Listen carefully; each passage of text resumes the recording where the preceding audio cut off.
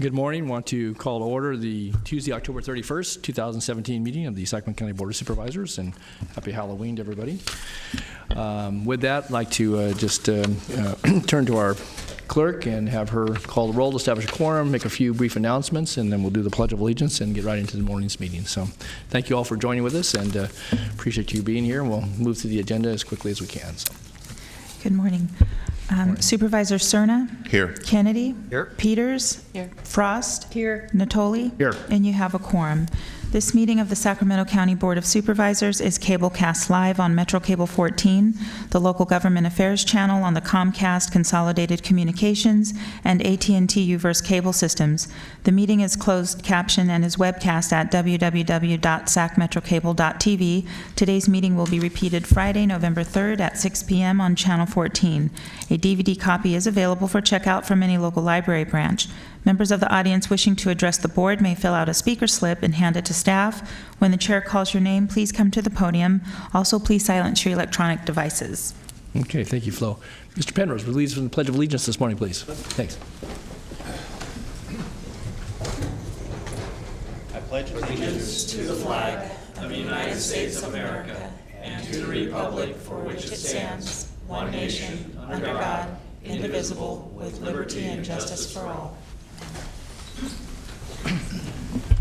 Thank you, Mike. Okay, I know we had some correspondence at our desk this morning, and maybe we had some continuances and some items come off of consent, I believe. But so let's go ahead and clear, give us the items we need to pull or continue, and then we'll go to my colleagues here. Okay, for your matters, items 1 through 29, which are your consent items, we also have an addendum, which is just for closed session for anticipated litigation. For item 16, we are being asked to hold that until 2:30 and to call that with item 36. That's the countywide design guidelines amendment. Okay. And that is the only note that I have for you regarding your consents. All right, we have some folks here that are signed up on item 19, and we have some correspondence that was at our desk this morning. So we're going to take item 19 off of the consent calendar, and we'll hear from folks in a moment. So with that, let me turn to my colleague and see if there are any other items we want to pull off consent. Supervisor Frost, any items? Ms. Peters? Yeah, I'd like to have the record note that I'm recusing on items 3, 15, and 24 as they relate to a potential conflict of interest. Okay, so noted, 3, 15, and 24. Okay, Mr. Kennedy? Mr. Stern. Thank you, Mr. Chair. I was going to request that we pull item 19 for separate consideration. So it sounds like we have people here that wish to address the board on it anyways. But I have an outstanding question that staff failed to provide a response to by the commencement of the hearing today. So I have some questions. Okay, all right. So we are going to hold item 19. You have some questions, and we'll get to those in just a moment.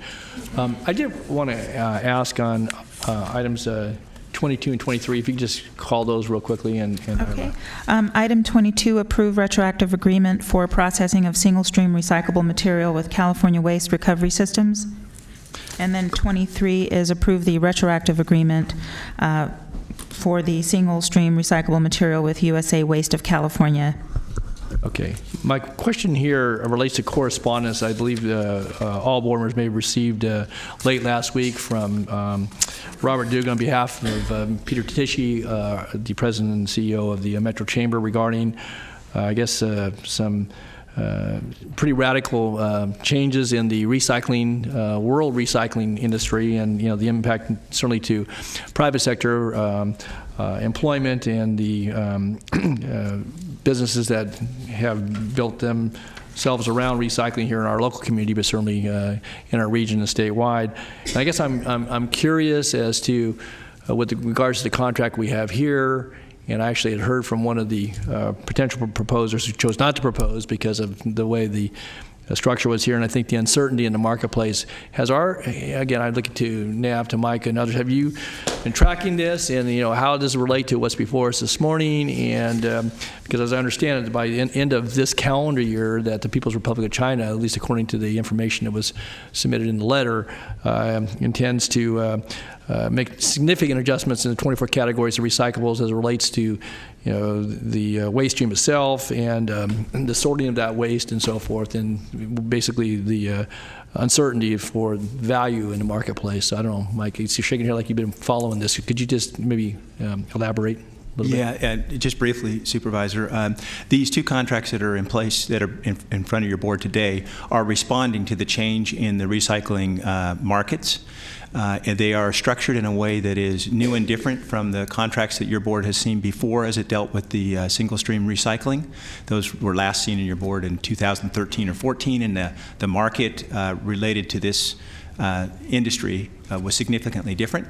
So we are watching it, and we're restructuring, frankly, the way in which the county addresses our single stream recycling to accommodate the change in the market. And these two contracts that are in front of the board today are shorter term contracts, recognizing that it's going to continue to evolve over the next many months. We're not really sure if after the first of the year what's being considered will actually happen to the in a China market. And if it does, though, we think these contracts that you're seeing today will be flexible enough and are structured in a way that we can address that.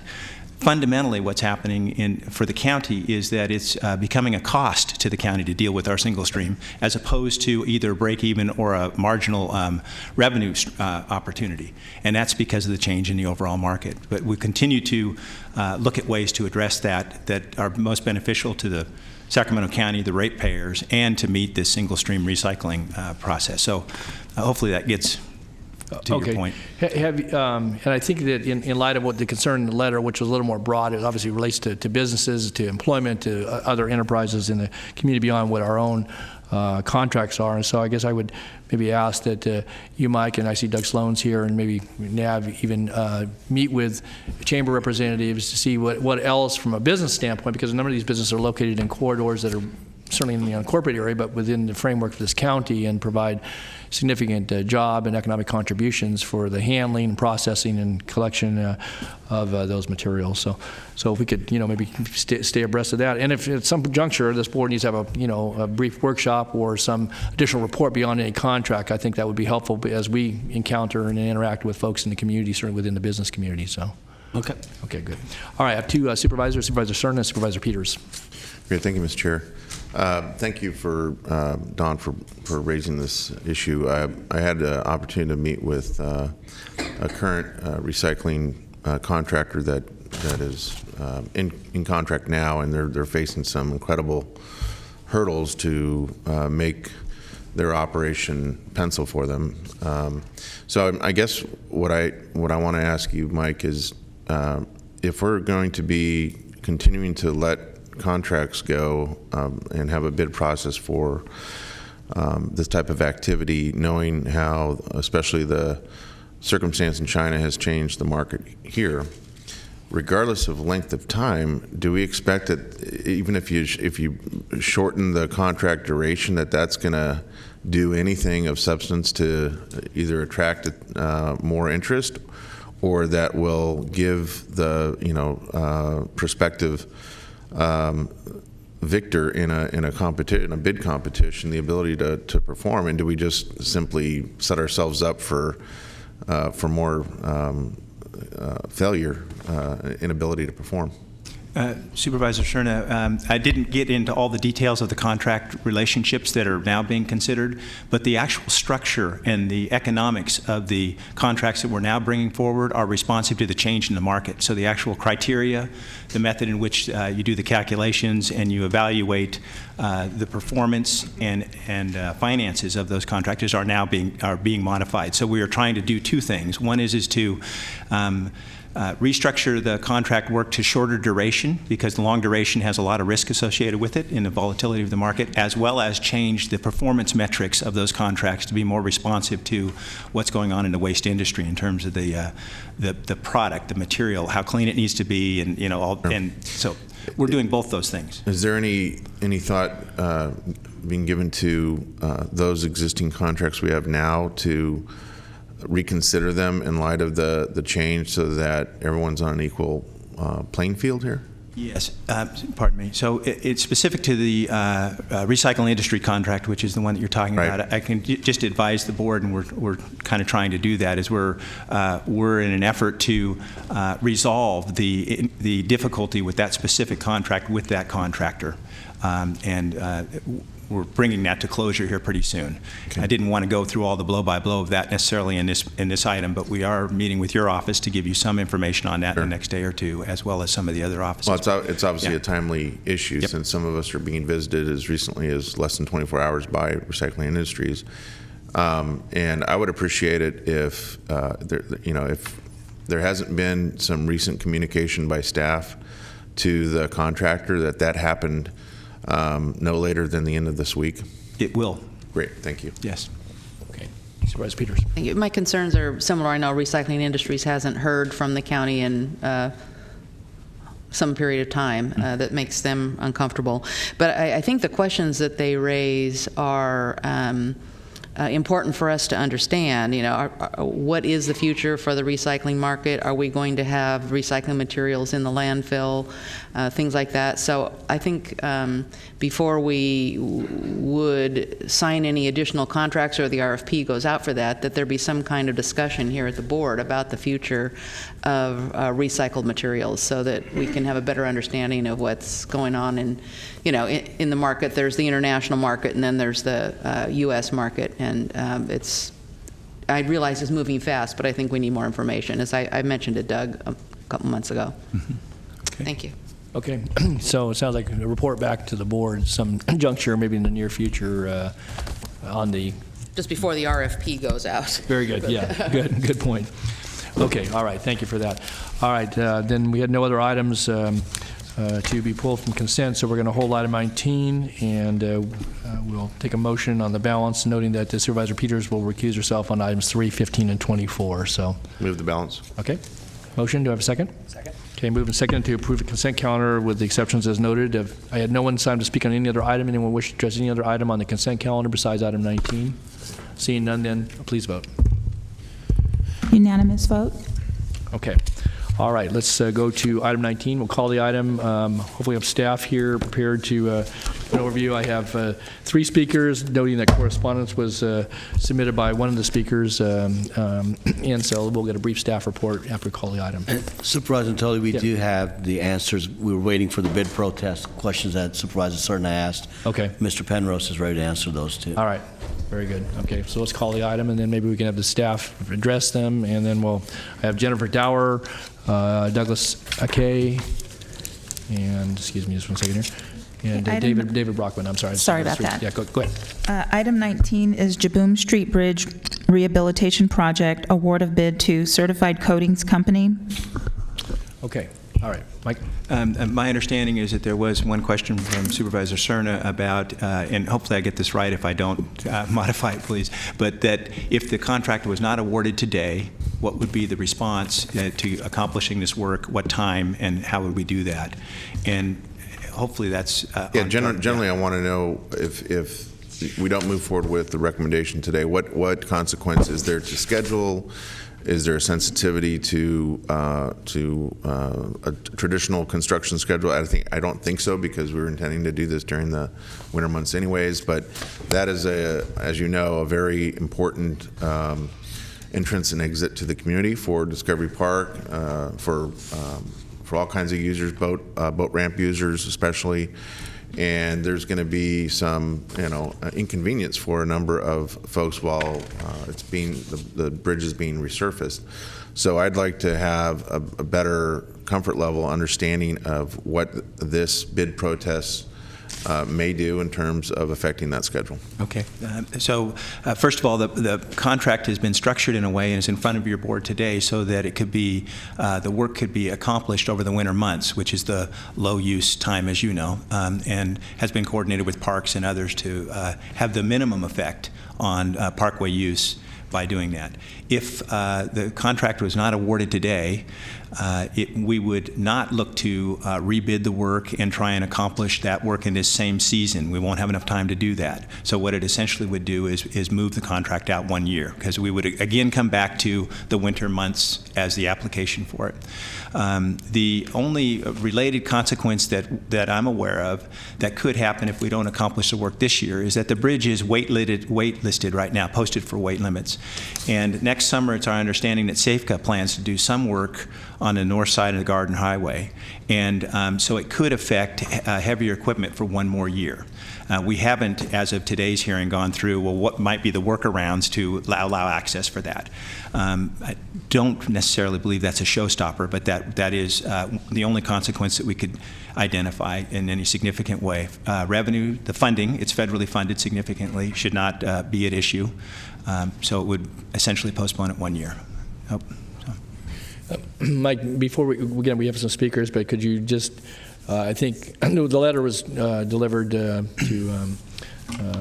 the board, and it was at our place this morning, but the bid protest, and I know Ms. Dower is here and has assigned him to address that, but could you just, in this discussion here about the disadvantaged business and the submittal dates for some of the information required, you maybe just do a kind of a brief overview, and then we'll take the testimony. So I think kind of know what the framing the question, and obviously for people to speak to it. But you received a letter? Have you received a letter of protest? Yes, we've received the most recent one. Are you asking us to repeat their? No, just address it so that again, this was only delivered to us this moments morning. ago. Yeah. But it does reiterate most of what's in the Okay, all right. So maybe board letter. Not representing the legal part where legal counsel has weighed in on this significantly, I'm not sure that anything in today's letter that was submitted or late yesterday changes at all the response that the county had relative to the... All right, so you're still, the recommendation stands, you've looked at the exam, that's what... And if I Let's see Sure. this. may interject, Supervisor Natoli, Katrina Nelson with County Counsel's Office. The main point raised in the letter that was presented to you this morning was that there was a figure that Certified Coatings Company, the low bidder, had as they asserted that 49% of the work was made available to the DBEs, and their good faith effort submittals actually included a chart that broke out the specific items of work and the price of that work and that percentage of the total contract, which, totaled to 48.97%, which staff evaluated and reviewed and confirmed as accurate. And so that was included in staff's evaluation of the good faith effort submittals that we also submitted to Caltrans for certification prior to us receiving Certified Coatings Company's response to the bid protest. Okay, thanks. All right. Sorry, could you introduce yourself? Are you with Transportation or are you with County Council? I'm sorry. Yes, I'm Katrina Nelson, Deputy County Counsel. I'm just sitting here because I was sitting. I apologize, Supervisor Peters. You got her seated between two engineers, the attorney. So anyway, Katrina, good morning. Thanks. Good question. So, yes, yeah. Thank you. Yeah. So fundamentally, does County Counsel's office disagree with the bid protester and the representatives that what the winning bidder submitted amounts to just a 1% DBE? So the low bidder versus their client versus the protesters, I think 17% that they claim. So, or 18%, sorry. I believe the low bidder had, I think, 2.1% DBE. They did not meet the 17% DBE goal. And so when that happens, we look at whether or not they had adequate good faith efforts to achieve DBE certification. And we look at various factors, including, how they advertised the work, whether or not they did sufficient outreach, follow-up, and all that. And then looking at all those factors, staff concluded that they did adequate good faith efforts, and they had the documentation to support that. And all bidders are well educated on that fact that there are some mitigating circumstances when it comes to bids that are submitted that fall below the 17% threshold. Yes, there's federal guidance as to what you consider when you don't meet the DBE goal, and instead look at how you evaluate the adequate good faith effort submittal of each bidder. Okay. Great, thank you. Okay. All right. Thank you. Any other questions then for staff? If not, we'll go to our speakers. And with that, I have Jennifer Dower, and then followed by Douglas Ake and David Brockman. So, Jennifer, good morning. Good morning. Jennifer Dower of Diepenbrock, Elkin Gleason on behalf of Liberty Maintenance.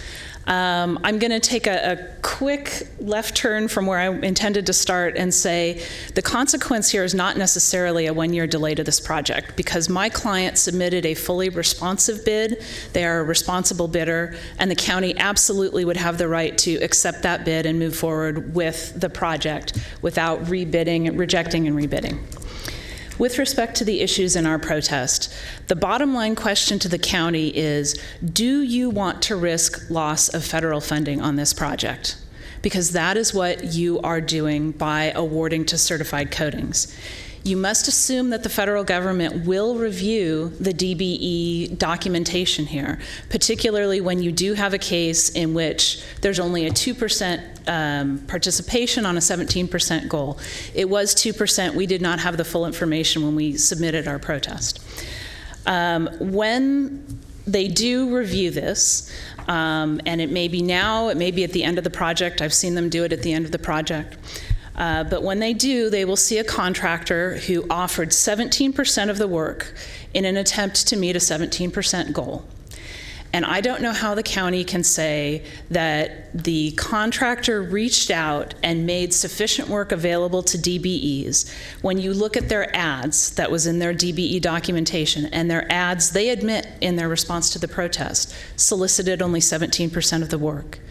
You look at the sample solicitation that they said that they emailed to the DBEs, again, the same 17% of the work.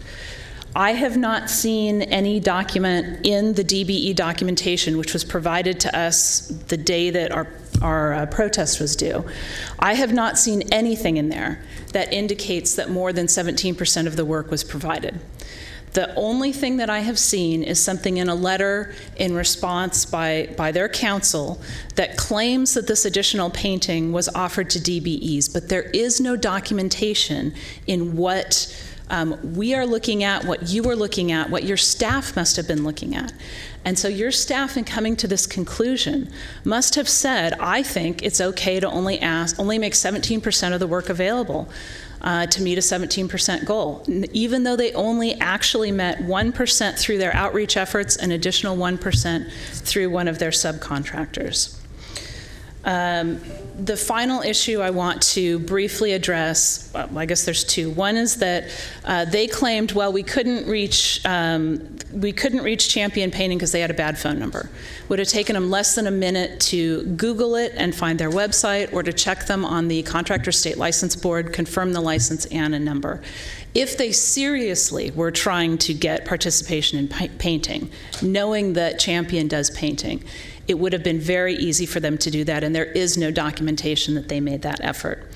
The final small point I want to make is I was informed today by their counsel that there is some document that they did actually reach out and make painting available. I have not seen it. It was not attached to their letter, and it certainly was not attached to the DBE documentation. And so if you look at what they submitted to show good faith efforts, it shows 17% outreach for 17% goal, and I simply do not see how the county can find that that establishes good faith efforts. Unless you have any questions, I'll thank you. Okay, any questions for Jennifer? Mr. Sarah? Yeah, thank you. Thank you for being here.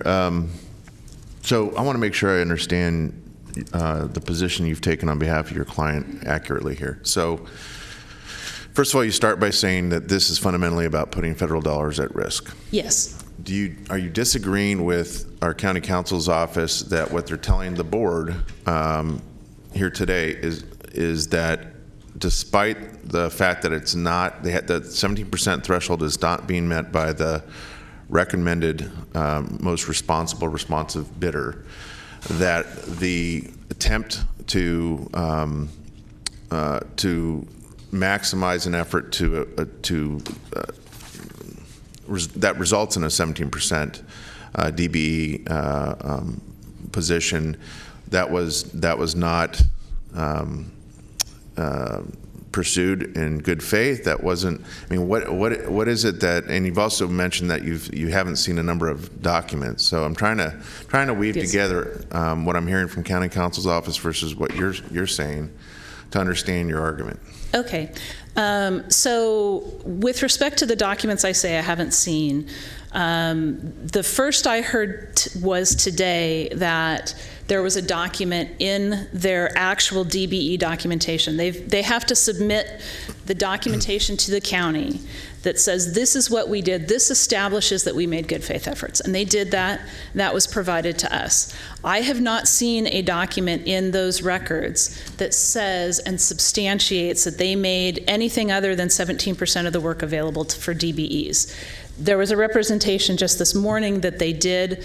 Like I said, I have not seen it, and it was not cited in the letter, and it certainly wasn't substantiated by the ad or by the attachment that went out. Is that an opinion, or is that something that has been, can we all agree that that's a fact based on the federal performance standard? Well, so the federal performance standard, there is an appendix, and it sets out a number of things to establish good faith efforts. And we're not challenging that they identified DBEs, they reached out to them. But one of the important things that you have to do is to make enough work available to DBEs that there's actually a realistic possibility that they can meet the goal.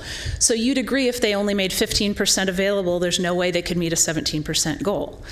And we're saying there's no way that if you only make 17% available, well, not no way, it's possible that they could have somebody lined up to do every bit of that 17% of the work, but they didn't.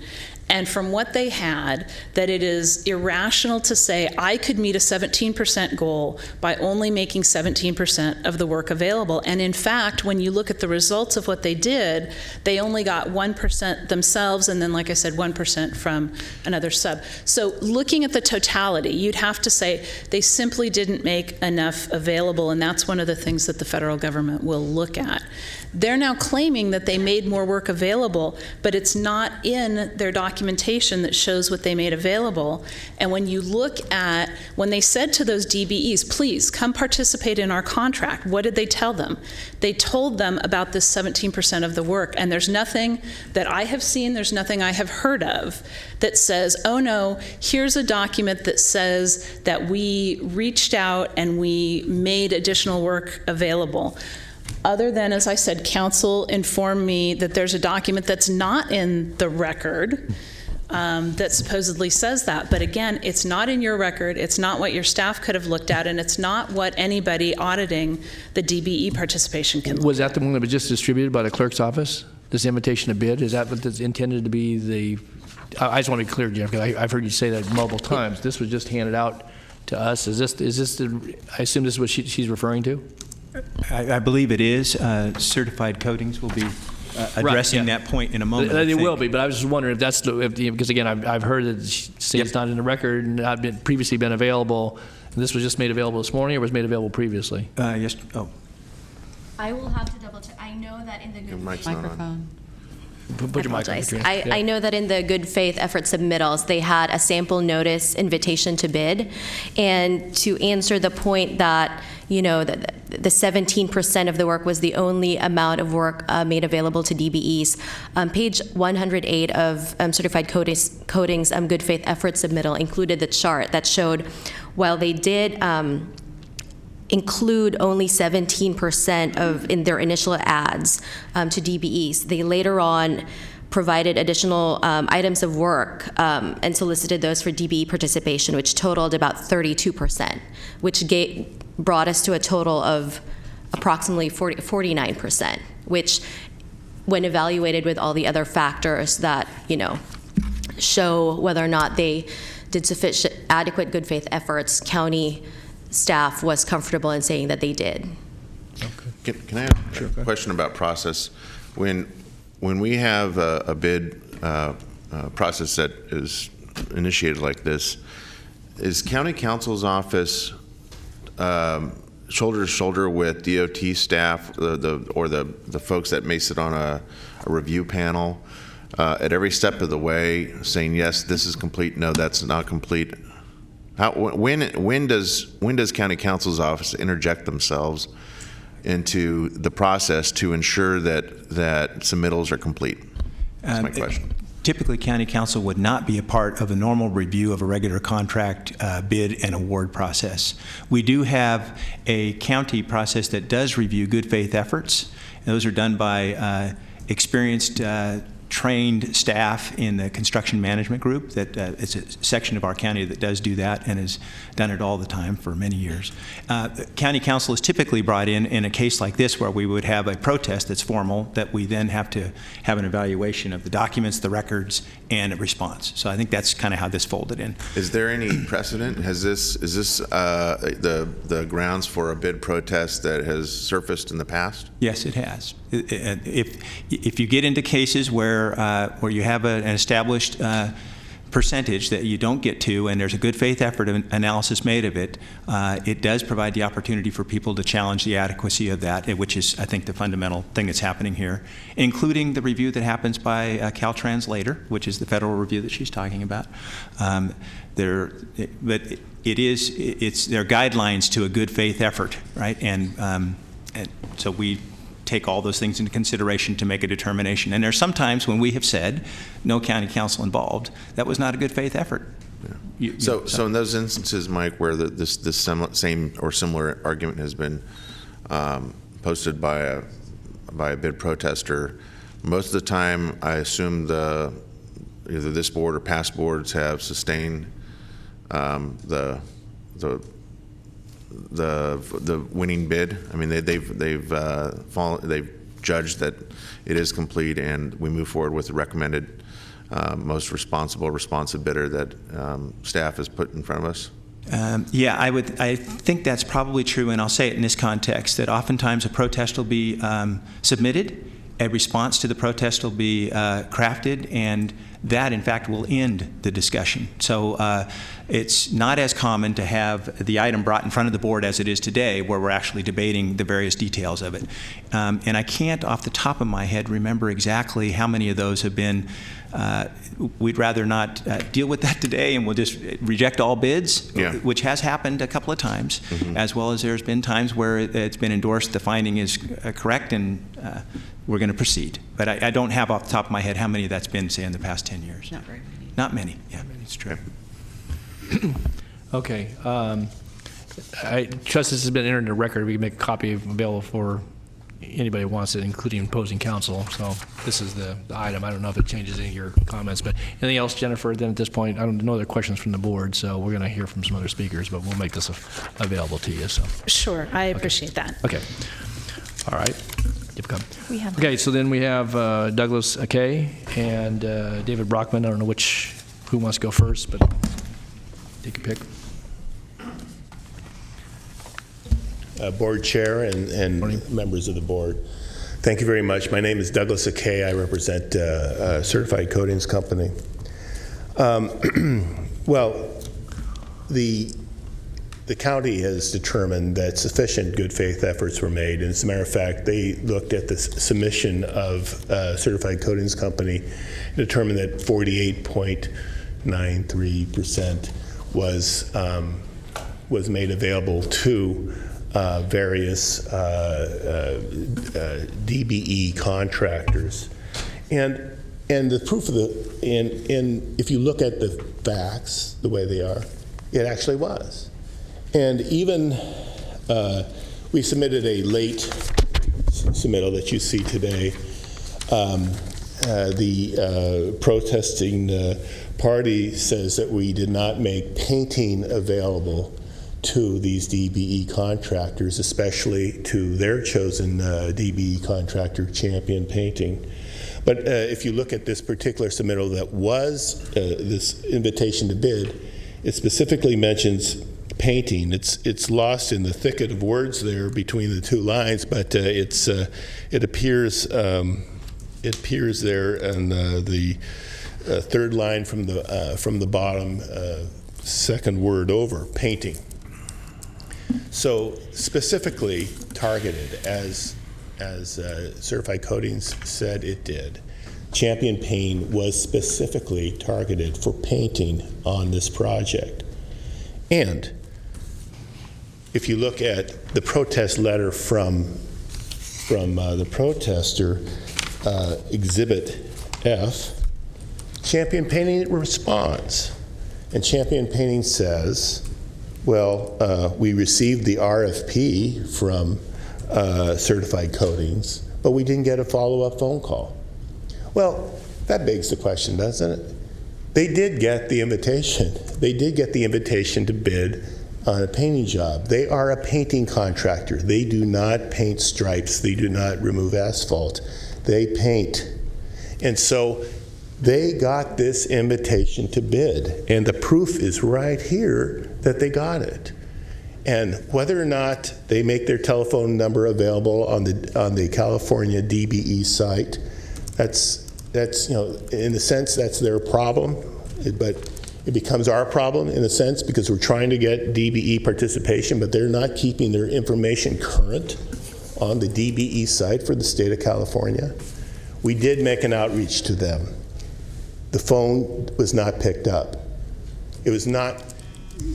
That was the. We did. They did get They did get an invitation. So let's not get lost in the facts, so to speak. But what the argument is from the protester is we did not do these things, but the facts tell us otherwise. And the fact is that we did actively seek participation from the DBEs, and we did not get a bid from Champion Painting.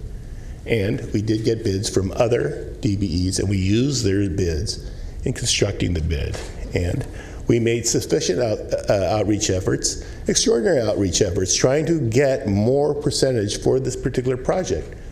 But we came short, yet we show in our documentation that we did make those efforts, and they were in good faith.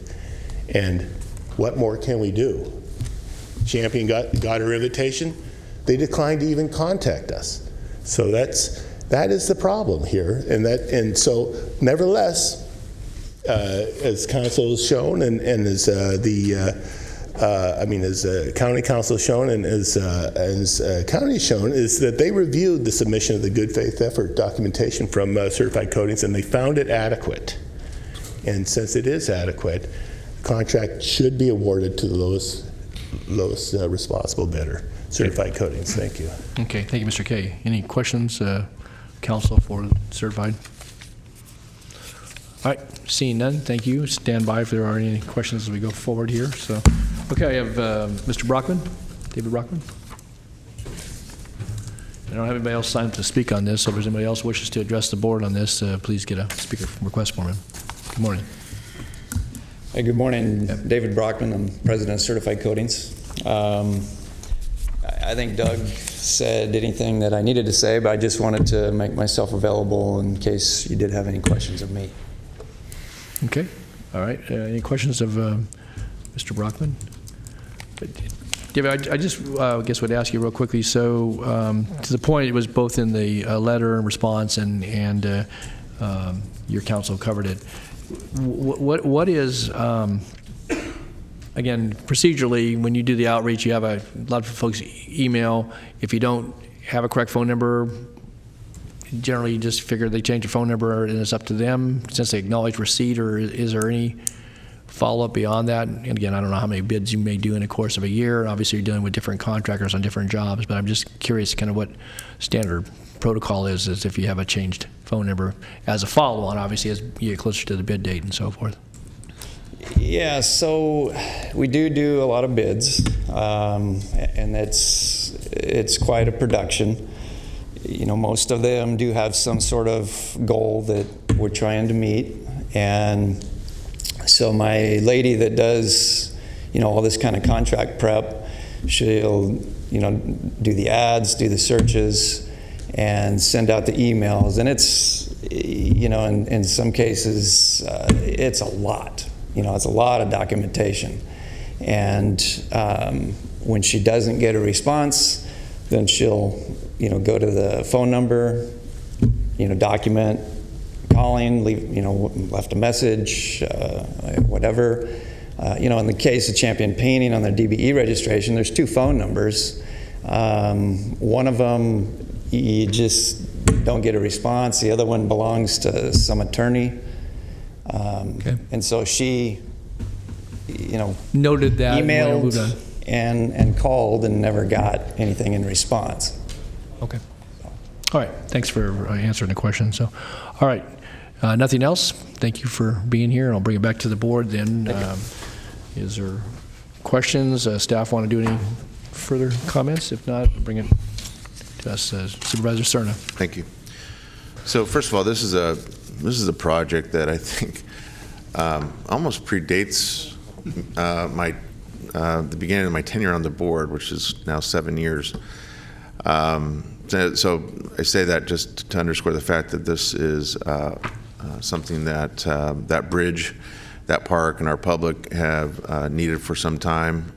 It's a bit tired, and it needs the attention that is spelled out in the call for bids for the particular work to resurface and paint the bridge. So I'm not interested in anything that may potentially further delay the work. I think it's obviously very wise to look at the season of high use. It's one of two principal entrances into the park. So again, it is going to be somewhat disruptive. We're trying to minimize that by pursuing the work in the winter months. So I have absolutely no interest in doing anything that might compromise the ability to put it off for yet another year. I'd like to see it done and done soon. And I know that the bid protester has suggested that, hey, if the board just goes with their client, then hey, we can just keep it on schedule. But having been party to bid protests in the past, whether here sitting on this board or more recently with Regional Sanitation District with regards to some very large bids, I know it never goes as simply as you think it might when you're moving to go with a different bidder than what has originally been suggested. I wanted to pull this item, as I mentioned, even before noting that we had speakers today, because I wanted to ask the questions that I did. I think it's important enough to understand when an argument is being made that somehow a step in a process was missed or overlooked or underperformed. I think we have a fiduciary responsibility to ask the right questions and ask them of the right people, and I think that we did that this morning. And I appreciate a representative from County Counsel's office responding the way she has to my questions. I'm feeling fairly comfortable, Mr. Chair, at this point to move the item, which is the recommendation that staff has provided. So I'd make that motion. Look for a second. Okay. All right. Has been moved and seconded then to approve staff recommendation on item 19. And if I have no further comments or questions then from board members, please vote. Unanimous vote. Okay. Thanks to all who are here this morning. Appreciate it. And, okay. With that then, we'll go to our timed items.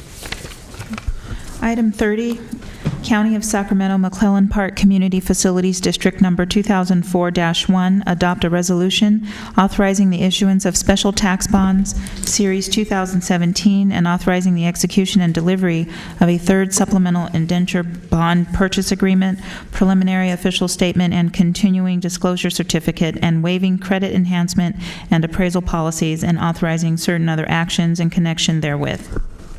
Okay. Good morning. Kristen Yates, County Executive's Office. So this morning I'm requesting the board approve refunding of the Series 2004 and Series 2011 bonds, and for the issuance of a third series of McClellan CFD special tax bonds in 2017. Bond proceeds will be used to reimburse McClellan Park, the developer, for completed public infrastructure facility costs. The bonds are payable only from the CFD special taxes and are not a general obligation of the county. I'm requesting issuance of not to exceed the amount of $35 million. That will include the refunding of the two series already issued and the issuance of a third series of bonds estimated at $12 million. The county is authorized to issue up to $90 million in McClellan CFD bonds, and we have previously issued $20.645 million. $10.25 million in the 2004 series, and $10.395 million in the 2011 series. Before the Series 2017 bond issuance, 96% of the max tax for Tier 1 properties were taxed. Following the issuance, the actual tax levy estimate, max tax levy estimate for fiscal year 18-19 is $3,295,290, of which we're estimating that the first tax levy will be $2,094,226. 100% of the max tax for both Tier 1 and Tier 2 properties will be assessed. This increase is approximately 6.23%, which monetarily equates to $2.78 to $10,519 annually, depending on the amount of taxable building area per specific property. The Tier 2 tax would see a special tax levy for the first time since 2013-14. So the McClellan Business Park LLC is the largest special taxpayer in the CFD and will be responsible for most of that increase. Property values in the CFD now approximate $321 million. The aggregate value to lien expected is approximately 10-1 following the issuance of the series, exceeding the maximum required of 3-1. Property values have increased 328% since the CFD was formed in 2004, and staff is recommending that the board waive first the appraisal policy because the county assessed property value is sufficient to meet value to lien requirements, and waive the credit enhancement policy normally required when a property owner is responsible for more than 10% of the property tax, the annual special taxes. So due to the public benefit So you're saying McClellan Park has good credit? Yes, they do. And that's all due to the public benefit for increased property tax base and job generation. So the County Debt Utilization Committee unanimously approved the recommendation to issue the series on October 20th, 2017.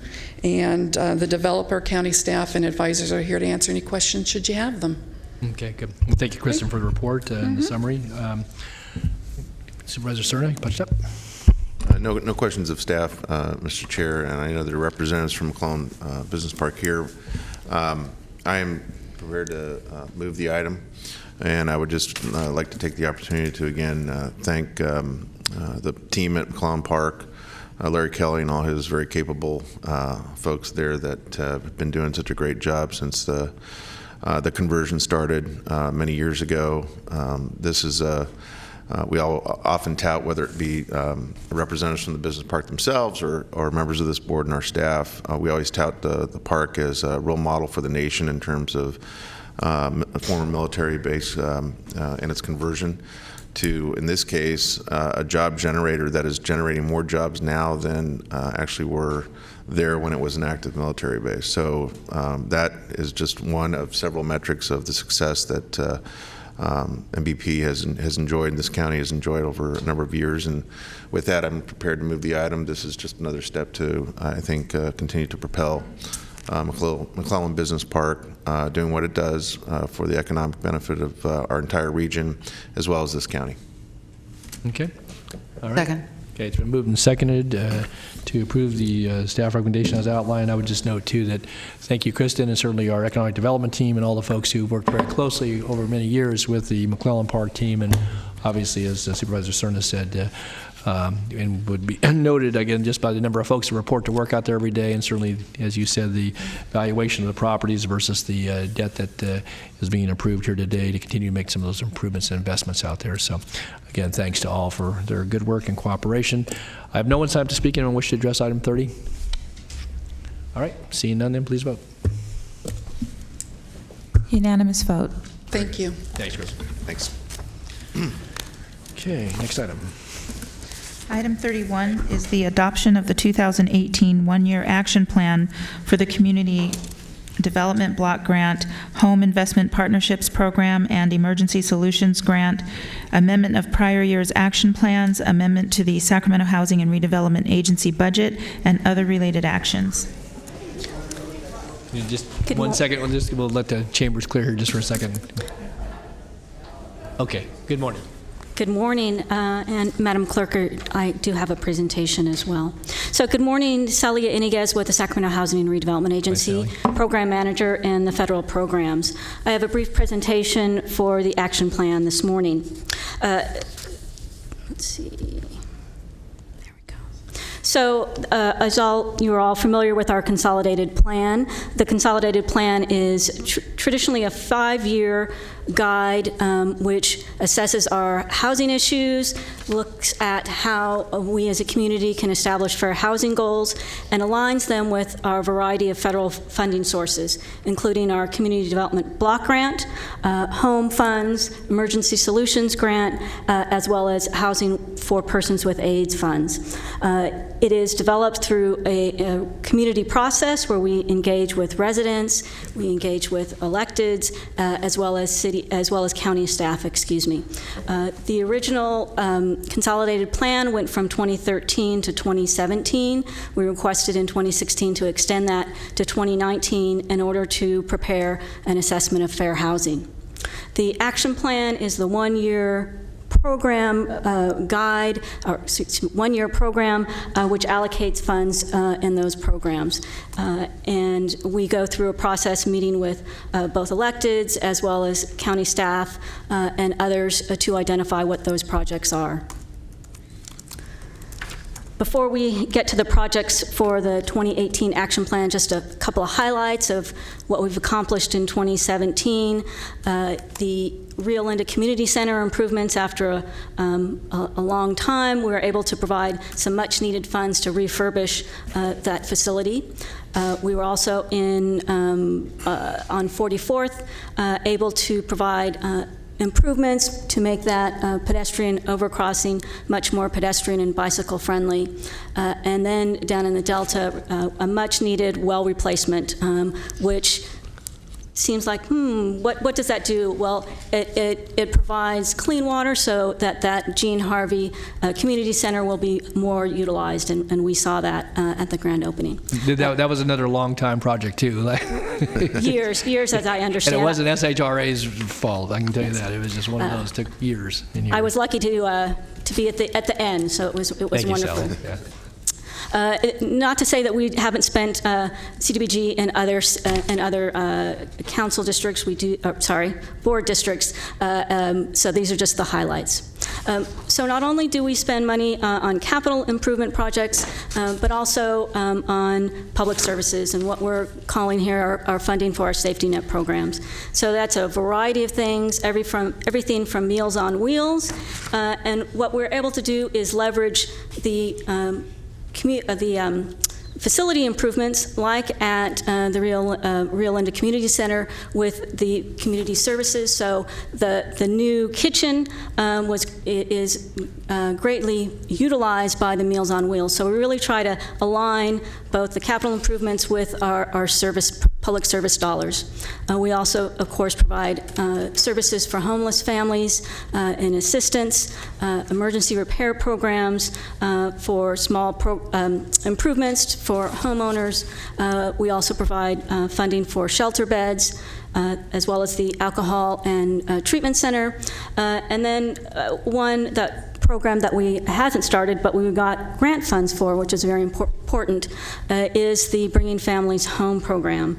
This provides funding for families that are in the County Protective Services system to prevent them from falling into homelessness. So this is a 2-year grant program that will help up to 60 families, and we're using our Emergency Solutions grant to leverage that. Sally, hold just for a second. I have Supervisor Peters, Supervisor Cerna. Do you want to? Oh, he was first, so. Okay. Me? Okay. If you can go back to the last slide, please. So the bullet point there noted as shelters, 29,200 bed nights. That's the first I've ever seen that figure, which is an impressive figure. And in light of the ongoing very public discussion in a number of venues, I would like to see the backup for that. Not that I'm challenging it. I think it's impressive. I'd like to understand what comprises the 29,200 bed nights, and if there's a way to, I don't know if is that just for Sacramento County? Is it just for unincorporated Sacramento County? Is it for the 6 cities and the unincorporated county? I'd like some more specific geographic notation on it. But that's a pretty impressive figure that I think we need to be cognizant of when we're having our discussions, whether it be community meetings or with one-on-one with constituents about what we, the city, the county, and our housing authority actually are doing when it comes to the menu of interventions to reduce homelessness. So if I can get that, and I don't know how big a task that is, but if possible by the end of the week, that'd be Certainly. Great. Thank you. Good. Okay, Supervisor Peters. Thank you.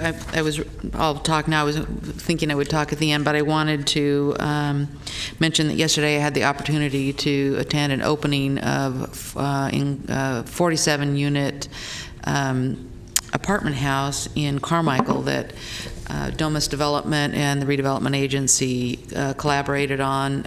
Was a hard-to-do project, but it was done very well, and the units were prepared to go on the market, and so it was great that everyone stepped up and were able to preserve them for affordable housing in the heart of Carmichael, and the project looks great. So yes, good use of funds. Yeah, that was we invested $795,000 and leveraged over $8.3 million. So right. Wow.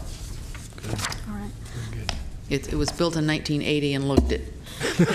So It doesn't look like that anymore. Yeah, it doesn't look that way anymore. No. That's good. Okay, Right. good. Thanks, Ellie. You go. So on to the 2018 projects proposed for funding this year, or for next year, excuse me. So we have 3 projects. The first one is the 47th Avenue pedestrian and bicycle improvements. This is going towards a match that the county received an active transportation program grant of $3 million. So this is highly leveraging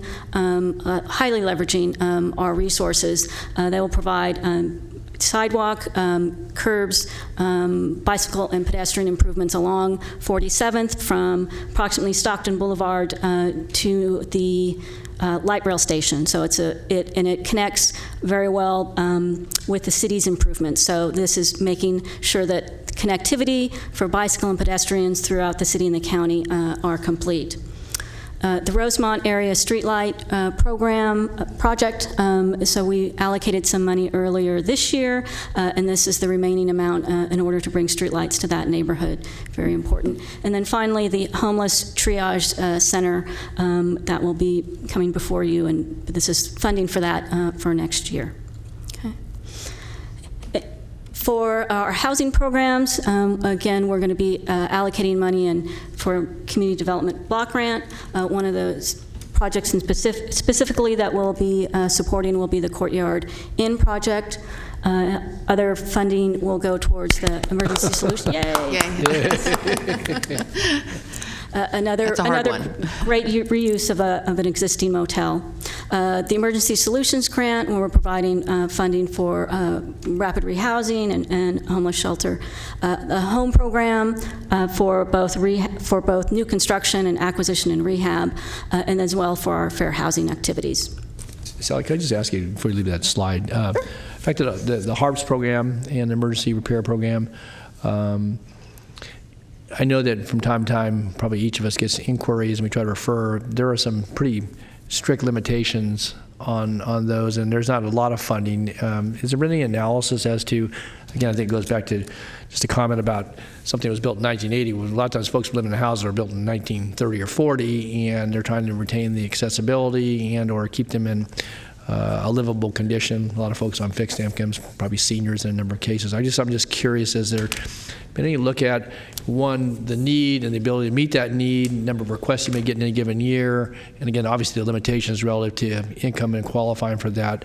I think kind of to the point that was made earlier by Supervisor Cerna, just on the number of nights as it relates to shelter nights. This is another one where I think if we maybe, again, it's been in here for as long as I can remember, but I just think it's one of those where if it really is helping folks maintain a good, satisfactory, I guess, living environment in their home, either by virtue of accessibility, ramps and so forth. There may be some bathroom repairs or kitchen repairs and so forth. Again, I think there's some limitations on the amount of money. It's like $3,500 or, hard to get somebody to give you an estimate for that amount anymore. But again, can we take a look at on what the capitation is for that, and whether or not, again, in light of all the other competing needs for a limited amount of money, whether or not that might be something that we would want to, put a little more focus on. I guess that's my question. So, but just so that you know that it's been raised to $5,000, and that is certainly something that we can look at. It is, we don't allocate, but it is much needed for those low-income, oftentimes seniors. So we can take a look at that. Okay, how much money is in that then? What's the annual budget on that? The annual. I see Mr. Ross coming up. Jeff, good morning. Morning, Supervisors. Jeffrey Ross, SHRA. So generally what we've seen on the county side is roughly around $300,000 worth of activity supporting the ADA improvements and the emergency repairs. So the ADA improvements are like grab bars and those types of ramps to help folks be able to maintain living in their unit or being able to get access to a unit. And then for the emergency repairs, we're unable, given the parameters of the program and the way it has to operate to meet all the other requirements, we're not able to replace entire systems, so we can't replace an entire roof or anything like that, but we're able to make sure that we do very sound patchwork, or we're able to go in and fix a water heater or something like that breaks. Generally speaking, we have a $5,000 limit on either of those two programs, but in particular cases, if a household needs both ADA improvements and emergency repairs, we are able to aggregate up to $10,000 on an individual basis. Do you expend all that money in a given year with a waiting list? And I guess that's kind of my question too, is that if you see this building waiting list and some of those things, I'm sure you prioritize can't wait, Right. Without, a water heater or a leaky roof, you just sustain more damage or makes it pretty unlivable. So I guess that's the kind of information, I guess, if we could kind of know more about that, again, recognizing that you're making choices about funding, but, assuming everybody were to, get the limit, maybe, you could do 60 homes or calls for service a year. Well, this is a pretty big county, and this is not just for the unincorporated area. It also includes the other incorporated cities besides the unincorporated area, and it includes Galt and Isleton as well. Folsom has their own handyman program, so they do a similar program just in the city of Folsom. How about Rancho Cordova and Citrus Heights? And then Rancho Cordova, Citrus Heights, because they receive their own CDBG entitlement, then they fund those programs themselves. Okay. Again, maybe some additional follow-on so we can know, kind of see what the need is, what your queue is there, and again, whether we do anything different on it, I don't know, but I think it's one of those where it's a great program, it works, and I assume you're well oversubscribed, but I don't know that for a fact, and I don't expect that information this morning, but it would be helpful to know. So, okay, good, thanks, Jeff. Supervisor Cerna? Yeah, thank you. So with regard to the Courtyard Inn, obviously you heard some rejoicing up here about that. It's not in the district I represent, it's in Supervisor Peters' district, but we all are very familiar with its long legacy of it being a problem property in a lot of different respects. Based on the briefing I had just last week, to hear about some interesting changes in terms of what the project is intended to, or who the project is intended to house, namely, I guess, formerly chronically homeless folks. Supervisor Kennedy and I have said many times from the dais and in our capacity as the half of the 2x2 with the city of Sacramento on the issue of homelessness, we do a lousy job, quite frankly, here at the county of telling our story about what we do. as it relates to providing resources to address homelessness.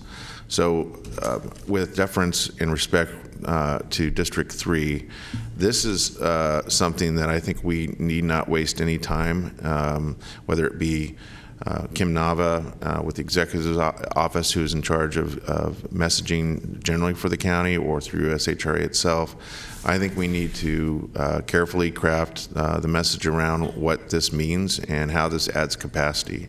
It's an important moment. We hear plenty from other jurisdictions about what they're attempting to do, but there's been a lot of forethought that's gone into this, and it really reflects the fact that it's very swift action in my estimation, especially given all the activity over the spring and the summer, a lot of debate, a healthy debate, and policy discussion and budget considerations. But to see this transform fairly quickly into a facility that's going to add capacity for that particular population is something we ought to not be shy about and let the public know we're pursuing. Thank you. Okay. So noted. Okay. All right, Sally. So the last slide, so the last big piece of activity that we'll be doing is around the assessment of fair housing. So in 2015, HUB published the final rule for affirmatively furthering fair housing. And as part of that, they established a very prescriptive process by which local governments and states and public housing authorities need to meet their long-standing obligation to assure that we are affirmatively furthering fair housing. So this requires the completion of an assessment of fair housing, and it is, again, a very prescriptive process by HUD, and identifies some very specific issues that we together as a community need to review and analyze. And specifically, it is looking at what are the barriers and the contributing factors to obtaining fair housing in the community. And how do we as a community address through strategies, policy to ensure that fair housing, that is an opportunity for all. As you may recall, there are 14 local jurisdictions, the city and the county of Sacramento, as well as cities and counties in our area, that we came together, brought on a consultant, and that consultant is on board, and so we are at the very beginning of this process. Here is a brief overview of the schedule. Currently, we're just the consultant is gathering all the information, compiling data throughout the rest of 2017. This will continue in 2018.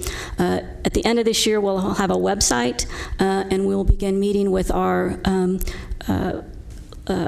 folks who are advocates, neighborhood associations, to begin to keep them abreast of what we are doing, and to help us really engage with residents in the community. In early 2018, we'll have some focus groups and surveys for residents and others, and so that's really there'll be a lot going on. And throughout 2018 will be all of the research to understand what those barriers and those contributing factors are. The actual draft will be released in 2019 and adopted later. And early in 2019, we'll begin that process of developing the next consolidated plan. So it will serve as the information in which that will help us as a community, of course, the electeds, to identify what the new policies will be in our consolidated plan. So that concludes my presentation, and myself and others are here for any questions. I didn't see anybody else punched up here, but maybe I have some other questions. Sally, I wanted to ask you, it occurs to me, certainly as we've set many hearings here, and certainly SHRA staff has been a tremendous partner in looking at how we address issues of homelessness and certainly housing for folks who may be on the certainly lower income part of the spectrum. I guess I'm curious, and it goes back to some of the commentary we received over the last year about, particularly when it comes to sheltering folks on a temporary basis with vouchers. And when we pay, again, I'm recalling the number of some $80 a night in the voucher, And some of the properties are ones that are very distressed properties. Again, not everybody's willing to offer that rate, but what we get for that rate in some cases, I think, is far below what any of us in this room would want to call accommodations even for an evening. Might be better than sleeping out in the rain, but not much.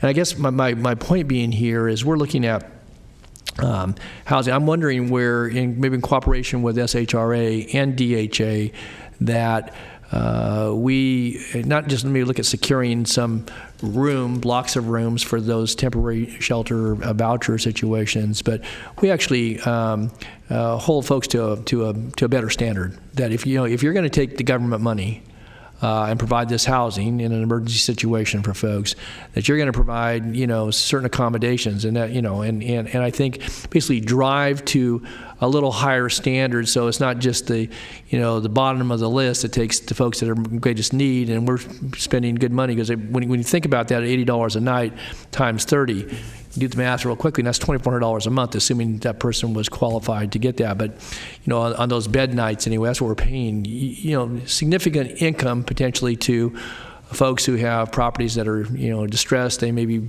just above the line as far as being habitable. But when we hear commentaries about bed bugs biting people in the face, and some pretty objectionable conditions, it says to me that, again, maybe what we can do beyond obviously acquiring properties and doing the renovations and the wholesale redo of a Courtyard Inn, which is much needed, and I support that project. But I look at some of the motels, at least a few district I represent, where conditions could be better. You still have people that may be struggling to keep it together, but it doesn't have to be a substandard conditions. And obviously we use code enforcement and building for some of those things, but I think there ought to be an incentive, and maybe some of what we bring to the table relative to renovations and or cleanliness and habitability, that we ought to maybe team up with DHA. Again, I don't know what we spend on the voucher program annually, but it seems to me that maybe taking those two as a combination, and not in addition to just securing rooms, that we secure a certain standard of quality that we want for folks that are in those situations, and that our money is not going to go to support somebody who's just going to take it and then continue to have conditions that are less than acceptable, at least in my view. So I don't know what that would take, and again, I'm not saying we have to initiate a program right away, but it just occurs to me that that's not a good use of government dollars. We're purchasing shelter at the DHA's end of it. And I guess maybe I could ask, does anybody know what we spend in vouchers a year? I don't have that number top of my head, but we can get it. I don't see Paul or anybody in the audience, but I got to imagine it's several $100,000. Yeah, okay, but coupled with maybe something that SHRA could bring to the table, we could look at buying some improvements and actually securing rooms during certain parts of the year, maybe annual, throughout the course of the year. I'd like to see us strategize around that. It's not as expensive, obviously, acquiring a property and doing a full rehab, which would be multi-millions of dollars, but we actually secure agreements with folks that will improve the project. They may take the money. They get, obviously the benefit of the improved property, but we also then get the benefit of them, housing a certain segment of folks who are under vouchers. And there's an income stream to go behind that. And I guess I'd like to have us take a look at that. It just occurred to me as we were, talking about this and hearing some of the reports that maybe another strategy that helps deal with some of the homeless population, particularly families and children who are the first eligible for those vouchers. And I would, it may help us clean up some of those properties as well. So, okay. So if we can get a report back on that, I'd appreciate it. Okay, thanks. All right, any other questions or comments on the one-year plan? I don't have anybody sign up to speak on this. Again, a lot of good work embodied in the report. Okay, this is for us with the recommendations outlined to adopt and approve the recommendations. Do we have a motion to that effect? So moved. Okay. Chairman, it's moved and seconded to approve the staff recommendation with our thanks to our agency staff and partners on this work. So please vote. Unanimous vote. Thank you. Thanks.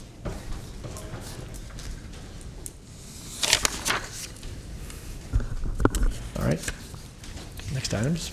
Okay, item 32 is the Antelope Crossing project. Request for a conditional use permit, special development permit, and design review for a property located at the intersection of Roseville Road and Antelope Road in the Antelope community. The environmental document is a mitigated negative declaration. Okay, is the testimony required under oath? We do need to Okay. take an oath. Can I do that just before Leanne? So anybody wants? We can do that now. I'm sorry? We can do that now. Okay. Yeah, anyone wish to, think they may want to speak to this issue, we need to be sworn. So if you could please stand and be sworn by the clerk. If you wish to, please raise your right hand and the appropriate response is I do. Do you swear that the testimony you're about to give this board is the truth, so help you God? If you do not swear, do you so affirm? When you get to the podium, please state your name for the record and the statement, I have been sworn. Thank you. All right. Leanne, good morning.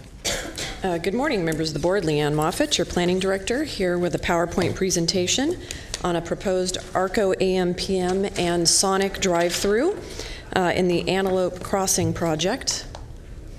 The location is the north corner of Roseville Road and Antelope Road intersection in the Antelope community, and the site is zoned limited commercial.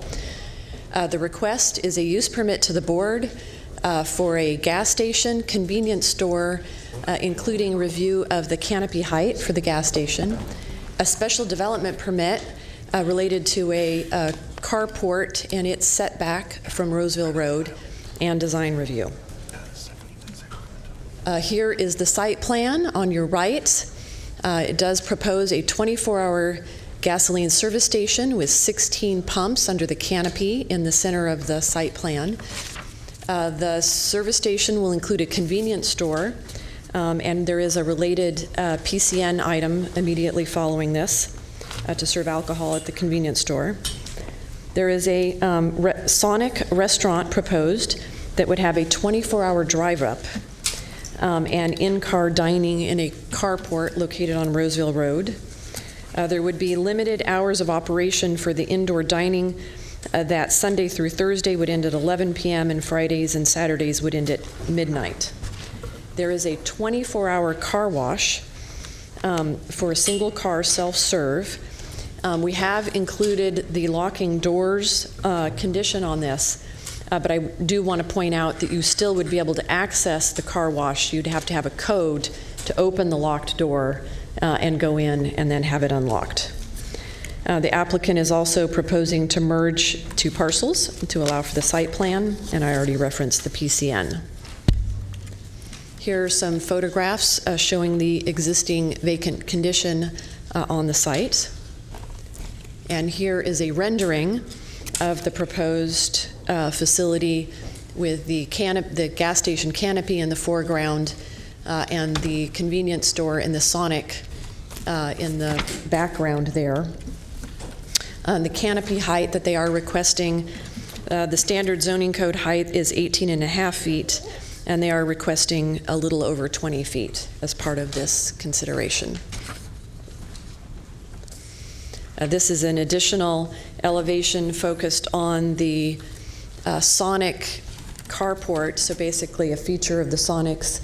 There would be 6 parking spaces with speakers where you can order your burger, and so that is a feature of their typical restaurants. Our zoning code does require a 50-foot setback, but in this case, we felt that the 20 feet was appropriate for that. And the applicants have to work with the design review process to have a small berm there so that in the evenings the car lights don't shine out on Roseville Road, and they've enhanced the landscaping there to provide for a treatment along the road where that canopy is. This is the landscape plan. It does provide for drought-tolerant landscaping, street trees. There is, on the north boundary, they are proposing to build a masonry wall with enhanced landscaping there, and I'm going to talk about that in a minute with regard to the potential for future cross-access on the left-hand side of the drawing there. I've already mentioned the berm along Roseville Road for the Sonic canopy area. Could you point out the car wash, which building it is? The print's too small for me to read. Sure, let's see if I can get the, here we go, get the pointer to work. Oh, that won't work on this screen. So do there this? isn't Okay. a way to point on the screen.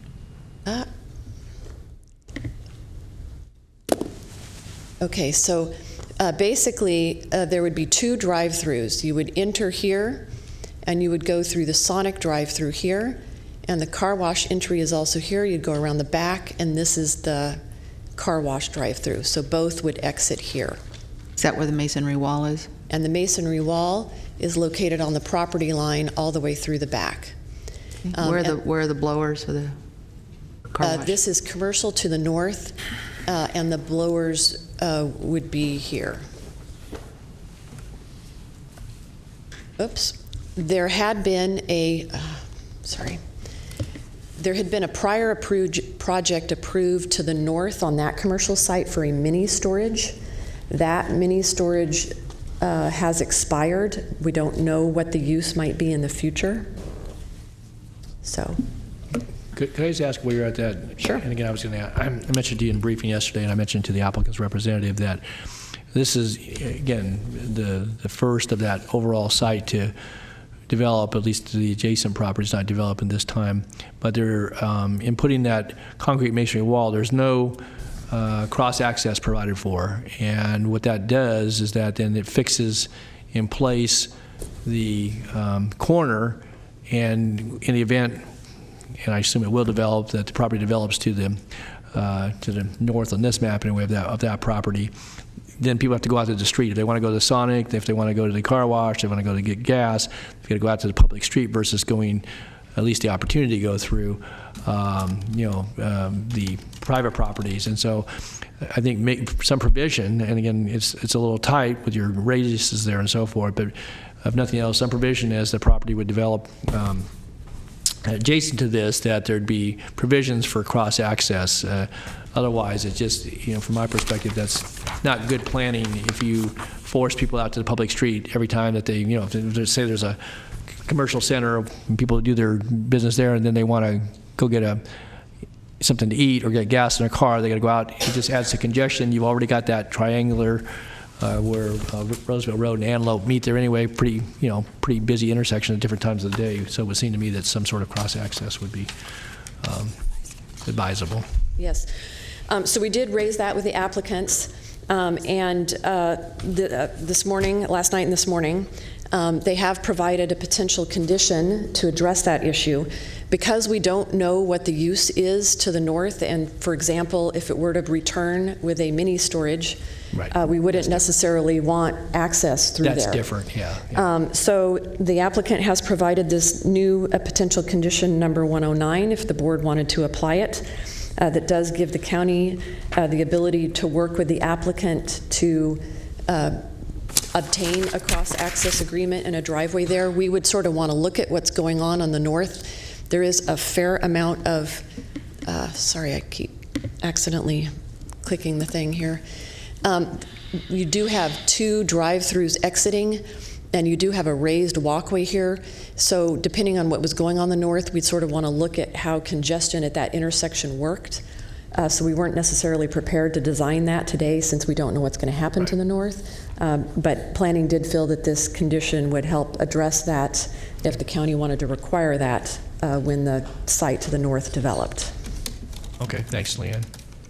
As long as we're talking about the car wash, and I realize this is Supervisor Frost's district, but I just wanted to get some questions on the table. I question the 24-hour use. I like the idea that there's a big door that drops down and locks it off, because and this is a homeless-related question. In other areas, we've had trouble with homeless sleeping in the car washes. And however, just the idea that it's open 24 hours, and that they might be able to come in, sneak in while there's a car in there. I don't run a car wash, so I don't really know, but I'm really wondering whether it's really necessary to have it open past 10. I mean, how many customers are washing their car at 3 in the morning?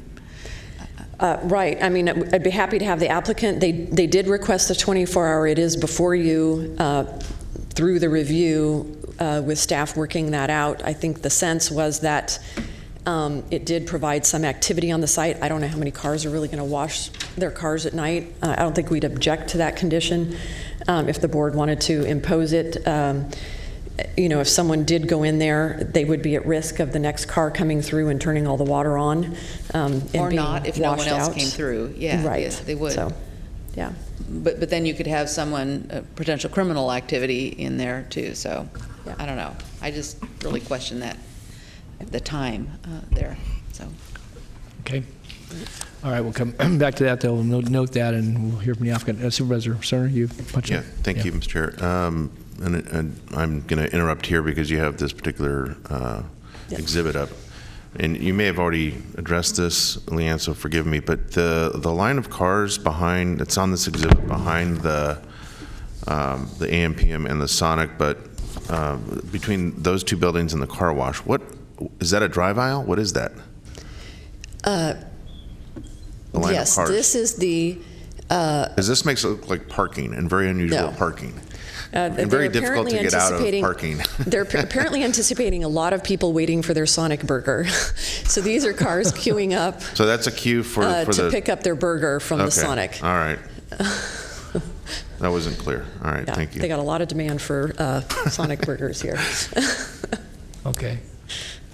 All right. I did want to point out enhanced landscaping at the corner. This is more than the code required, and so because of the sort of unusability of that corner, we did have them beef up the landscaping there to make up for some other things on the site. And I know that you mentioned the request for a 20-foot versus 50-foot setback. What does the applicant tell you is the need for the to be 30 feet closer to the street, to the roadway?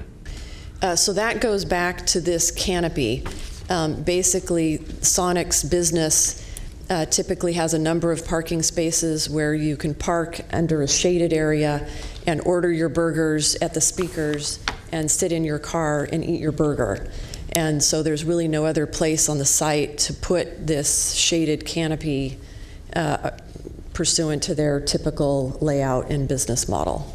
So there's there'll be two canopies on the site, one for the pumps, right? And one for the dining? Yes, so this is the service station canopy for the pumps. Okay. And then the Sonic canopy is difficult to see on this landscape plan, but it's over here. Okay, I was going to ask, because I couldn't see it, so I was Yeah, wondering. it's hard to see on this. So it's beneath the canopy of the trees to the left on this exhibit? Yes. That's after 15 years, it'll be underneath the canopy of the trees. Yeah. All right. It's easier to, this is probably a more. And are there illuminated elements of the canopy itself? There are some illuminated elements. I know that was a topic at the Design Review Advisory Committee. I know they worked over the elevations and the lighting. I would have to, if you have detailed questions, I'd have to refer to Cindy Scher, the project manager, to ask how that came out. Okay, so the movement, the movements of the vehicle on site that are queuing for the food would be making an immediate, those that choose to dine on site would, and in their car, would be making an immediate left-hand turn to get into the canopy? I think the presumption is that these people would probably be exiting. The people who are parked over here in these 6 parking spaces would be expecting to use the speaker box to order their burger. I thought it was both. I thought you could do both. You could order and then have someone bring it out through the drive-through, or you could use a speaker box. Maybe when the applicant comes up. I think you can do both. So these people could come over and park here if they wanted. Okay. Or they could park and order there. The exits from the site are all right only. When you leave the car washer here, if you're leaving the site, you make a right turn. This is right turn as well. And that's because of median on both Antelope and Roseville, or in part because of that? Yeah, actually, we're requiring that they extend the median here to enforce the right turn only, so we don't have people doing left turns. That's one of the DOT conditions. Okay. Supervisor Kennedy. So that's ingress egress up at the upper left-hand side, right? Yes, this is ingress egress. So yes. so potentially you could have somebody coming in and 2 people racing to try to get out from the car wash and the lineup for Sonic Burgers. I mean, it seems like a lot of activity right there for one. There is a lot of activity, and we actually did require a circulation plan from the applicant to show how that would work. And we have conditioned it to have a raised walkway here to highlight, if there's pedestrians also there, that they're up on a slightly articulated raised walkway. Yeah, you've added that. Now we have 3 cars and people. Yeah, it's Okay. All right. it was evaluated and it was acknowledged to be a somewhat congested area. I mean, because we're not separating the people exiting the car wash. Is there a median planned Yeah, there? we're not separating anything here. I mean, it's a free-for-all. They are not precluded from... Or demolition derby. They are not precluded from left turn lanes, from turning left here. That is true. Well, also, if you have somebody trying to go through the Sonic Burger line and then you have someone trying to exit the car wash out that exit, you have 2 people going into one lane when you potentially have somebody coming in at the same time, and you have pedestrians going over. All right, just so I'm clear. Yes, it was a focus of the review, and there was a circulation plan, and it was evaluated, so it's... The first ever traffic light on a Sonic. Yeah, right. Okay. These are the elevations as they have been modified through the design review process. Here are the elevations of the pump island canopy and the carport. So the key points are the project site is at the intersection of 2 arterials. Access, when you leave the site, you're allowed to do right-ins and right-outs only. Staff have looked at traffic impacts on Roseville Road and Antelope Road. There are new road improvements that are required, including additional road improvements along Roseville Road and Antelope Road, with the median being extended to enforce the right out. We have looked at noise as well and found no noise impacts from the speaker boxes and the car wash. There is no adjoining residential in this area. It is all entirely commercial and industrial and roads. They are moving forward with a parcel merger. We have the associated PCN. We have a mitigated negative declaration, and you're the hearing body. Here's the condition I think you asked about before. This is one that was modified, the Planning Commission. All uses are approved as 24-hour use, with the exception of operational hours for the restaurant indoor use, as identified in condition number 81. So this does not preclude the car wash from being 24 hours, but we could modify that. And condition number 108 has to do with the automatic door system, particularly the subsections A and B, with how that will work during the late night hours. So I think that was a concern that's been expressed by the board. The Planning Commission did recommend approval on a 4-0 vote with 1 absence. The CPAC recommended approval back in August on a 5-0 vote, and the Design Review Advisory also recommended approval on with 2 votes, 1 absence. And that concludes the staff presentation. Okay, thanks, Leanne. Let me see if there's any other questions by board members. Supervisor Frost. What were the limitations on the indoor use with the restaurant? And were there... So basically, at Sunday through Thursday, they must close at 11, and on Fridays and Saturdays they can stay open till midnight on the indoor portion. On the car wash, I know in some areas they have those issues, but is that the case throughout the county? Can you give me some feedback relating to 24-hour car wash? And then if we were willing to just go ahead with the recommendation, is there any, if we begin to have problems at a later time, is there any recourse that we can take to say, you know, we need to work together and fix this? Right. I'm not sure if I can stand here and give you very good data on open car wash problems at night. I don't have that data available to me. If we didn't condition the car wash either to close at night or to be closed in the future, our option would be to go back with business license conditions. Would be probably the most viable option if there were crime problems after the fact. We'd have to have demonstrated issues in order to approach it through the business licensing process. And the technology for where these doors open with the code, do they close immediately after the car wash? Can you describe how that works? I'd have to defer to the applicant on exactly how long as the car leaves before the door closes. And another question to ask would be, I'm sure the fire department requires if someone's trapped in there that there's an emergency pull, so if someone sneaks in as a car is leaving, and then they could open it after everyone's gone and invite their friends in. I mean, I just... Is that true? Maybe we can get some feedback from the applicant. I think the applicant would have to address that. Just something to think about. Okay. All right. If I have no other questions, I don't have folks time to speak, but I know that the applicant is here, represented by Diane Kinderman, so I don't know if you want to come forward and add any comments, or just introduce yourself and tell us you've been sworn, please. Good morning. Good morning. My name is Julio Tinajero from Milestone Associates, 1000 Lincoln Road, Yuba City, California. We're the design firm for the project.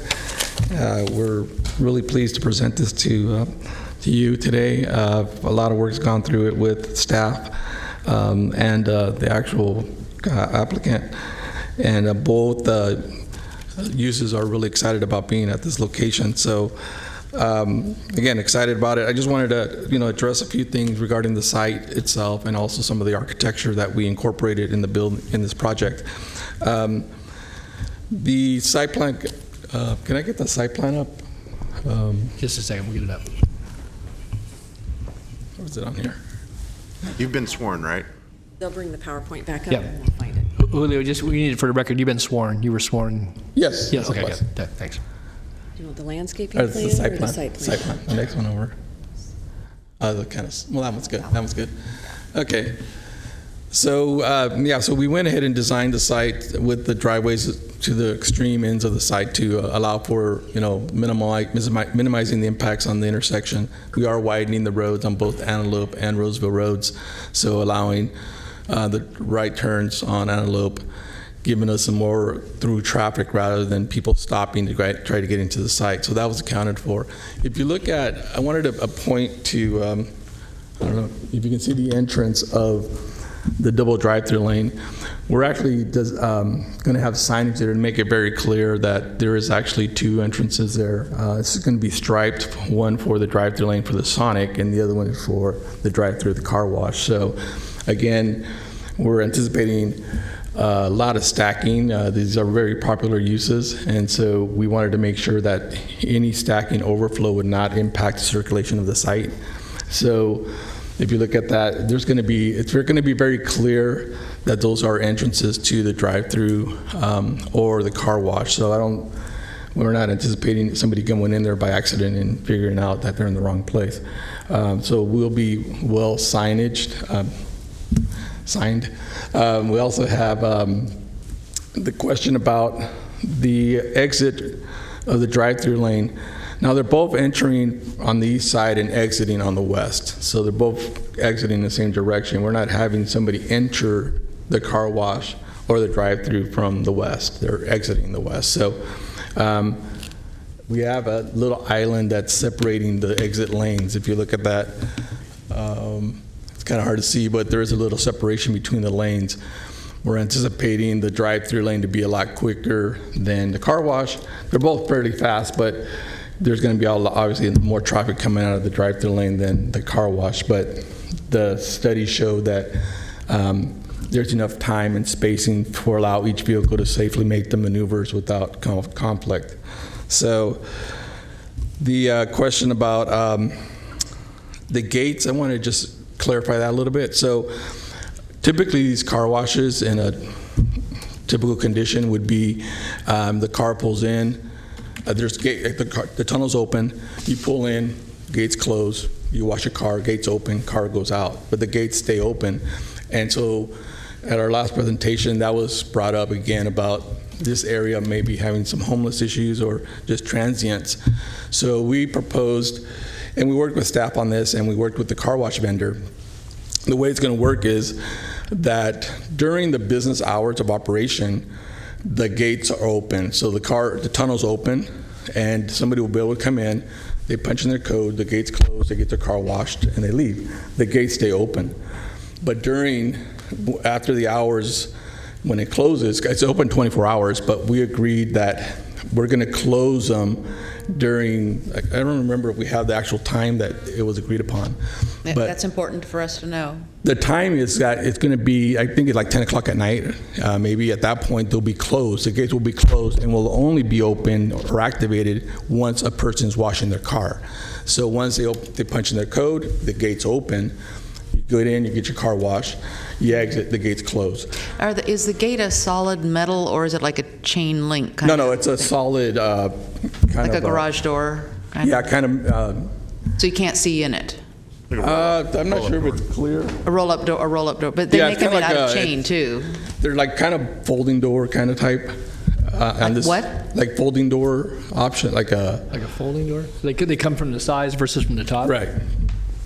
So it's, and I'm not sure about the material. I don't know if we have any information on that as far as clarity. But the idea is that it's going to be secured at night to minimize somebody trying to be in there. Now, as far as exiting, I don't have an answer for that. As far as I've never had that issue where somebody might be locked in there or maybe hiding in there. I know it being a 24-hour operation, the applicant and the operations will definitely keep that in mind and make their rounds like they do anyways, because they're always going around picking up trash or just looking at the site. So plus, there are also going to be security cameras. This site is going to be secure with cameras.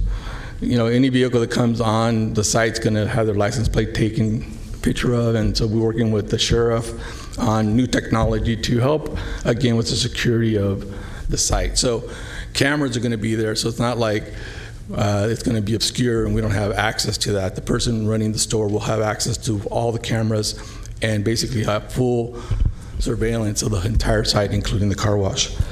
Okay, Julio, hold on. We got a couple questions. Sue Frost and Susan Peters.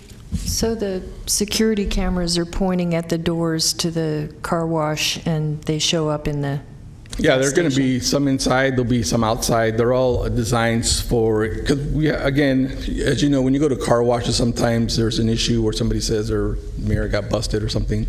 So we also protect the applicant and the owners as far as surveillance on their vehicles. That's pretty standard to make sure that somebody doesn't come in with a fraudulent claim that the car wash broke their windshield. So the cameras are there. There's lighting back there so that you can see through the fairly well. Yeah, it's well lit. I mean, it's at night when you go through the car wash, it's lit so the client or the customer feels safe and comfortable. They're not in a dark tunnel.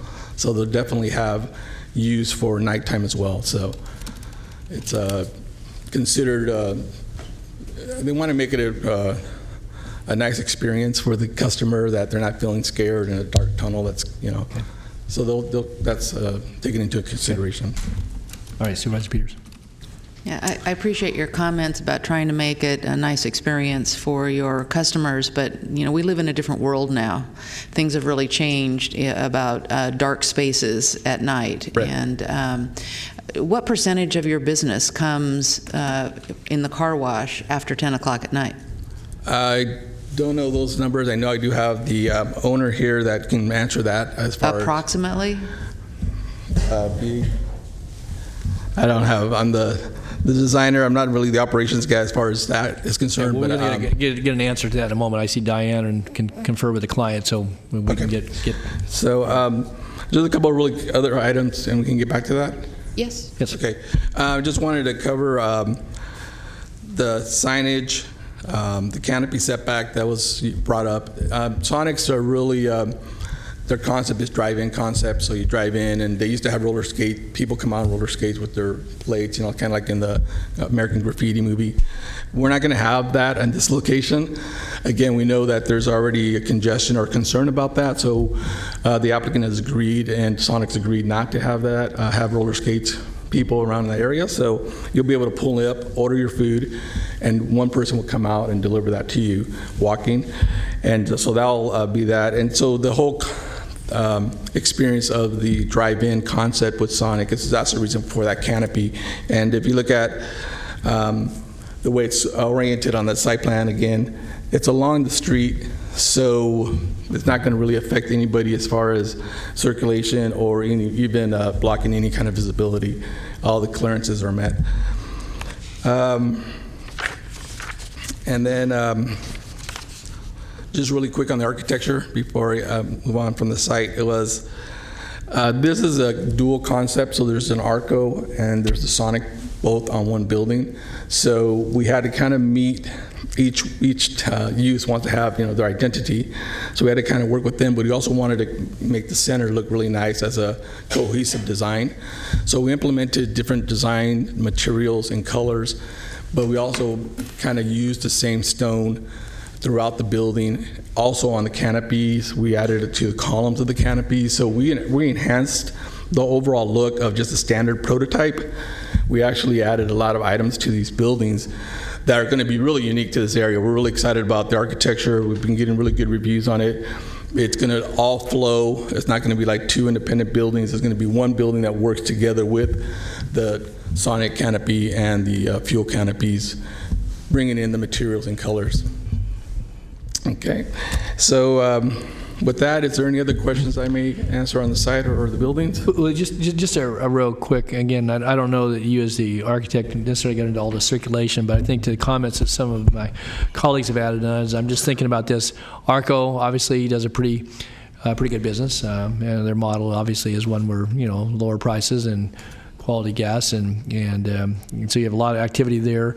You got the Sonic folks. You can pull over there, drive in. You got to back in and out. You got people walking, delivering food to the car. You got people pulling through the car wash. You got people doing a double lane of going in there. You got people pulling in the convenience market. Has this been done on another site where that tight of a configuration that you have the canopy off to the side, you get the other canopy there, people moving in and out, east, west, north, south? Again, yeah, I know, it seems like it's pretty... And a lot of pedestrian activity, because people getting out of their cars to go in and pay to get something at the convenience market, and people are delivering to the cars, they're picking up the trays. I'm trying to get some sense about the flow of things there, because I can see, again, obviously if it's successful, it'll be congested, but how does that work from a safety and well, it's kind of interesting. We thought about that as well when that was brought up, but in reality, if the drive-in for Sonic, that canopy that was not there, yes, people would be parking and walking across to the restaurant.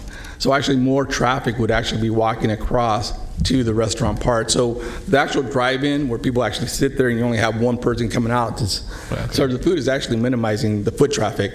But we were concerned about all the activity going on. This is not, they call it a co-brand option where we have two users come in one building. So this is used throughout the country, right. But it's not a new concept. This is not a brand new concept. But so with that, we always know that we're having to deal with circulation, added circulation, and just pedestrian activity. So we looked at that. We feel that the Sonic restaurant will actually minimize the pedestrian traffic due to the fact that you have to stay in your car.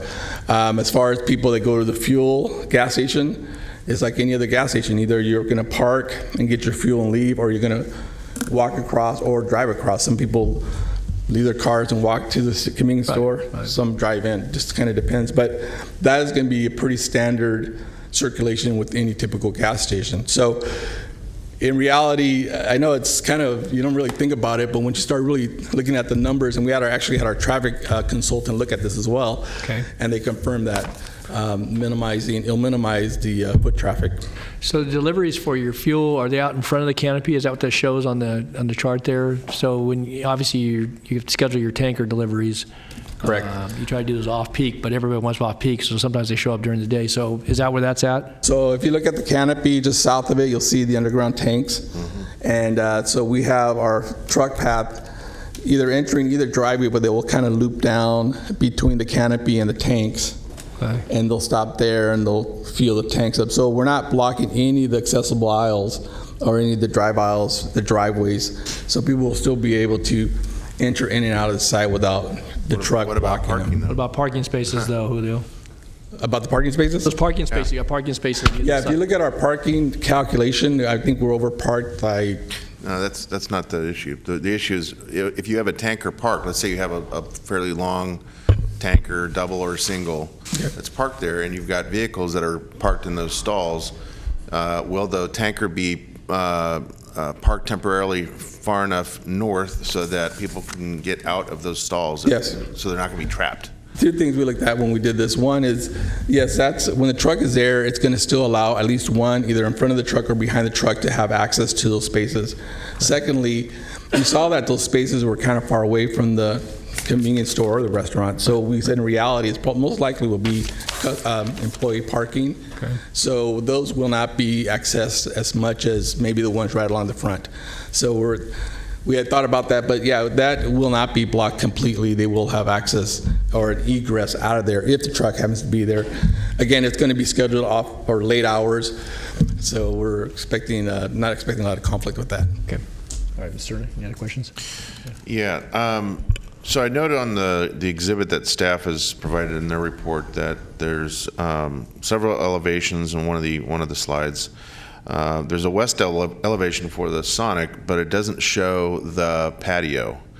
It doesn't show, because I note on the plan view, it does show tables and chairs just to the west of the actual building, which I assume is a patio of some sort. Yeah, there's just outdoor seating. That we have. So what's the intent? Are you intending to put some kind of see-through wrought iron fence around that? No fence, just shrubbery? Somehow you're gonna separate it, delimit it from what is obviously a fairly busy on-site intersection. Right. So what we proposed, I don't know if you look at the landscape plan, but we actually do have a separation between the actual paved area and that outdoor patio area. So it's basically a concrete slab. We have outdoor furniture, which is tables and chairs. And then it's separated by landscape berm. So the only access to that patio area is actually where the crosswalk is. Where we're projecting, somebody goes into the restaurant and they want to come out. Most of the traffic for that patio is going to be people that ordered their food and came out. And they're not going to be coming in the other way. So, but you know, we didn't want to restrict that, so we just went ahead and made it a landscape separation. So there's not going to be any access going over to the north, crossing those lanes, or even just north of that crosswalk. All that area will be bermed or landscaped, and that's shown on our landscape plan. So it doesn't look like there's a lot of width there to put in kind of like a berm, that's sod or something. It seems to me you'd want to have a very clear intent to put shrubbery of a certain height and maturity to really limit that, to really designate that area as a place for outdoor seating. Yeah, let me clarify. The berm that was mentioned earlier is along the front of the drive-in canopy. That's the berm area that we're using for highlighting, blocking the headlights of the vehicles parked in the drive-in canopy. But along that patio that you're asking for, we are proposing a hedge, that's going to work as a barrier, a natural barrier. Also, it'll be tall enough that it'll screen it or prohibit people from walking across that. It's not going to be a little bermed landscape area. It's going to be actually a hedged area. Okay. Just going back to the earlier comment from Chair Natoli and myself about the tanker location and the ability not to be trapped and the ability to circulate around a tanker when it's there, and appreciating the fact that it's going to be there during off-peak hours for the station. It looks like there's two pinch points, Leanne, that are noted as I assume as kind of a peninsula of landscaping area on either side. And I wonder are those absolutely necessary? I mean, assuming that's what they actually are. Because they actually function to me as pinch points. for circulation at that southerly tip. Can I answer that? Sure. Because I know that was brought up actually in planning. We originally did not have the little peninsulas. We actually had them striped areas, and staff recommended after our design review that they were concerned maybe that the raised curb and landscape might serve a little bit more protection for the cars parked in those areas. So those little peninsulas you're talking about were actually added as a recommendation from staff. They were originally, like I said, striped. So I don't know if Cindy wants to add, or staff wants to add that, but. Because I'm trying to imagine the scale of a fairly long tanker truck, and even if it's parked between the canopy and where the tanks are noted on the site plan, it's still going to be fairly tight given those two pinch points getting a vehicle out of there. All right. I mean, it's going to be, it'll definitely will be tight. I mean, I think they can make it, but maybe there's the possibility of doing something if appreciating what staff is trying to do there. Perhaps it doesn't have to be a couple of landscaped peninsulas, if you will, that are that long. Perhaps it's something a little shorter that still accomplishes what they're trying to do with that, to designate, kind of a safer area for the patrons that are parking there, but at the same time leave them a little more opening to egress and ingress to those two sets of parking stalls. I don't know if we have the truck path on there. Was that part of the exhibit or part of our submittal? I know we submitted a truck path that actually showed the truck. All right, well, maybe they can take a look at that. I don't know if... If I'm a truck driver, I'm not coming in on your west side. There's no way. Right. So we actually showed the truck path entering off of Antelope, and then we actually have exiting off of, they have it both ways, I believe, but we show that the truck path has the clearance for the turning radius for the truck, and it also shows the length of the truck that we're proposing to use for the fueling. Okay. Well, we'll get that exhibit in a moment. It looks like Leanne and Cindy are looking at that. So any other questions, Mr. Turner, comments? Okay, Julio, thank you for your standby. And I would just note for those that have showed up for the item 34, the bingo report and discussion of aspects of the county bingo ordinance. If you want to speak to this, you might want to fill out speaker forms and get those ready in the queue. Certainly we're going to have a few more minutes here on this item, but we'll be getting to that in just a little while. So, all right, then I don't know, Diane, or is somebody else on behalf of the item on item 32? You can come. There was the question about the car wash that they weren't going to answer. Right. Cindy? Good afternoon, or good morning. Yeah. Mr. Chairman, members of the board, Cindy Scher, Office of Planning and Environmental Review.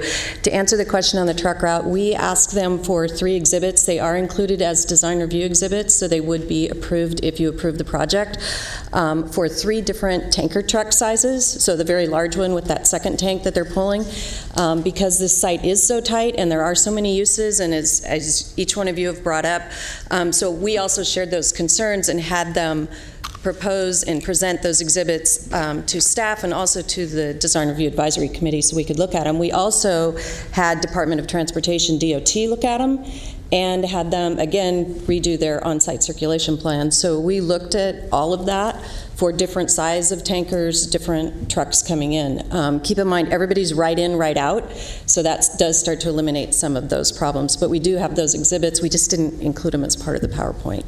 But we did review them, and we reviewed them with our transportation staff also. I don't know if that helps answer some of that.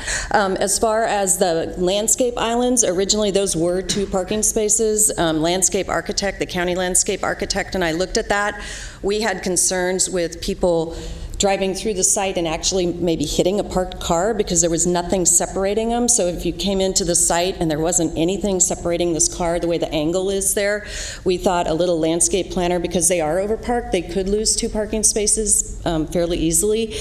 But definitely those could be shortened up, in length and also in width, so that the tanker trucks but we would still like to maintain something there, some sort of barrier, so a car doesn't come onto the site and kind of hit maybe a parked car. I think you can accomplish what you're attempting to do there, to protect the vehicles with something that's not nearly as deep. I mean, I can't see the scale, but I assume that it's probably a good 10 to 12 feet.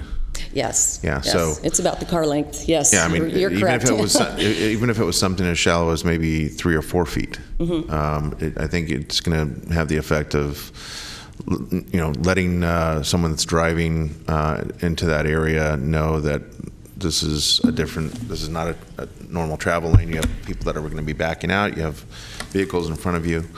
And I think that way you actually free up some territory for both the tankers and the vehicles entering and exiting both sets of parking stalls, give them a better opportunity to have flexible movement in that part of the site.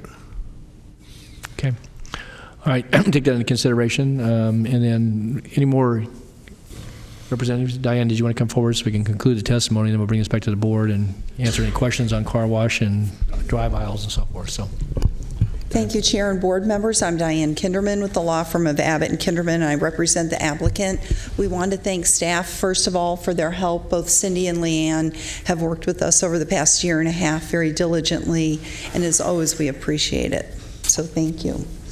I'm just going to mention 2 items which we've just talked about. Cindy articulated what had happened with regard to the circulation issue, and we appreciate your recommendations as well and are willing to adopt those. I will add to that, in addition to DOT and staff taking the second look at traffic, at circulation, Katie Anderson also came in and did supplemented the traffic study with additional information as to why a particular circulation route would work. So that also exists on the record and supports the finding of no significant impact on circulation. Are there any other questions about circulation, perhaps, that you want to ask me? Yeah, I had one that it just occurred to me. If you have especially if you have a double tanker truck that's coming in off of Antelope, I assume they don't make a hard left to get to the tank field there. I assume they go straight, due west on the site, and then make the turn at the end of where the canopy is, and come in, and then would exit again onto Antelope. Correct me if I'm wrong. A double tanker. Right, the double tanker, correct. It's Okay, so my question is, if they're going to do that, if that's their movement, and they're making that very tight right-hand turn west to south, at what I guess would be the northwest corner of that canopy. Is that canopy going to be high enough so that they can cut the corner, so to speak, and get both their tractor and their trailer underneath that canopy? Yeah, so if you're talking about the Sonic canopy? No, the gas pump. Okay, the canopy. gas pump area. Okay, so they're 16 feet tall at the underside of the canopy, so that's more than enough clearance. But then but their geometry on the turn, they're going to have to obviously clear the pump island. Correct. So our truck path shows the truck coming in off of Antelope, entering the site, and then turning left around the canopy, and then lining up parallel to the tanks, and then fueling the tanks, and then exiting out to. And the bigger tank is going to go out on Roseville Road. The smaller tank truck could actually make the U-turn around the canopy and exit back to Antelope if they wanted to. So I know the owner or the applicant is going to be looking at which is the best truck to deliver for this site, and they're open to using smaller trucks if that's the case. So it's going to be just a little bit of trial and error at the beginning to see what works best for that location. But our truck path have shown that either size that they use would work and make the clearances and the maneuvering, have the space for the required maneuvering.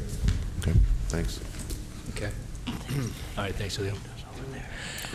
All right, Diane, I don't think else on circulation. What about the car wash? Yeah, I want to just talk a minute about the car wash. Yeah. Did you have a question first, Supervisor Peters? No, before I go ahead and say what you're going to say. So here's how the car wash, the doors are like a garage door.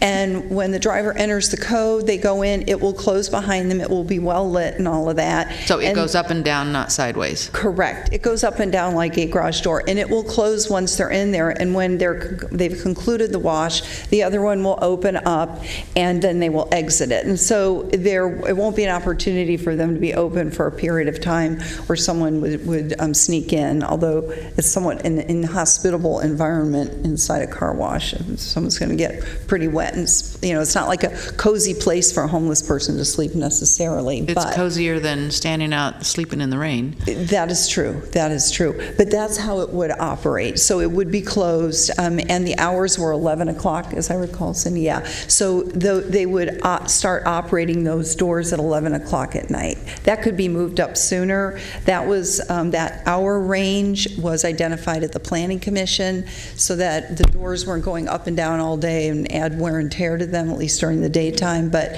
those hours could change for those doors to close as well. They could be closed at dusk, for example, if that gave the board more of a comfort level with regard to protecting that environment. And the concept of having it open 24 hours is because it's about 15% of the business in the car wash. There are a lot of people whose schedules are 15% after 11 p.m.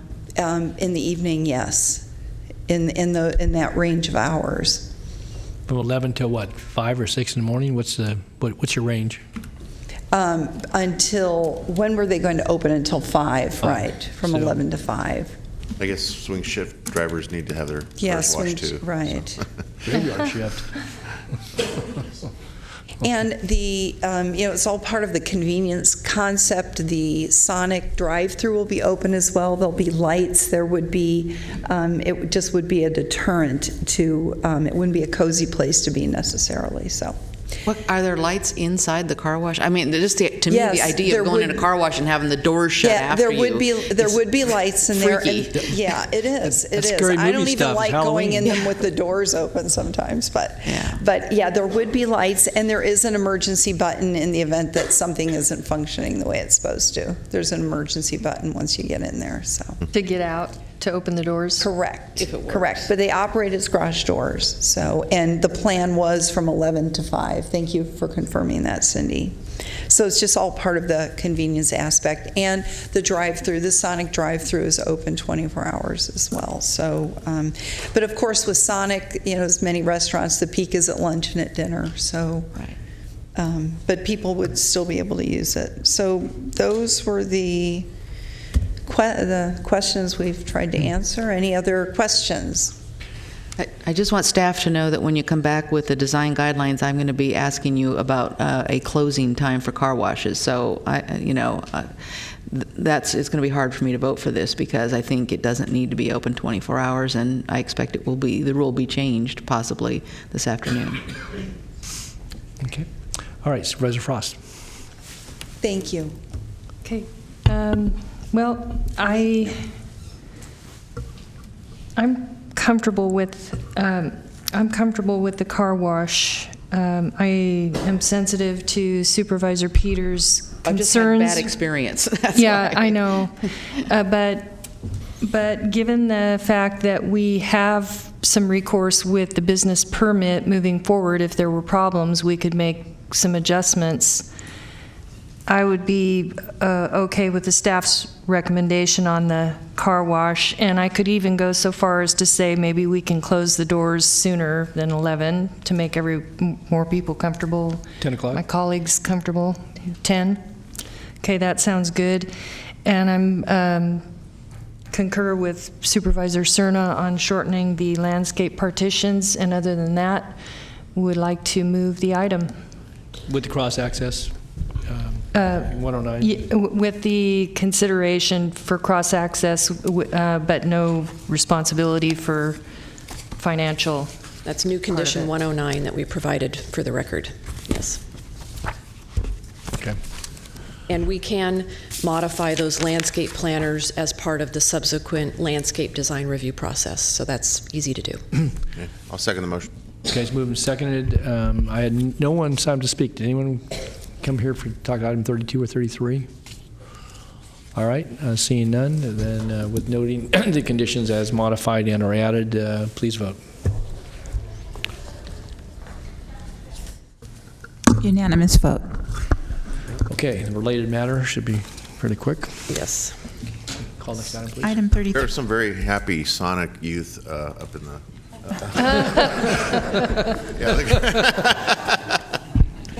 Which one of you is driving out there, though? Item 33 is the ABC license hearing to determine whether public convenience would be served by issuance of a Type 20 liquor license to Arco AMPM located at 5873 Antelope Road. Okay. All right, I do have a brief PowerPoint. I will skip a lot of the layout stuff on this PowerPoint. This is for the convenience store for the item that you just heard. They are requesting an off-sale Type 20 beer and wine license for the convenience store. We have looked at the site design. This is a graphic of the interior store layout.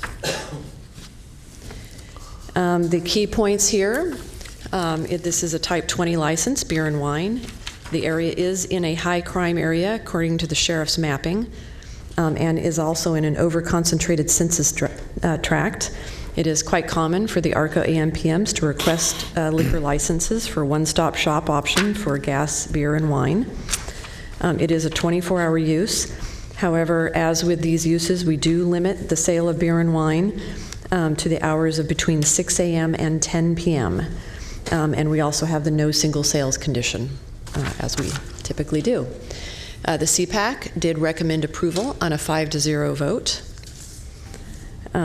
And they did have some comments, which are shown on the slide, with regard to proximity to other gas stations. There were some concerns expressed by the public, typically more about increased traffic, lighting, and enough gas station and convenience stores, and we did try to address those traffic and lighting concerns in the context of changes that we made on the actual project itself.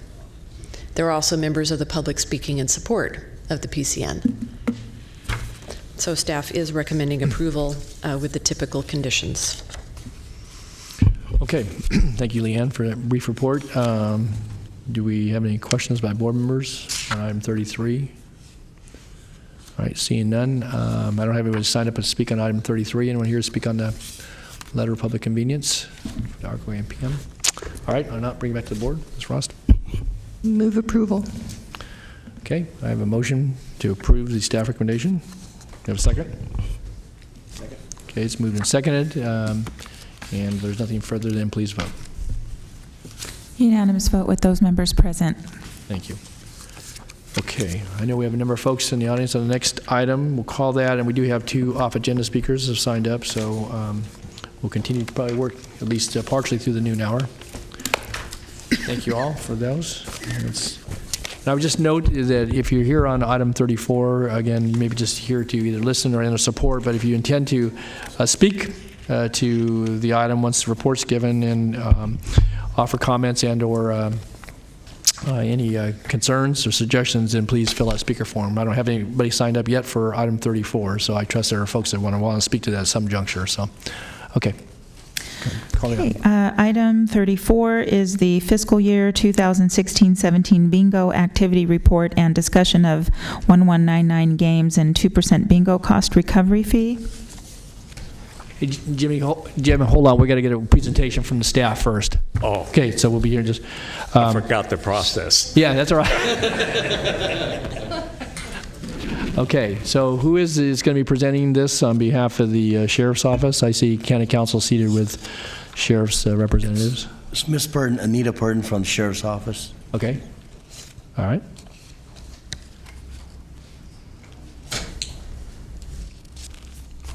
Good morning. Good morning to you all. My name is Margaret Wanasamba. Margaret. I am the accounting manager in charge of the bingo compliance unit. And I am here to represent the sheriff. If there's any question that anyone has about that report, which we have already presented.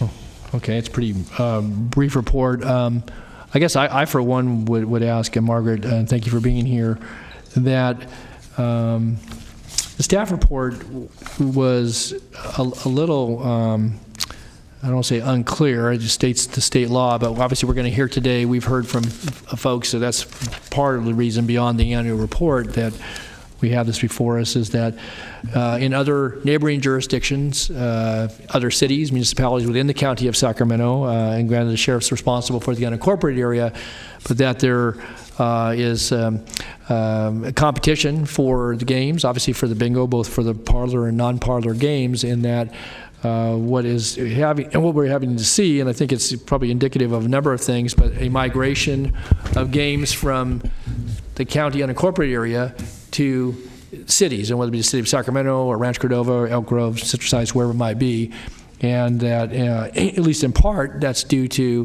what people see to be as an unequal playing field relative to some of the games that are being either offered and or and whether they're being conducted in concert with the law or not. There's no background here beyond just what state law as to what other jurisdictions are doing, how they are permitting those particular aspects of the bingo game. So do you have some information that would help shed some light on that?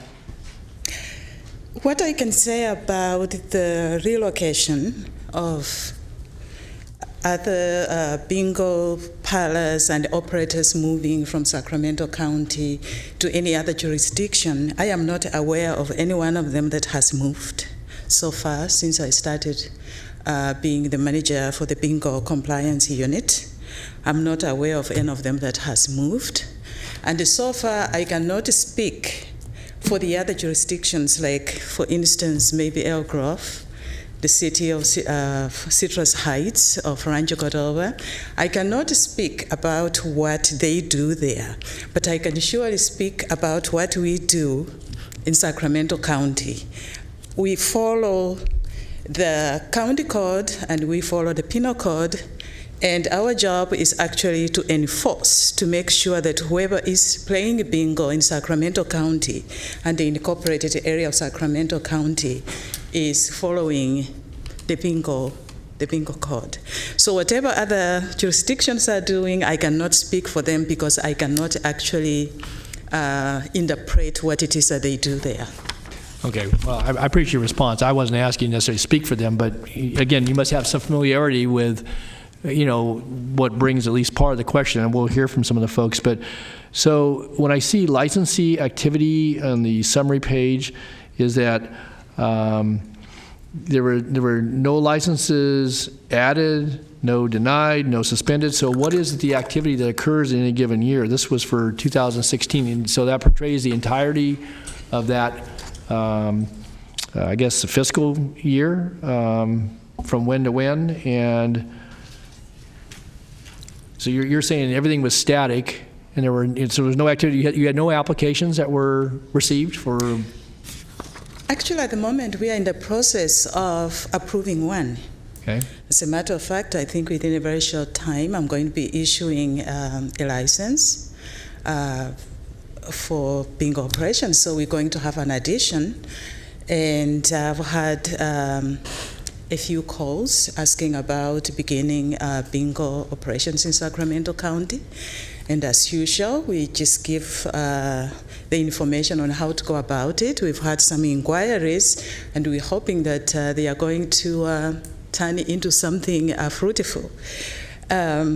That's what so much I can say about that. Okay. So have you been contacted, I guess, curious enough that, have you been contacted by those who were concerned about the ordinance? Again, you're in charge of administering it. I get that. Obviously it's adopted by this board, and there are questions about the 2%, how we arrived at that. And I think the historical part of this was important. But so have you been contacted by, we obviously, you probably recognize some of the folks here in the audience today, and if not, I can assure you we'll hear from them in just a moment, that they were concerned that either our limitations are such that they are strongly considering leaving Sacramento County unincorporated area and just moving across in some cases, that boundary is a major street somewhere, going somewhere else. Have we heard?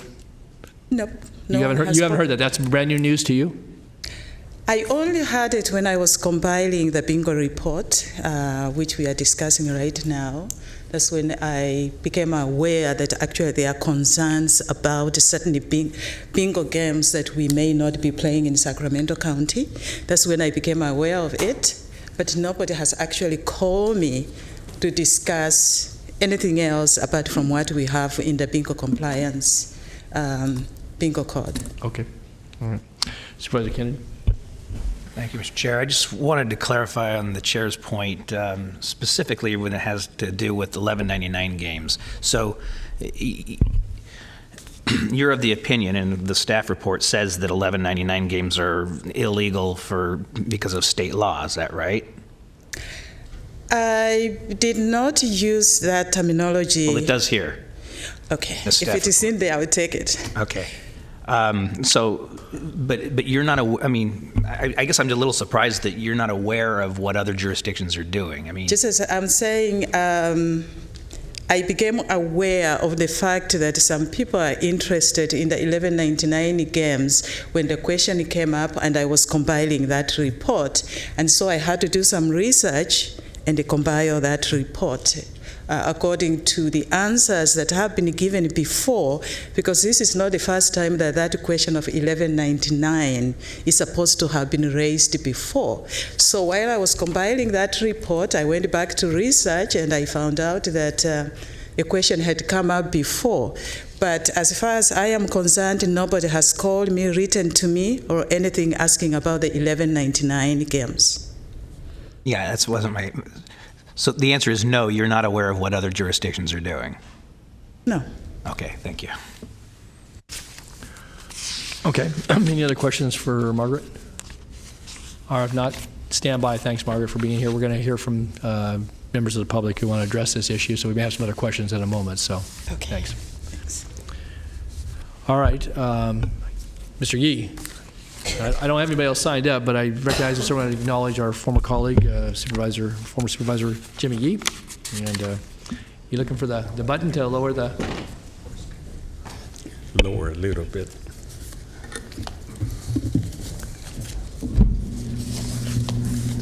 That's good. Thank you. Nath. Pass.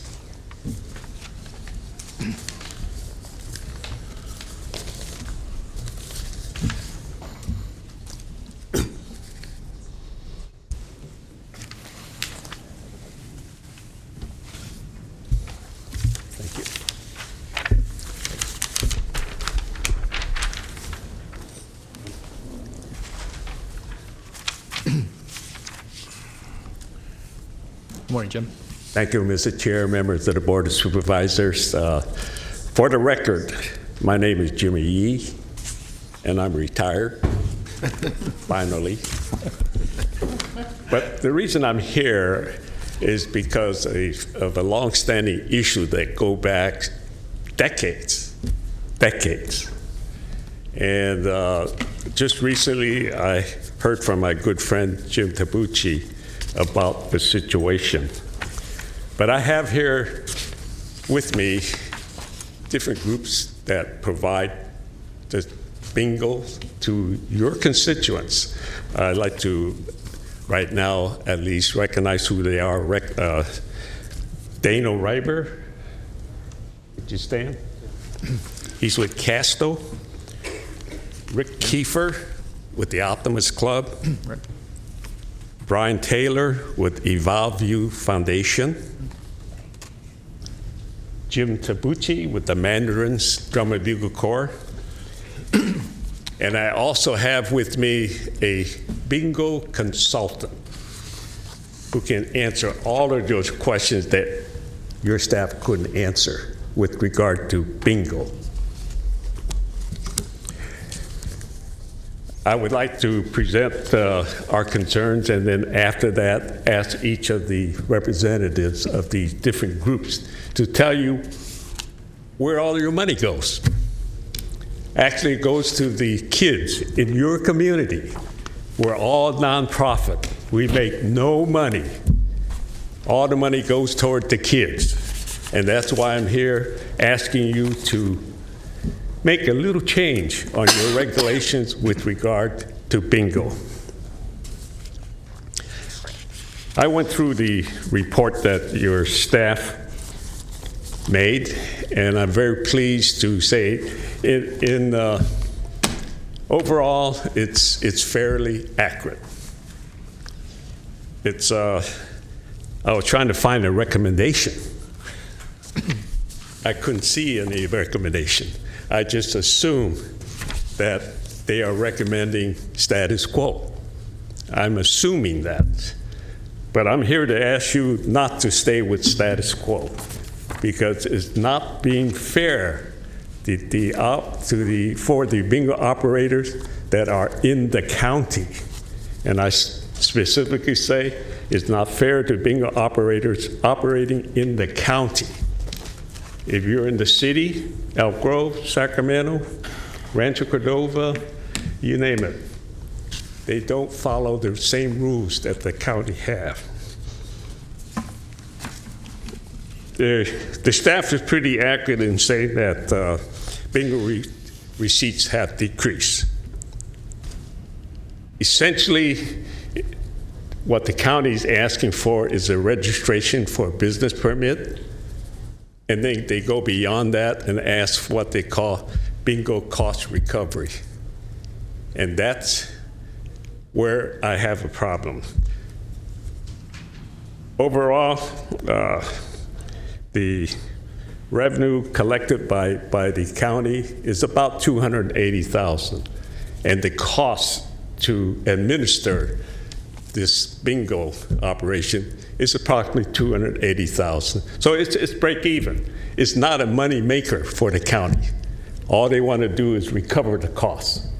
Am I correct? Yes. But I'm telling you, we can change that at no cost to the county. At no cost, by eliminating the $280,000 BCR. How do we do that? Staff has said that some of the expenses for BCR is an effort to improve bingo operations within the unincorporated area. And I'm asking, how did they improve bingo operations? That's a good question. Staff is saying that we should require a $50 permit fee. I don't have a problem with that. But they also ask for an additional fee for cost recovery. That's where I disagree. They say they provide law enforcement and public safety incurred by the sheriff. And I'm saying, well, what public security? What law enforcement? They don't go to these sites. Each bingo operator have their own paid security. So the county doesn't have to be there. The sheriff don't have to be there. But you say, well, the sheriff patrols. The bingo operators pay rent. The rent goes to the property owners. The property owner pays the property tax. So they are indirectly paying for public safety.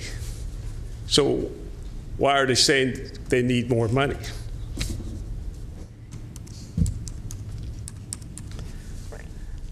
In 1997, this goes back 20 years, there were 34 charities operating bingo, and they filed a lawsuit because the requirement of the county was overwhelming. There's no profit. The profits are starting to drop. Staff is accurate in saying that there was a settlement. And if I was sitting in your shoes, they say, hey, if there's a settlement, then why were we talking about it? Well, what they haven't told you, of course, is what the settlement was. I asked that question when I started looking at this report. What was the settlement for? Any of you know what the settlement was? I don't see any nodding of the head. It confirmed the 2%. What? It confirmed the 2% as being available to the county to collect. That was part of the Right. agreement. Right. I'm asking for what the settlement was. Can you believe the settlement was for the county to pay hundreds of thousands of dollars to the charity. Doesn't that tell you something? Something was wrong with our county regulations when the county had to settle for hundreds of thousands of dollars to those charities.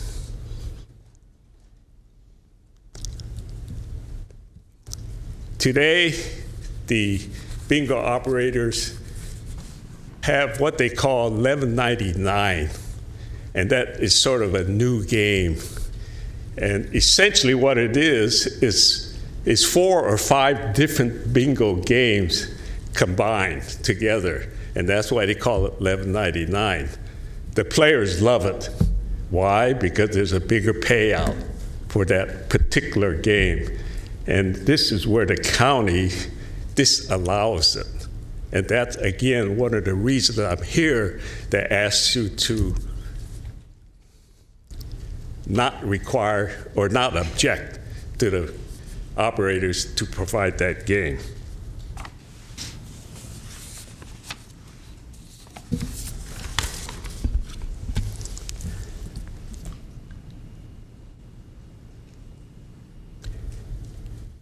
Part of the concern here is, of course, when I think I recall the board asked the question, well, if the county doesn't allow it, how about all the other municipalities? And I'm not sure I heard a real good response from staff. Well, let me tell you, in California, every charity is allowed to use 1199 except for 2 little municipalities that's about 400 miles away. One of them is Chula Vista. Have you ever heard of Chula Vista? Well, that's one of the 2 municipalities. And if you don't believe what I'm talking about, I could have Tom Hope with Cristo Consulting. He's here today. He's probably the most knowledgeable person in the U.S. knowing what all the bingo operators are. He can verify what I've just said. Every municipality in California allows 1199 except for 2 little municipal down in Southern California. And Sacramento County. What's that? And Sacramento County. And Sacramento, I'm sorry, yes, and Sacramento County. So just to kind of tell you where it's all at, it's most of these things that we're talking about, again, is accurate. Now, it comes down to my previous comment about we can delete the BCR and allow 1199 and still be revenue neutral. And how do we do that? Collect a $50 registration fee. We don't have a problem with that. The question I have is, where does all the expenses come from? Providing law enforcement? They don't provide any law enforcement. They collect the monthly fee every month, and they do an audit once a year. So that's, I assume, is where all the expenses are. But if you eliminate BCR, there's no reason to administer other than to collect a $50 registration fee. So if there's no expenses, you're revenue neutral. All you have to do is collect the $50 registrations like every other municipality in Sacramento County and the state, except for those 2 little municipalities. So I'm here today, of course, is to request that you drop the county ordinance requiring the BCR and allow the county to go ahead and accept the $50 registration. Now, you say, well, what if we don't do it? Outside of the county, the cities don't require BCR. So I'm talking about specifically with the Mandarins who's out there off of Bradshaw Road. You know, all they have to do is move a half a mile away and go into the city of Rancho Cordova. And there goes $80,000 of your revenue, because Rancho Cordova will not require BCR. Neither do Elk Grove, neither do the city of Sacramento. So I want to emphasize that the county of Sacramento in the area is the only municipality that requires bingo cost recovery. And I also want to emphasize there's no need for law enforcement, because each of the charity provide their own security. They're paid security on their own. I don't know if there's any other things I have to say, but I want to say this much, that Sacramento has allowed the game at 1199 for over 15 years, and it was only recent that they decided to change that requirement. In 1997, there was 34 charities. 20 years later, there's only 6.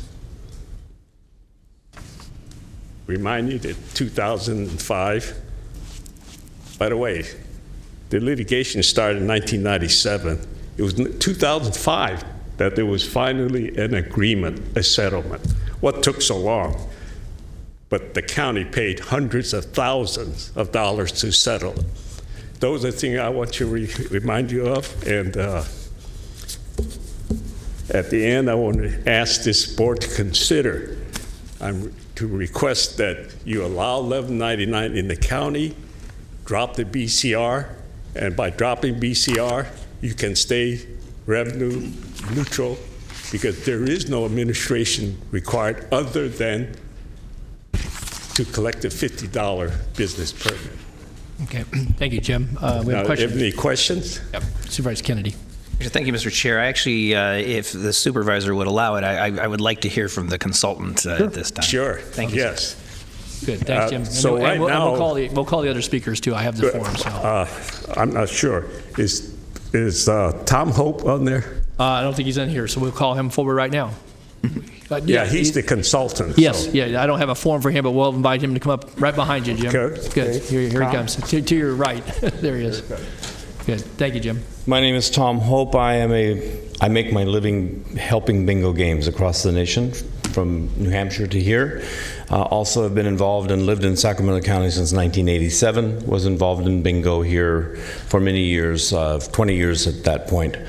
To answer Mr. Yee's questions, first of all, Sacramento County is the only one of 2 that charge a fee, a tax, if you will, or a fee for bingo, and it is Santa Clara County and Sacramento County. Santa Clara, in years ago, worked very closely with Santa Clara in developing their bingo ordinance. The 1199 is being played everywhere except for a place in Orange County and one in San Diego County. And the reasons they don't allow them there are not the same as what you do. The 1199s were developed here, or multi-part games were developed in Sacramento County for the Sacramento County market and were readily available for many years. I have been approached probably 6 or 8 times in the last year to help somebody move either from Sacramento County to the cities or to develop new games, and currently working with someone to develop a new project, what you would call a bingo parlor in Elk Grove. And nobody is applying here because it's so restrictive. And it is so expensive with the fee, and then the not being able to play all of the games that are available in California. They just choose not to come here. Questions? Yeah. Yes, Supervisor. All right, so my question is, because we have a clear conflict in the reading of the law. You've seen the staff report? Mm-hmm. Okay. Staff report clearly says that 1199s are not permitted under either state or local law. Explain to me what your understanding of that is, and why is it that, if that is the case, Why is it that it's happening everywhere but 3 jurisdictions in the state of California? It is the interpretation of what it belongs to a bingo game. A bingo game of papers played on a 5x5 card with a serial number. And the state law says that you cannot pay over $500 for any bingo game that is a single serial number game. All of you have played bingo or seen bingo somewhere. And so you have a card and you mark numbers and somebody yells bingo and that's the end of the game. But it's determined by a serial number. And the games that we are talking about that exceed $500 are multiple games. And the word that is, there are multiple games being played simultaneously. And that's the interpretation of this county, is my understanding, is why they don't allow that. And that was a change in the law many years ago, but it was not enforced or interpreted until 2 years ago, maybe? 2, 3? 2 years ago. And I know for a fact that the county the charities here did ask that they not be penalized and make it unfair playing field with the city, mainly with the city of Sacramento and the city of Citrus Heights, where there are huge games that most of the players go to. So are these single cards with 5 squares on them, Yes. or is it Yes. 5 separate cards? Five separate cards, 5 separate serial numbers that are separated by a perforation. And that was the deal, that when we made those games years ago, was that they would be, yes, that is an example of one. That's actually a newer example, but yeah, they were designed to be that way, and it was approved by everyone, basically, when we designed them years ago. And so, listening to what Supervisor Yee had to say, so what other jurisdictions are charging BCRs or something? Santa Clara County. Santa Clara? Mm-hmm. That's or it. Santa Clara City, I'm sorry, City of Santa Clara. And that's it? Yeah. Okay. And I tried to find out this morning what that rate was, and I'd like to speak to that before we go much farther. And no one could tell me what the rate was, and they weren't even sure they were paying it. I'm sure they're paying it, but the 2 charities that I called this morning didn't know what the rate was. I happened to be involved in the lawsuit many years ago, which is way back, and the deal was that the rate would be set by actual expense, so that if you decided not to have a sheriff's officer involved then in the regulation of bingo, then the expense would go down and the rate would go down. If you decided not to do the audit the way you do it now, do it every 5 years instead of every year, then the expense would go down, the rate would go down. Unfortunately, when there were 9 bingo halls here, in commercial bingo halls, or parlors, if you will, in Sacramento County, it was the rate was diluted a lot. Where there's only a few now, then your rate is adjustable and it goes up. So if you were to drop the BCR, though, you mentioned a 5-year audit. What would be the requirement? What would be the need for an audit if there's no BCR? I don't believe there is a need for an audit in any bingo in California that I know of, because if there's a complaint by if there's a thought of there was impropriety, then there are yearly licensing things. You buy apply for a license, and if there are complaints or there are questions, then you don't accept the license or you review the license. And that is currently in your statute and in everybody's statute. Okay, thank you. Any other questions? Okay, any other questions for Tom? Okay, if not, stand by. Thanks, Tom, for being here. Okay, I do have some other speakers, as Mr. Yee alluded to, and I'll just take them in the order they were handed to me. Jim Tabucci, Jim followed by Rick Kiefer and Daniel Raybar, Brian Taylor and Daniel Raybar. Good afternoon. Yes. Good afternoon. My name is Jim Tabucci. I'm a volunteer executive director for the Sacramento Mandarins. And I'm actually here on behalf of the almost 1,000 kids that we serve. Our mission is to focus on transforming the lives of young children through performing arts. I'm proud to say that the last time that we were here in the chambers was actually as a drum line up along the aisle here. And that was for then Supervisor Yee's final meeting. We are one of the most, if not the most visible performing arts organization within the region today. And the way that we do that is that we are the King's Drumline. So if you've been to Center Court at Golden One, you've seen us performing there. We perform all throughout the region in places like Healthy Minds Matter and the Walk for Literacy, et cetera. We operate now elementary school band programs within Sacramento County. And we have 7 of those that are throughout Sacramento, Elk Grove, and Rancho Cordova. We're pleased to be able to offer up all of these programs, and the way we do that is partially to offset our cost based on the net revenue that we're able to provide through our bingo operation. I did mention in the letter, and you have that in front of you, that I had sent that to Supervisor Natoli, is that we're operating in an unlevel playing field today. Right. And in fact, if you look in the handout that you have, you'll see at the last page there's an article from the Sacramento Bee. And there's words in here that are directly from a bingo operator, which is Florin Road Bingo, which is in Sacramento City jurisdiction. And what he says here is Florin Road Bingo is seeing an explosion in business. And by the way, this is from last year, so August of 2016. Beers said, because Sacramento County limited bingo halls under its jurisdiction to payouts of no more than $500 and prohibited some types of games as of this year, the city of Sacramento, however, continues to allow prizes of as much as $11.99 a game for players and has kept popular variations of the bingo game in play. Because we're in the city, the county's decision didn't apply to us. And so people who really like those games and like the ability to win more money, they came to us. Beers won't say just how much the unexpected windfall is, but it is much larger than the $200,000 that Sacramento Consolidated Charities will donate to the Boys and Girls Club. So you see a material impact that this has had on the nonprofits within Sacramento County. We have been in operation as a bingo charity for 30 years today. 30 years we've been here. To my knowledge, we have had no complaints.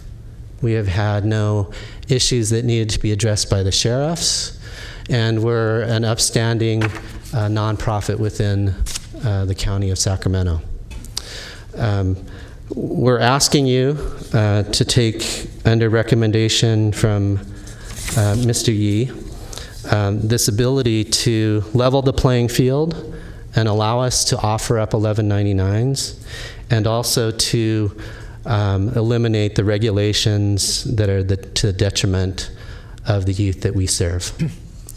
Just to let you know, the $80,000 that we pay annually today, what that would go to, we're able to provide elementary school band programs for about $8,000 a year. So what this would mean is that we could provide 10 elementary school programs out there serving up to 250 youth. So instead of providing that, we're providing that in as this BCR. Okay. So with that, I thank you for your consideration, and if there's any questions, I'd be glad to take them.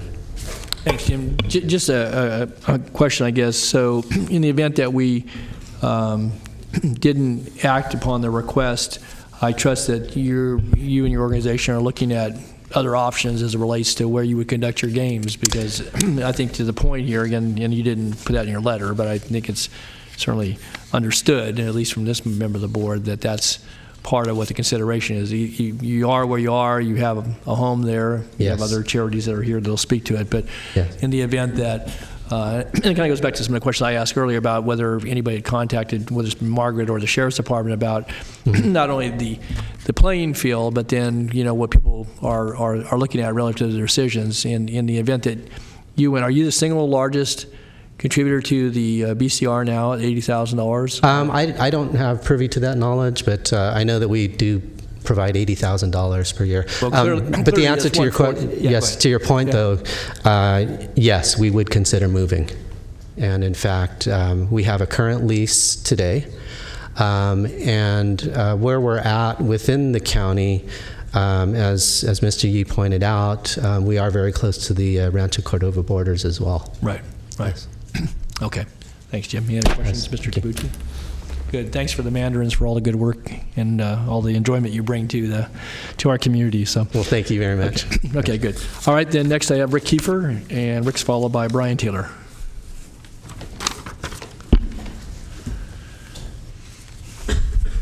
Good afternoon.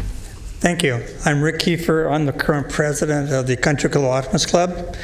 We run bingo to provide money to support the children in the Sacramento area. I brought with me that I can hand out some letters from some of our organizations and youth organizations that we support, and a list of those organizations we've supported in the last 2 years. What we're asking for also is adoption, like Mr. Yee has said, to allow us to have an even playing field with the other bingo parlors so we can continue to make money to support the children in Sacramento County. Our attendance at our bingo is declining, and our profit is declining, which impacts our ability to support the kids in many areas in Sacramento County. So we're looking for your support, and thank you. I'll leave these here. Good. Thank you, Rick. Rick, just out of curiosity, and I'll ask this to the other ones, are you all located in the same hall, or do you have your games, or you conduct your games at different locations, the ones that are here? We're on Arden Way in Sacramento, different location. Okay, very good, thanks. Okay, Brian Taylor, then Dana Raybar, and then Jay Guzman. Good afternoon. I apologize, I got a little bit of a cold. My name is Brian Taylor, and I'm the president of Evolve Youth Foundation. We work with emancipated foster youth, 17 to 23 years old, to provide them tools and education to really thrive in today's world, which, as you illustrated earlier, it's changing rapidly on what everybody has to face. Foster youth, unfortunately, at an emancipated age, when they turn 18, I think you probably know all the statistics that are out there. They're not good. Walter S. Johnson Foundation conducted a survey a few years ago that was the current prison population in California, 70% of them are ex-foster youth.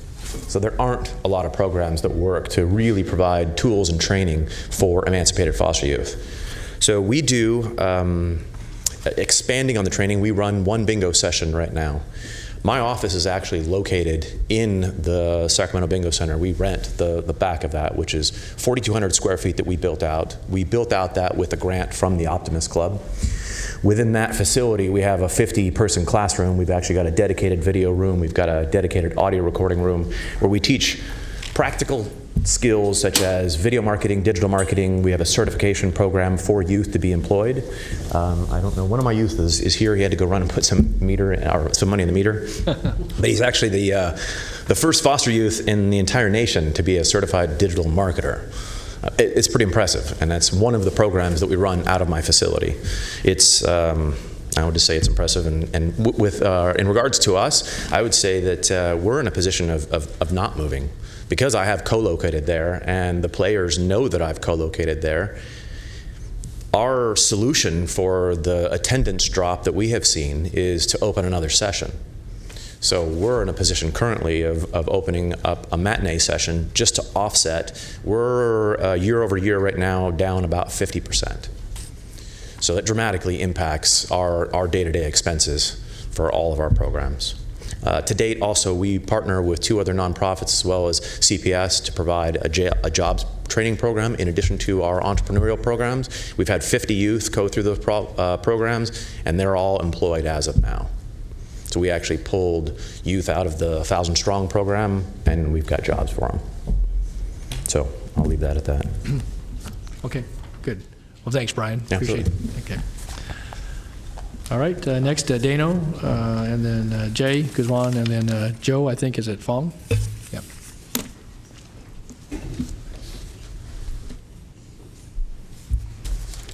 Good afternoon, Chair and Supervisors. My name is Dano Rybar, R-Y-B-A-R.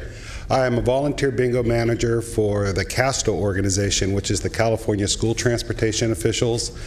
We've been offering bingo at the Sacramento Bingo Center in Supervisors Peters area since 2011.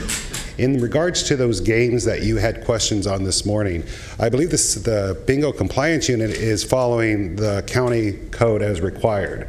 In 2015, our charities, prior to 2015, our charities were playing those games, which were $11.99. And in July of 2015, we received a letter from the Bingo Compliance Unit explaining to us that we must stop these games because it's in compliance with the penal code. And they are correct. The penal code does state the maximum prize is $500 per game. But what Sacramento County ordinance has is that we're only authorized to play one game at one time. The other cities, the other counties don't have that in there. I have the Citrus Heights County Code here as well, which they mirror the penal code, but Sacramento County goes a little bit more further by putting restrictions on how many games you could play at one time. This past week, we asked our players who did play bingo with all the charities at Sacramento Bingo Center, are you even interested in going back to those games, and would you or come back to our hall and not, instead of going outside to where they could go?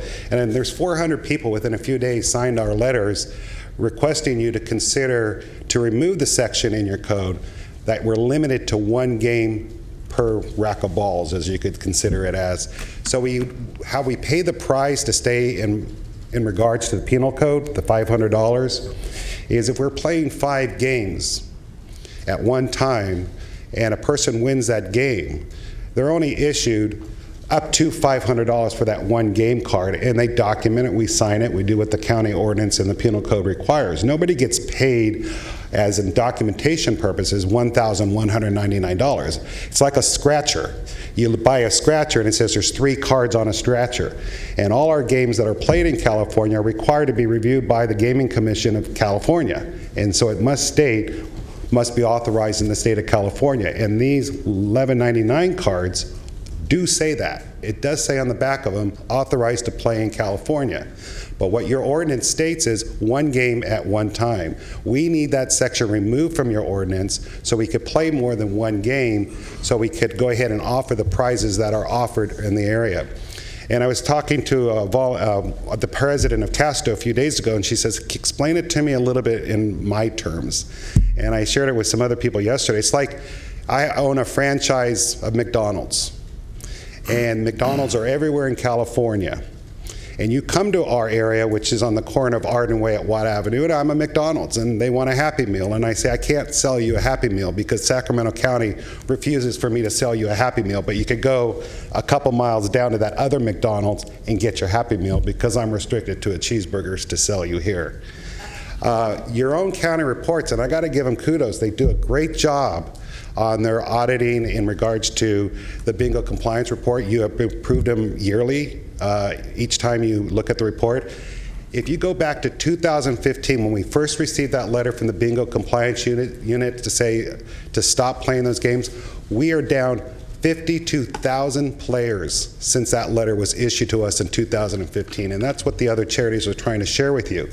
We're trying to stay in existence. Casto has shared with me, we will not move, we will close, because we're already settled in Sacramento County, and it's just too much work for them to constantly, well, it's hard to move. It's just like moving your business. So I thank you very much, and I thank you and the Bingo Compliance Unit for a good report that you guys do. Yeah. Thanks, Dano. Thanks for the McDonald's analogy, too. Appreciate it. So. Okay, Jay Guzman, and then I believe Joe Fong, and those are the last 2 speakers I have. So if anybody else wanted to address this, now it's time to get your form. Otherwise, these will be our last 2 speakers, and we'll bring it to the board. Good afternoon. Thank you for considering this vote. My name is Jay Guzman. I'm a parent at Intercom High School and the current bingo manager for the Intercom Music Boosters session on Sunday. I'm here to talk more about what the money from the bingo session does for our charity. Our charity supports the Intercom High School music program, for which the marching band is the most visible, but it's not just the marching band. The program has 2 orchestras, a jazz band, a wind ensemble. We also do winter percussion, winter guard. All of these programs are not funded by Natomas Unified School District. They're funded by boosters. So those are the parents that come and donate their time.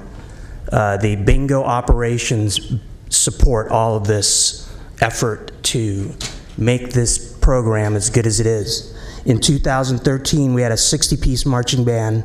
Today it's 187. Kids just influx into the school, and the bingo operations support all of this effort to educate them. We have kids that have gone to Mandarins. In fact, my kid might audition for Mandarins this summer. Did he make it? Huh? He might audition. There's another band in this area. I won't name the name. Blue Devils. Okay. That he wants to audition to. Anyway, I hope you vote yes on this agenda item, and thank you very much. Thank you, Jay. Okay, last speaker, Joe. If there's anybody else, now's time, but otherwise, Joe will be our last speaker on this. Thank you, Board of Supervisors. My name is Joe Fong, and I am the Director of Entertainment for the Sacramento Mandarins. What I wanted to shed a little bit of light on that you guys may or may not realize, but especially with our bingo hall, we're kind of like an unofficial senior center. And that's because the first bingo ball drops at 6:30. We have people lining up at the door at 3:30, and the doors don't open up till 4. And the people lined up are all the senior crowds.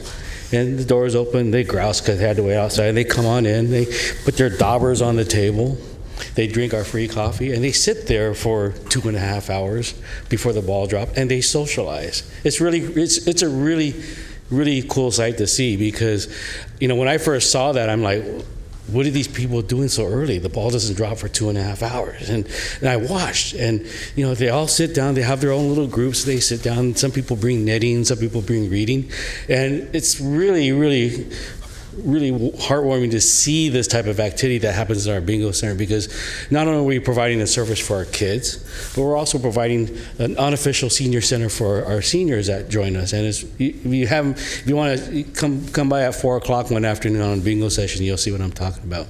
Thank you very much. Good. Thanks, Joe. Okay, question, Supervisor Kennedy? Yeah. Okay. Sure. Okay. Thank you, Mr. Chair. It's clear, we all know the benefits of the bingo operations, particularly for youth groups in our community. They're providing funds and resources that otherwise should be available but aren't available through official other means. And I think that, I must admit, I don't know all of the history of what happened in 1997 to where we got to where we are. But it seems to me as we almost were creating a solution for a problem that didn't exist.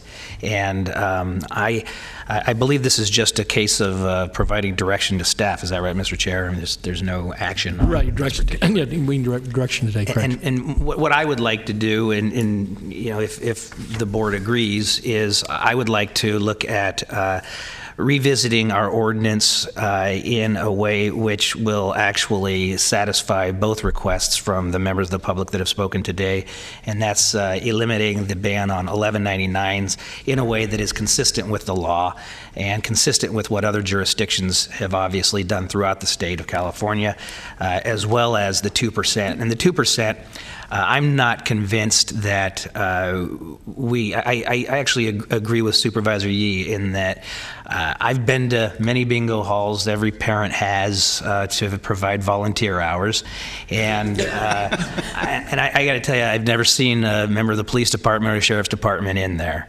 I'm not saying that they never are, but I've never seen it. But I do see private security that does an adequate job and has done a good job, and there isn't a rash of crime at bingo halls that I know of. So justifying the 2% based upon the cost to the providing sheriff deputies, I don't see it. So I would like to, again, provided that my colleagues agree with me, look at revisiting the ordinance, finding a way to eliminate the 1199 that's consistent with the law, and remove the 2%, which I think is a hindrance to raising far greater money for youth organizations in the community. Is that a motion? Do we need a motion? No, I think we can. I think direction here. Yeah, I got the direction. I'll work with the sheriff's office and county council and come back to the board with revisions. As a former band parent who has supervised bingo games, I look forward to reviewing this for you. Yeah, And I would just note that one of the part of cost recovery is that audit requirement. I do think that's still an important component. I know that was part of the settlement and some of the allocation of the formulaic allocation of costs and so forth. But there is behind that, and again, I don't know what's involved, and certainly Margaret could shed some more light on that, but I don't have a question specifically, but I do think there may be something that maybe between reducing the gross percentage and just being at $50, but there may be some additional requirement that would be either a set fee and or some consideration for that. And again, what those requirements are certainly could be a part of the review, but I'd like to, again, just make that point, because I think it's important, again, to keep the playing field level, and it also provides for, I think, in the cases where some folks don't have the volunteer component, the Mandarins, for example, and some of the others may have large volunteer contingent, but recollection serves me correct, that some of the early iterations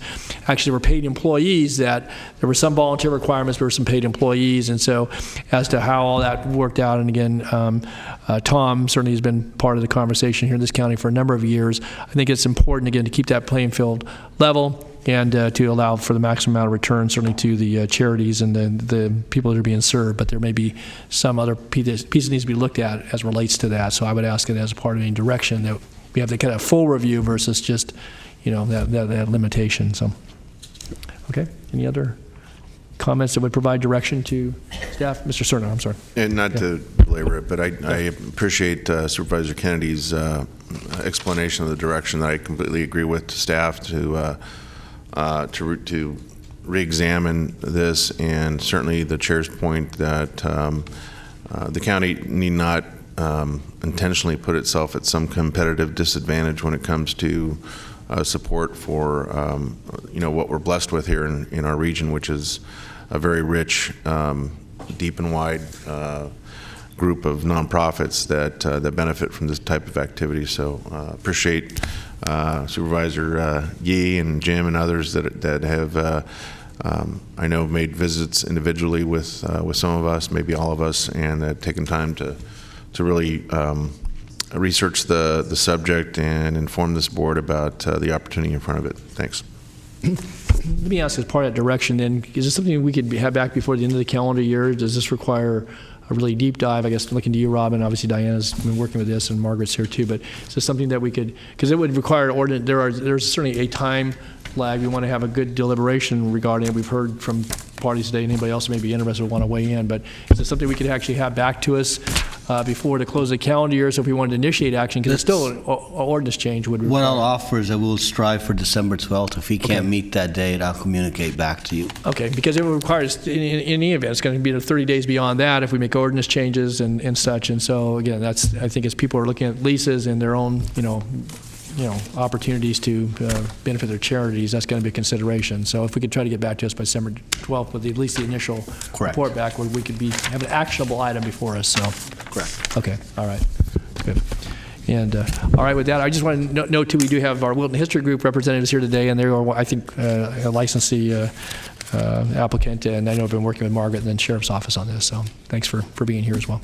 Okay, that will conclude. We hope to be back on the 12th. We'll keep you folks informed, and thank you, Jim, for initiating, Jim and Jim, and we'll try to be back here before the end of the calendar year. So. Thank you for your consideration. One thing I want to remind you, the sooner the better, because every month the Mandarin is writing a check for $6,000 to the county. We got it. We're going to try to be back by December 12th, Jim. So, all right. Last week. All right. Thank you. Okay. That's the end of the agenda. We have two off-agenda speakers, so I'll call them in the order I received them. I have James Saunders, and then James is followed by Martha Esch. Please exit quietly. Then we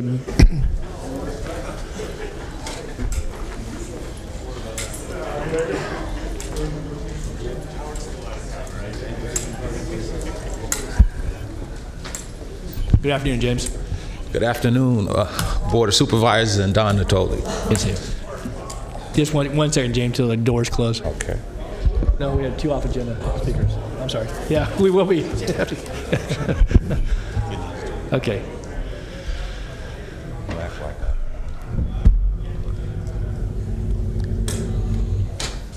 Mr. Saunders. Yes, I'm here because I'm still looking for housing.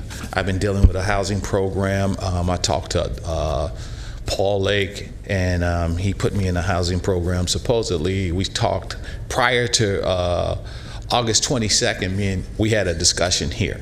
And since then, they had built a situation with Leslie, I think it's his secretary, who went in negotiations with me. I told her certain things that I want. And one of them was a nice area. Number two was legal assistance and service.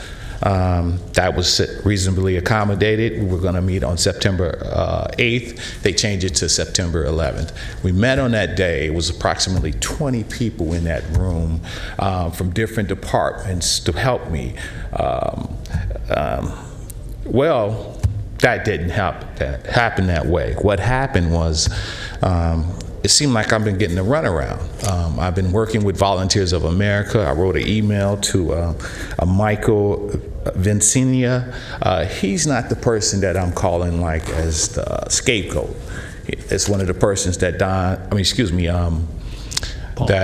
Paul Lake said was the best person to talk to. He's an expert in it, and so I talked to him. What was said there was that they had several locations for me. They gave me an offer basically that you can't refuse. They said, Mr. Saunders, all you have to do is show up at these locations and they have a place for you to stay. These are good areas, good properties, and this wasn't the case. I'm doing the footwork. I had paid people. I've spent over $200 in gas personally. I've made several contacts to people like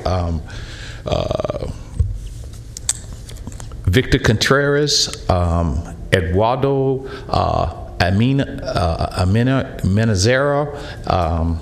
and Edwards, and many others.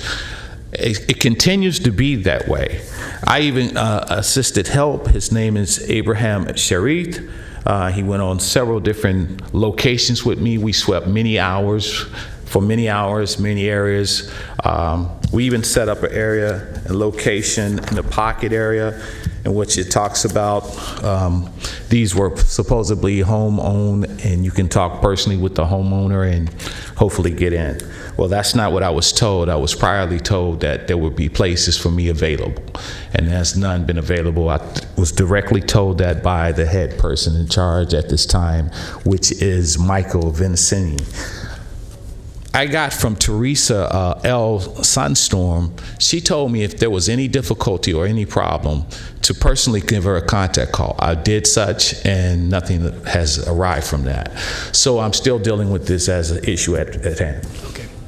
Okay, well, Mr. Lake is here, and again, I know that some of the names you've outlined, James, certainly are people who can assist with, coordinating housing arrangements. I can't necessarily make somebody rent to somebody, but I think they certainly can. They told me they couldn't even do that. Yeah. That's what I was shocked and amazed. And I wrote down the times and dates that they told me that. Okay. So I was surprised from that. I was told to look at Craigslist. I've done that. They have a couple of postings, but when you go inside of it, nothing at the price that you're talking about. Okay. I was told to look at Section 8 housing. Done that. Nothing for me there. I'm told now to look at duplexes. Done that. Nothing there for me.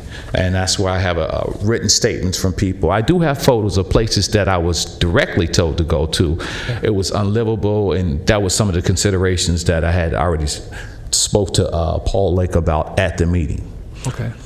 As this states once again on June 14, 2017, it states that after they found out that I was falsely imprisoned, they dismissed the case. They basically said that he needs a genuine need for a housing assistant. That means someone to help me. I've been back and forth to the hospital and to the doctor, and I will be continually going there. And my condition is not getting better, living out in the streets. And I've said that before, and I also gave a medical doctor's letter to you and to other members. Thank you. Okay. All right, James. Well, I guess we'll do our best to continue to try to assist. Mr. Lake's here, so maybe you guys can have a conversation offline here, but we'll hopefully help you.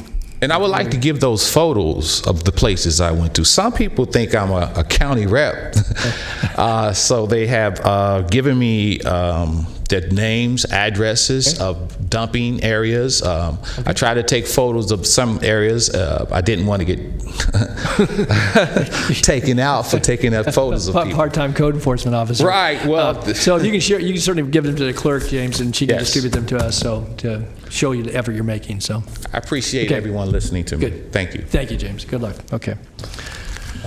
All right. Then in just James, we have Martha Esch. Martha.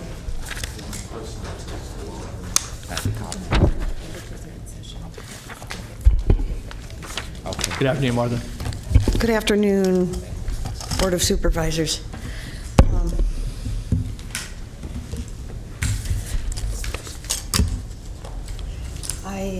Does this work? Yeah. It's on. Okay. I first came to Locke, California, historic Locke, California, back in 1990. I am an artist. I am currently a property owner, and I own an ice cream parlor there in town. These are a couple of my paintings I happen to have in my car today. I brought along to show you. This painting I did in 2005. This is a house that I first had my art gallery in 2005 to 2010. Then I purchased the property behind these trees in 2011 and was sued by the Locke Management Association for 6 years, and I am in appellate court now regarding the property behind those trees. I painted this when prior to my owning that property. This is now my ice cream parlor over here. Anyway, and here's another painting that I did. This is David Peterson. He is a watercolor artist who is very prolific through Sacramento County. He is an amazing watercolorist who goes all over the county and paints pictures of places in the county. But I am here today. You painted the painter. Yes, I did. Okay. Painted a picture of David painting. Okay, very good. Thanks, Martha. And I am the meetup group leader for Sacramento Plein Air Painters. It's a meetup group with over 600 people in it, and Sacramento Sketchers. And I host monthly paint outs in Locke and monthly watercolor postcard tours first Friday of each month, and I take people into the back areas of Locke and we paint beautiful pictures, little postcards. Anyway, but the reason I am here today is to call your attention to something that needs rectification immediately, and that is this property, which is the property I spoke of that I was sued for and taken away from me for the right of first refusal clause, which in my estimation is discriminatory based on race and ancestry. It's in the bylaws that the Locke Management Association and the Locke Foundation have to consider the ascendants and descendants list of Locke as a factor in the assignment of right of first refusal. And they do not have to consider the secondary list of interested parties, of which I am and I was at the time that I purchased this property. They do not have to consider that list as a factor in the assignment of right of first refusal. Anyway, the discrimination still stays in, it still is in that bylaws, and I've brought that to you folks. Received a letter back from June Powles Mays stating that the Board of Supervisors here has no right to amend the bylaws of the Locke Management and Locke Foundation. I understand that you're going to have an agenda item coming up on the 14th. Correct. I would like to be a part of that agenda item. I've got hundreds of documents that you might be interested in, or not.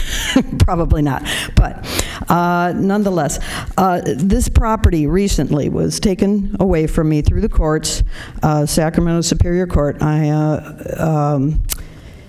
And it was paid for by the association's treasury fund, which is the 38 property owners of the town, not just the 6 self-elected board of directors there. They don't own it. We all own it now. It is now common ground property. And they currently have it listed for sale.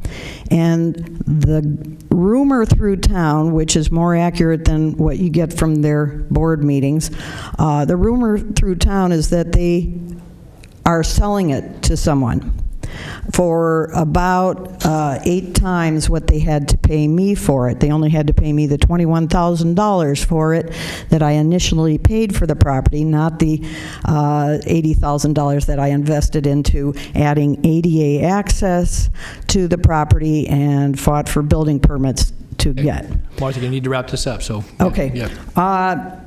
I need your immediate attention to the matter that they are selling, apparently selling this property and going to close escrow soon on a property that they have not received the 67% approval votes of the 38 common ground property owners, which is a state statute under Davis-Sterling Act. Okay. They have to get our approval. We have no information coming from them. They've held a closed-door session on October 12th with no open-door session to hear from the folks in the town. Okay. And these blue areas are all common ground, portions of the common ground areas that these self-elected board members of the Lock Management Association and Lock Foundation have been privatizing for their own use or for their friends' use, or blocking off alleyways one by one with no county approvals. Thank you. Okay, thanks, Martha. And Mr. Leonard is coordinating a report to the board. I know County Council's office has been involved, so we will be back here on the 14th. With a discussion, and certainly, you and others, we're going to do notification to folks in the community, as I had mentioned to you last week when we talked. And so you'll be a printed report that will come forward with the agenda item for the 14th. So appreciate you submitting this. Thank you all very much. Good. Thanks, Martha. Okay, that concludes the morning session, Mr. DeGale. We have 2 closed session items. Okay, so we'll go to closed session and return here at 2 o'clock. Is that correct? Correct. Okay, yes. all right.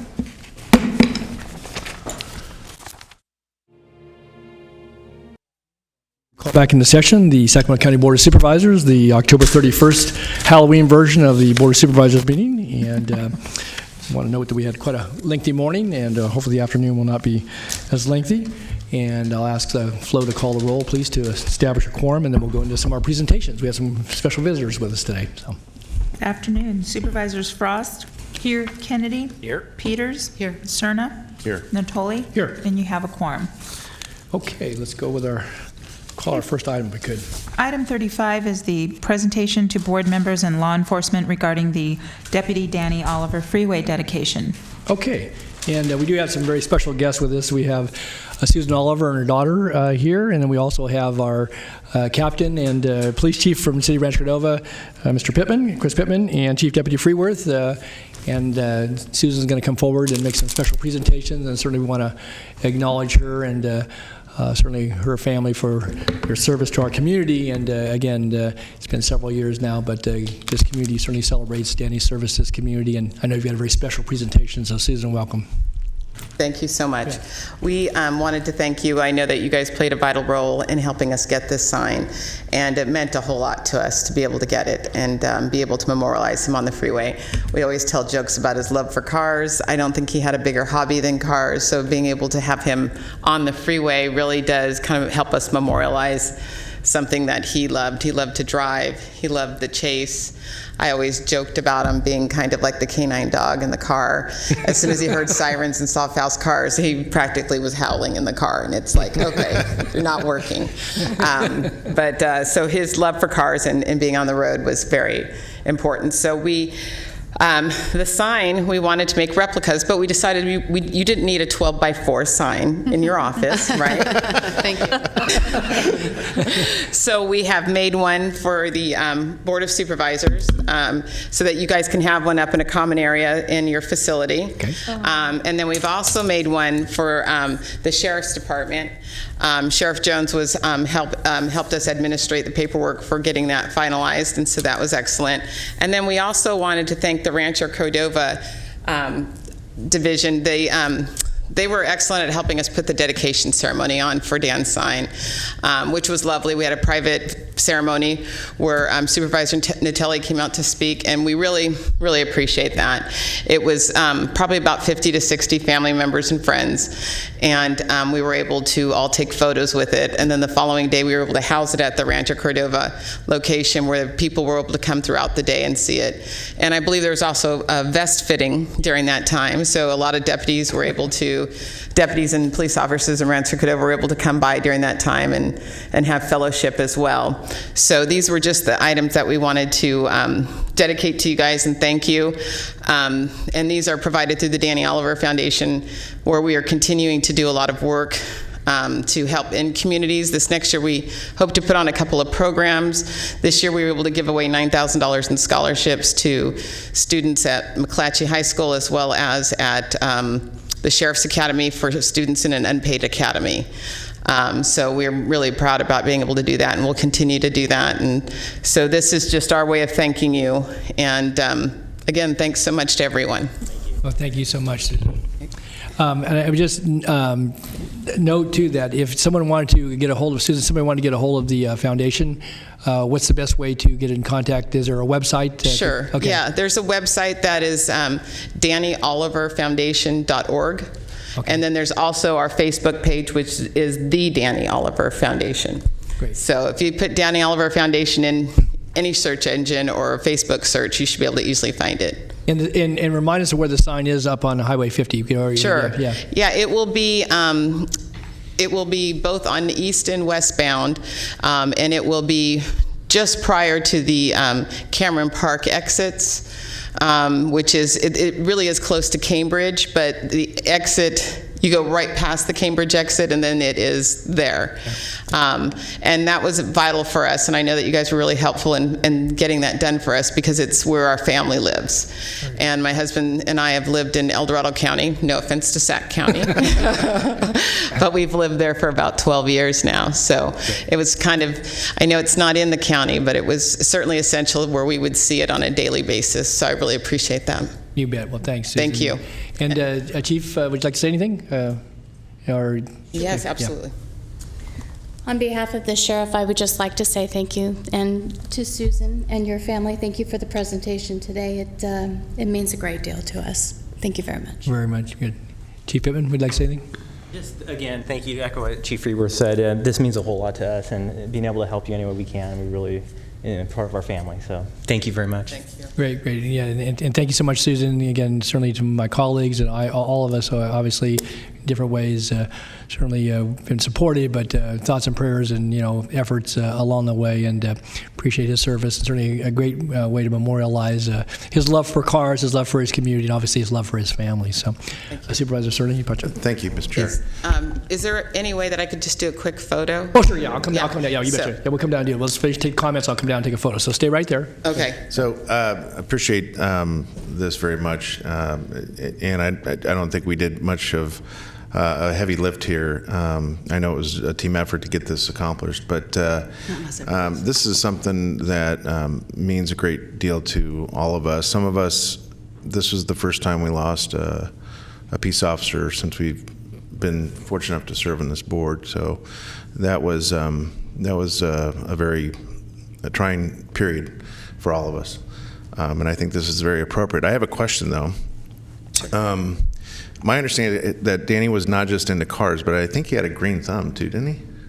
A green thumb? Yeah, wasn't he? I thought I saw some photos of him working in the garden or whatnot. No, no, Dan didn't know the difference between a pine tree. I'm sure if you saw him working in the garden, it's because I put him there. Because I would put him there. So I'm sure you saw him in the garden. That doesn't mean he knew a darn thing. He was actually working in the garden. Okay. Yeah, I'd say, we're planting azaleas today, and he'd go reaching for a tree. And I'd say, no, not a tree. All right. So. I was going to make the suggestion that we have a number of different projects that come across our desks all the time in our respective districts, and this ought not to be the last opportunity we perhaps consider for, I think appropriately, considering the memorialization of someone that gave his life for this community. And so I was going to suggest, but maybe it's not very apropos now, that some of those projects that come across our desks are things like community gardens.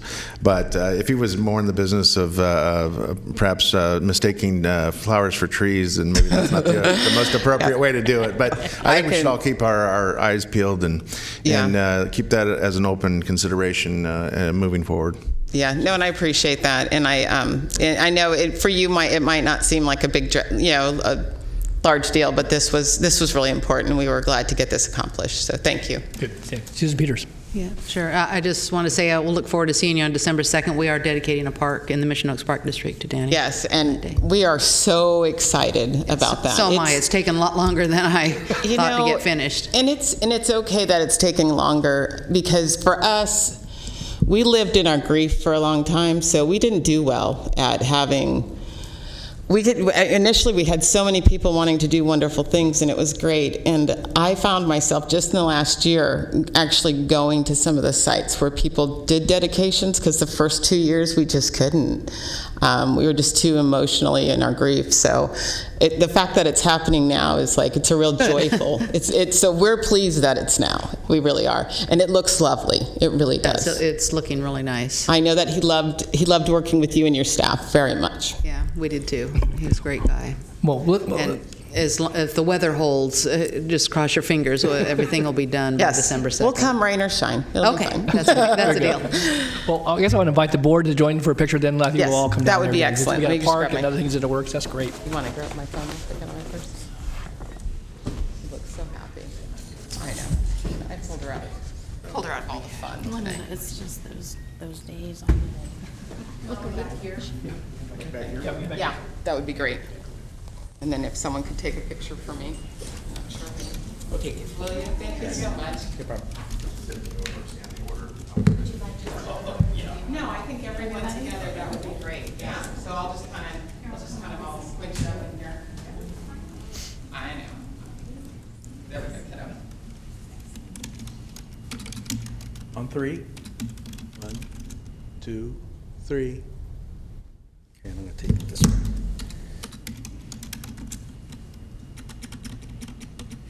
3, 1, 2, 3. There it is. Here. Awesome. You're welcome. Thanks so much. Appreciate it. Thanks so much. Thanks again. Thank you for everything. Thank you very much. Thanks. Thanks for Well, what I did for a living, I did a lot of having to work in communities, so you might have seen him working with me. That didn't mean he liked it. I just saw this big rim straw hat. Oh, yeah, no, we were in Hawaii. That's not working. No, that's okay.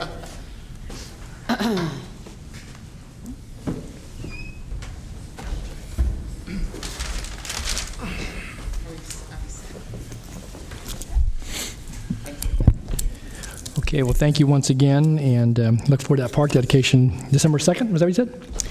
Yeah, it's okay. Knock on wood. Okay, You'll get an invitation when it's finalized. Okay. All right. Very good. With that, before we get into our other order of agenda, we do have some very special visitors with us today. And I know Supervisor Frost had a chance to visit with some of you, and you're all down here in the board chambers. And so we want to give a little special recognition. So I'm going to call on Supervisor Frost to introduce our group. And I think you have a brief presentation. You may want to call him to the podium. And thank you, Chair Natoli. I just wanted to introduce some of my friends from Sacramento Association of Realtors. And this is the leadership group, Leadership 2017. These are our future council members and business owners and business professionals. And so I wanted to invite Kaylin Wright, who is the Government Affairs Director at Sacramento Association of Realtors, and all of you to come down, and I have a little present for you, a county pin, and maybe introduce yourselves and tell a little bit about the leadership class. Good afternoon, Kaylin. Good afternoon. Thank you, Supervisor Frost. This is the 2017 SAR Leadership Academy. This has been going a number of years now at SAR. It's a yearly academy we do, and I work with the leaders every year, taking them to the state capitol, a city council meeting, and a county board of supervisors meeting, just to help them understand our work with our local jurisdictions. So thank you all for having us today. Good, that's great. Want to each introduce yourselves, or? Maurice, you should go first. You can put a shameless plug in for whoever you're affiliated Hard Money with. Chris, I work for these guys and for you. Thank you. Okay, great. Okay, great. Chris. Hi, my name is Maurice Thomas, and I'm the chair, and I was happy to be part of this class. It was a special class. They put together a very special project to help encourage committee involvement within the association, and that's something that hasn't been done before, and I'm glad to be part of it. Great, thanks, Maurice. Hi everyone, Kiara Norman. I'm serving as vice chair with Maurice Thomas this year. Happy to be here, thanks. Thanks, Kiara. Hi, I'm Samantha Tove Weisensee. Thank you for everything you've done. What Sue shared with us, what you guys done, it's amazing. Thank you. Good, thanks, Samantha. Hello, Jordan Pruitt with Wycott Realtors. Really has been a pleasure to really learn about how everything works on the government level and all the different moving pieces that go into it. So thank you. Great, thanks, Jordan. Hello, I'm Kenneth Wilburn. I'm the Director of Membership for Veterans Association of Real Estate Professionals, and I'm also a loan officer with Vitech Mortgage Group. Thank you for having us. Great, thanks, Ken. Oh, great. Good afternoon, Mari Garcia with First American Title, and it's my first time on the board, and I serve on YPN and NAREP, which is an affiliate from SAR as well. So thank you for having us. Great, thanks, Mari. Hello, my name is Evelia Marquez. I'm with Keller Williams Commercial Real Estate Division, and it's been a great opportunity to be part of the Leadership Academy. Great, welcome. Good afternoon. I'm Luis Espinosa with Lion Real Estate. It's been a tremendous experience to be part of this Leadership Academy, and very nice to meet the supervisors today. Thank you. Great, thank you for being with us. Good, well, we welcome you all down here. You're welcome to come back any Tuesday or Wednesday. We're in session, and Yay, I love one. We're all about pictures. Thank you. Thank you. In fact, I wish I'd have brought my camera. Can you get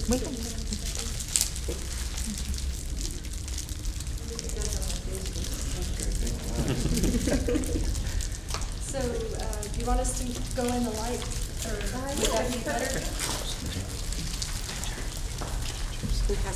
all right, Kenneth's got his on his lapel already. Huh? You need to move the mics, honey. Move the mic.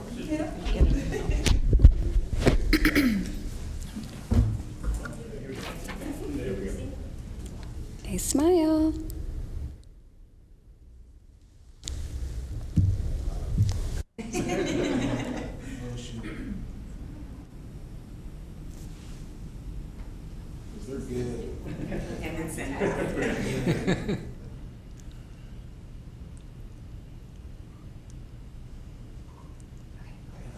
Great, thank you all for joining us. Yeah, thank you so much.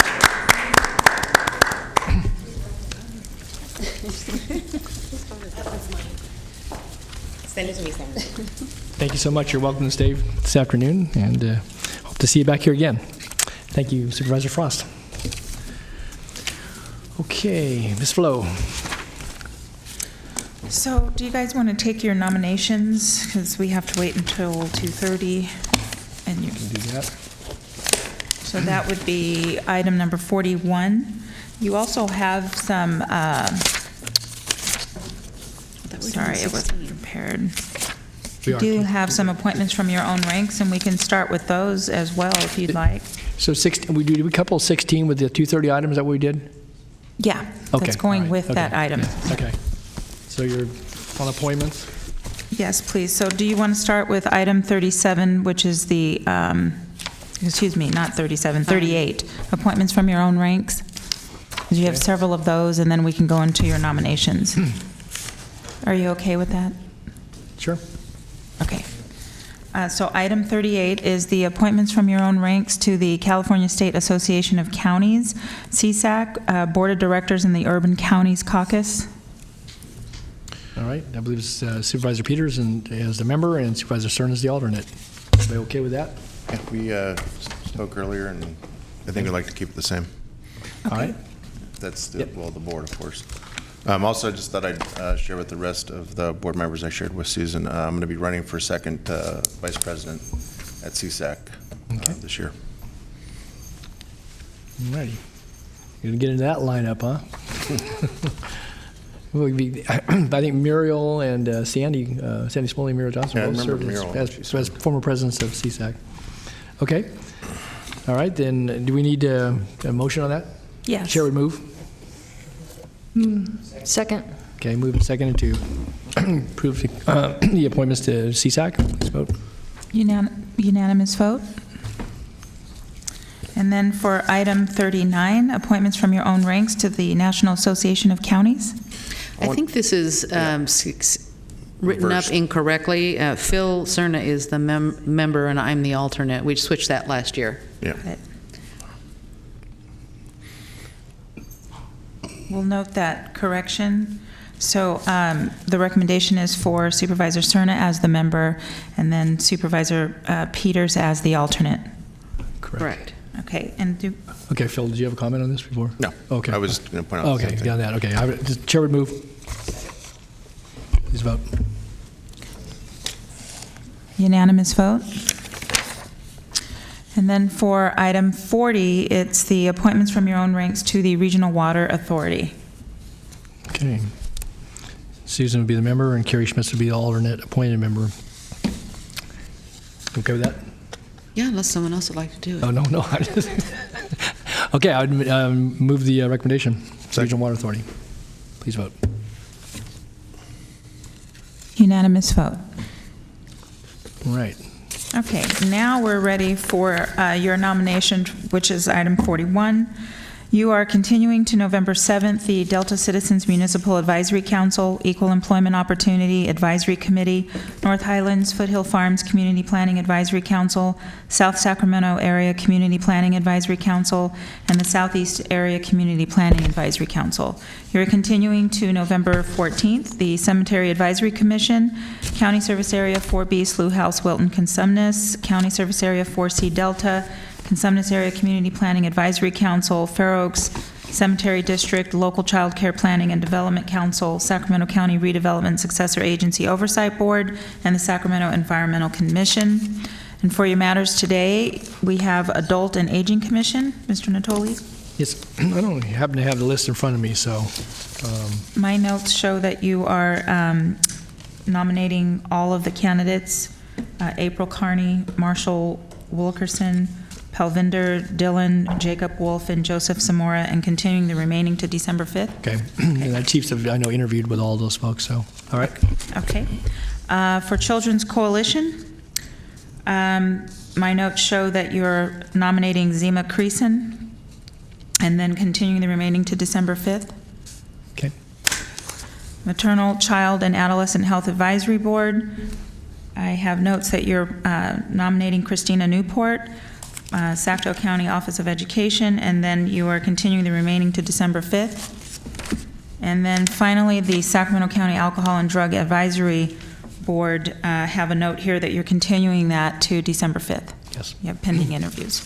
All right. Well, And thank that you for concludes your walking us through. nominations. Okay. Well, we got about 4 minutes here before we next item, I guess. Yeah. All right. So we'll take a very brief recess. We'll be back in session 2:30.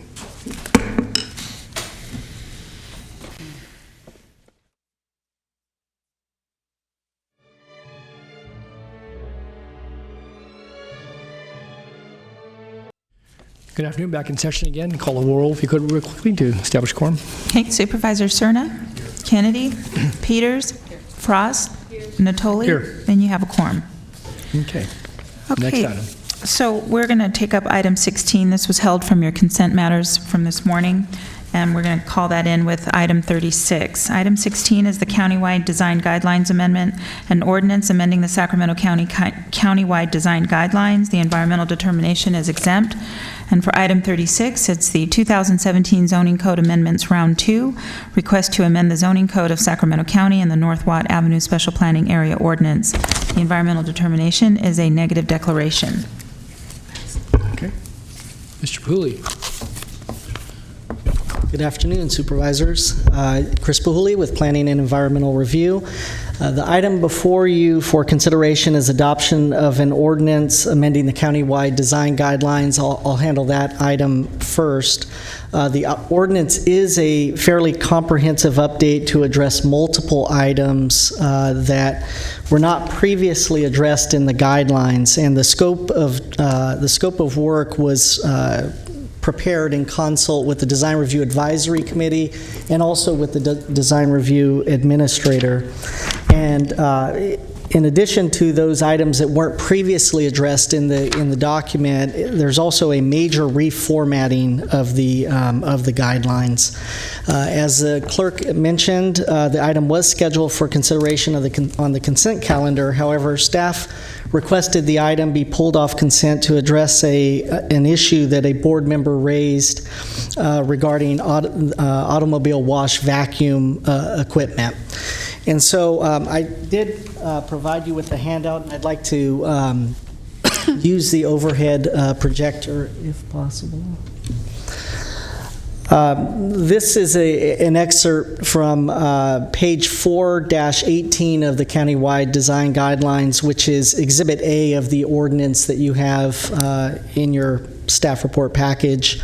And the fifth bullet point states that the vacuuming or drying equipment should not be placed adjacent to a residential district unless separated by a building or other solid barrier. Given that there have been concerns with previous projects where equipment has been separated by a solid barrier, staff would suggest the board could strike the language "or other solid barrier" from the guidelines when making a motion to adopt the item.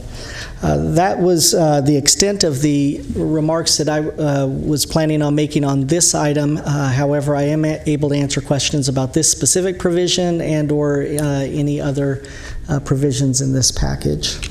Okay. Thank you, Chris. Supervisor Peters. Thank you.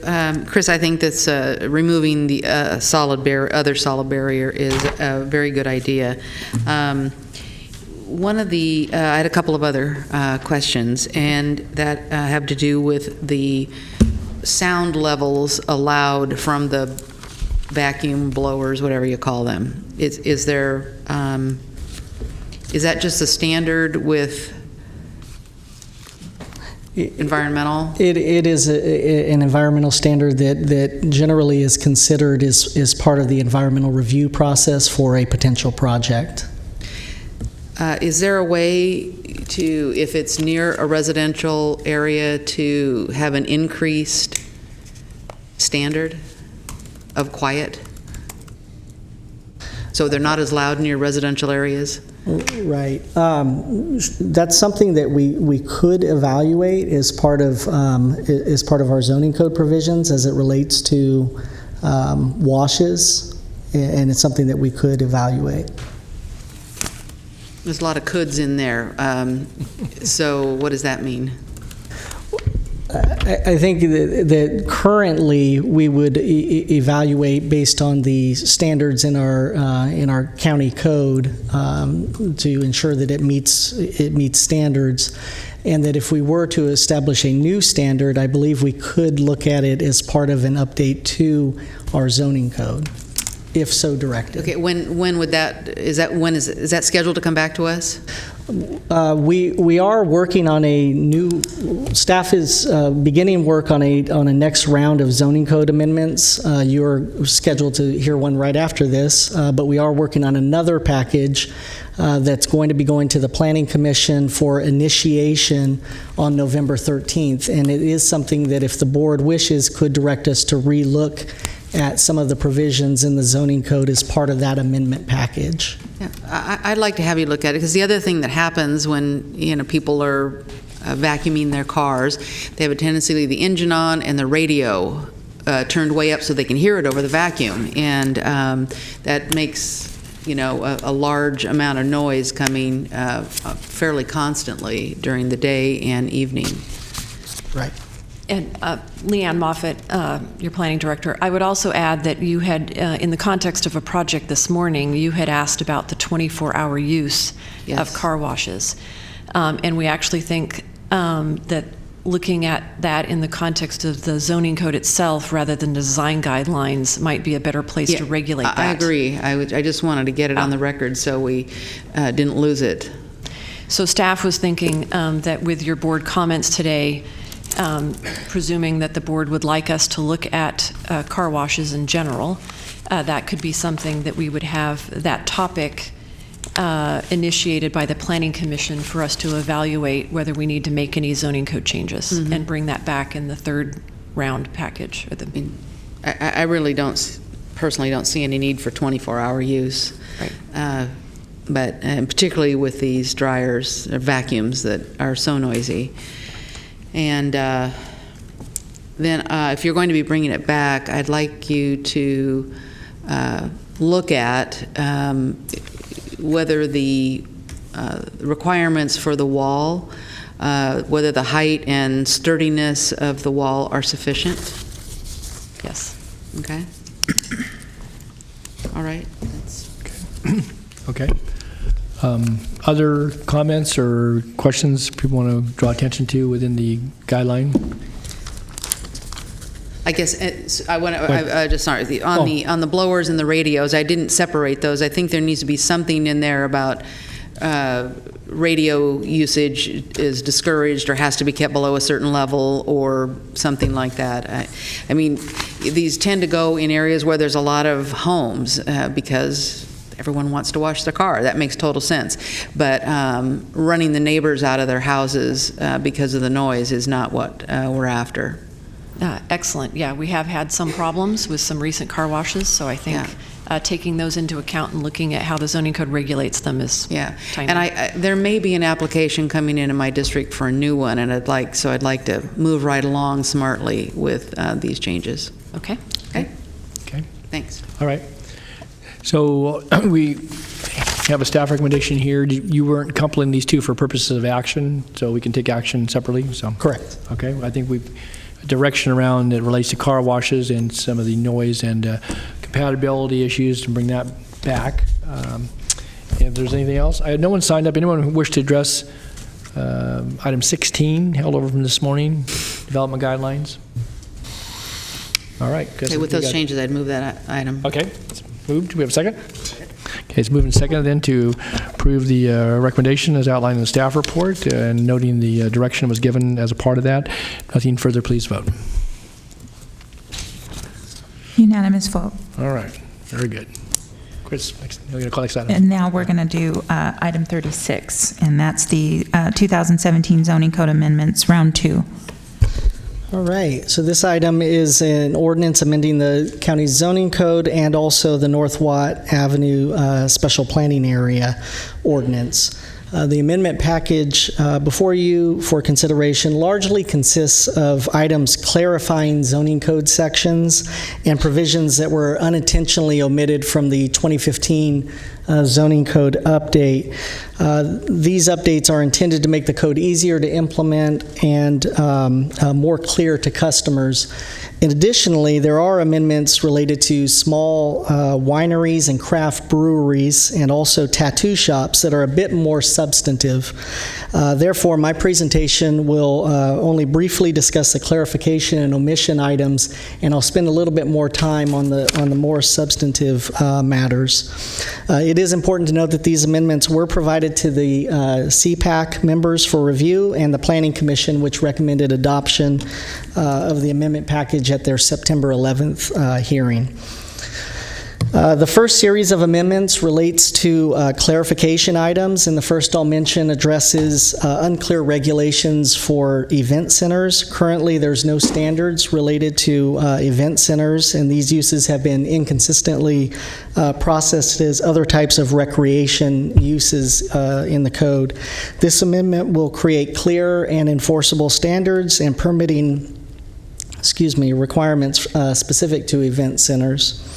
The second amendment addresses inaccurate use standards within the North Watt Avenue SPA. There's a use standard in the SPA that provides standards for auto sales. However, auto sales are not allowed in the SPA, but marine or boat sales are, and so therefore the amendment clarifies that the standard applies to marine or boat sales and not to auto. The third amendment addresses standards and permit requirements for cargo containers. Chris, just one second. Okay, I'm sorry. You were skipping around there. I was trying to catch up with you. You went to the last item first. On automobile sales, so you're proposing new standards for new and used auto sales. So right now it does not allow them, and this would allow them? No. So in the North Watt Avenue SPA, there's a standard related to auto sales. However, auto sales are prohibited in the SPA. So what we're doing is we're clarifying that those standards only apply to boat and marine sales and not auto sales because they are prohibited in the code.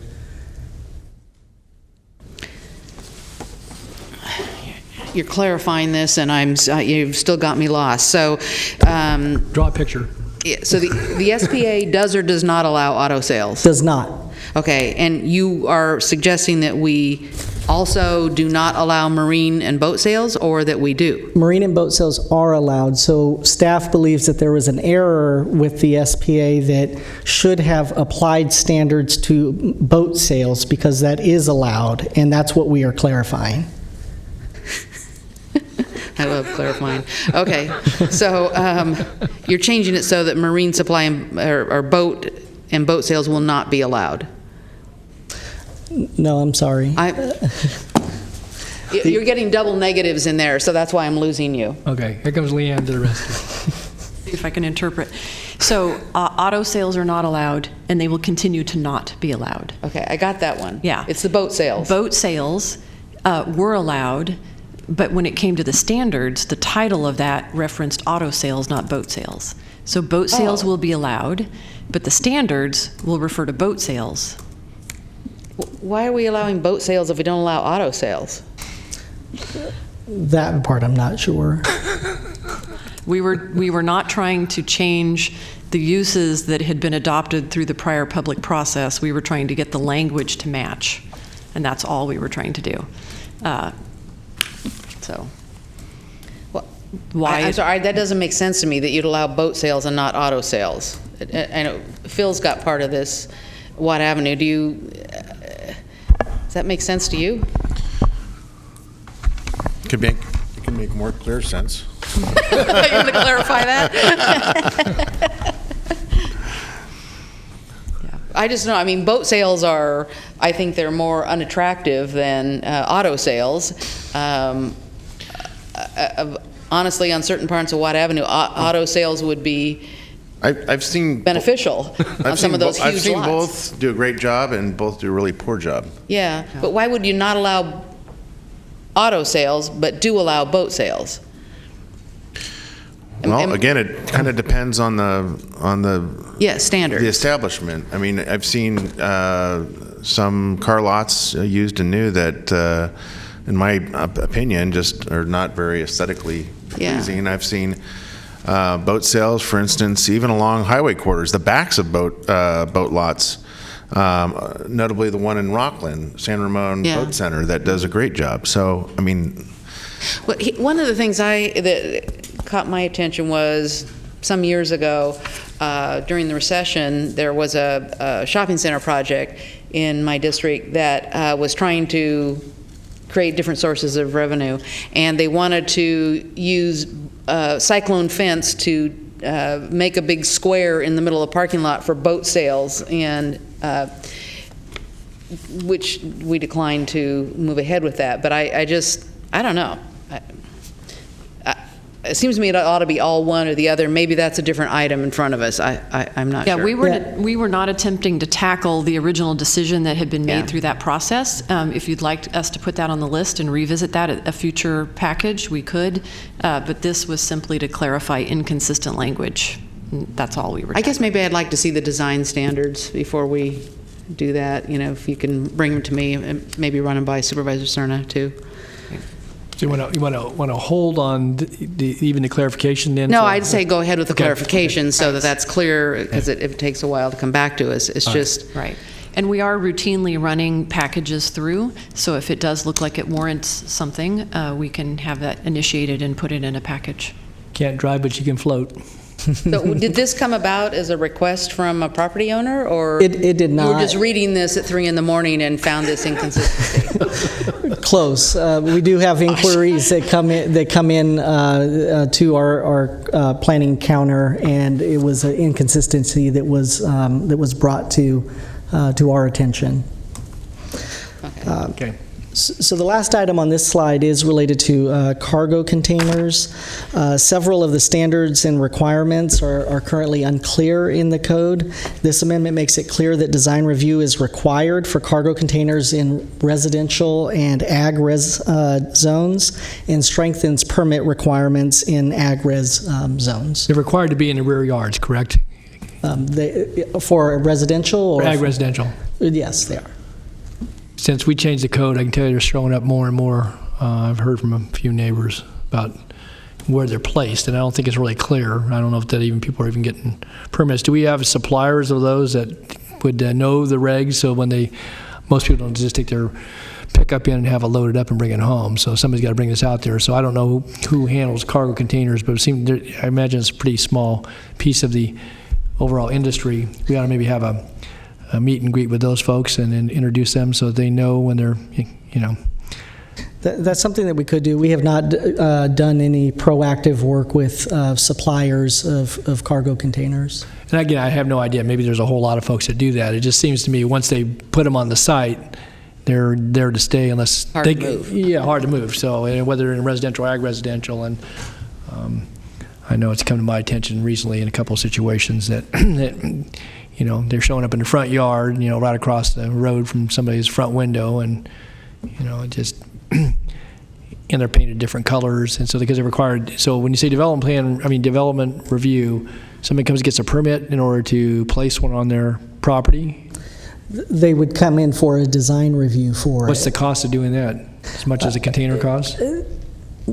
I'm not sure the cost of the container, and they range from an incidental design review, which is around $400 to $500, to a minor design review, which could be close to $1,000. And therein lies the discouragement. Not that people shouldn't be doing the right thing, but most folks aren't going to come down to the county and tell you that they're going to do one. If they're going to if you tell them they got to spend $1,000 to have it reviewed, or $500. I don't know what those things cost.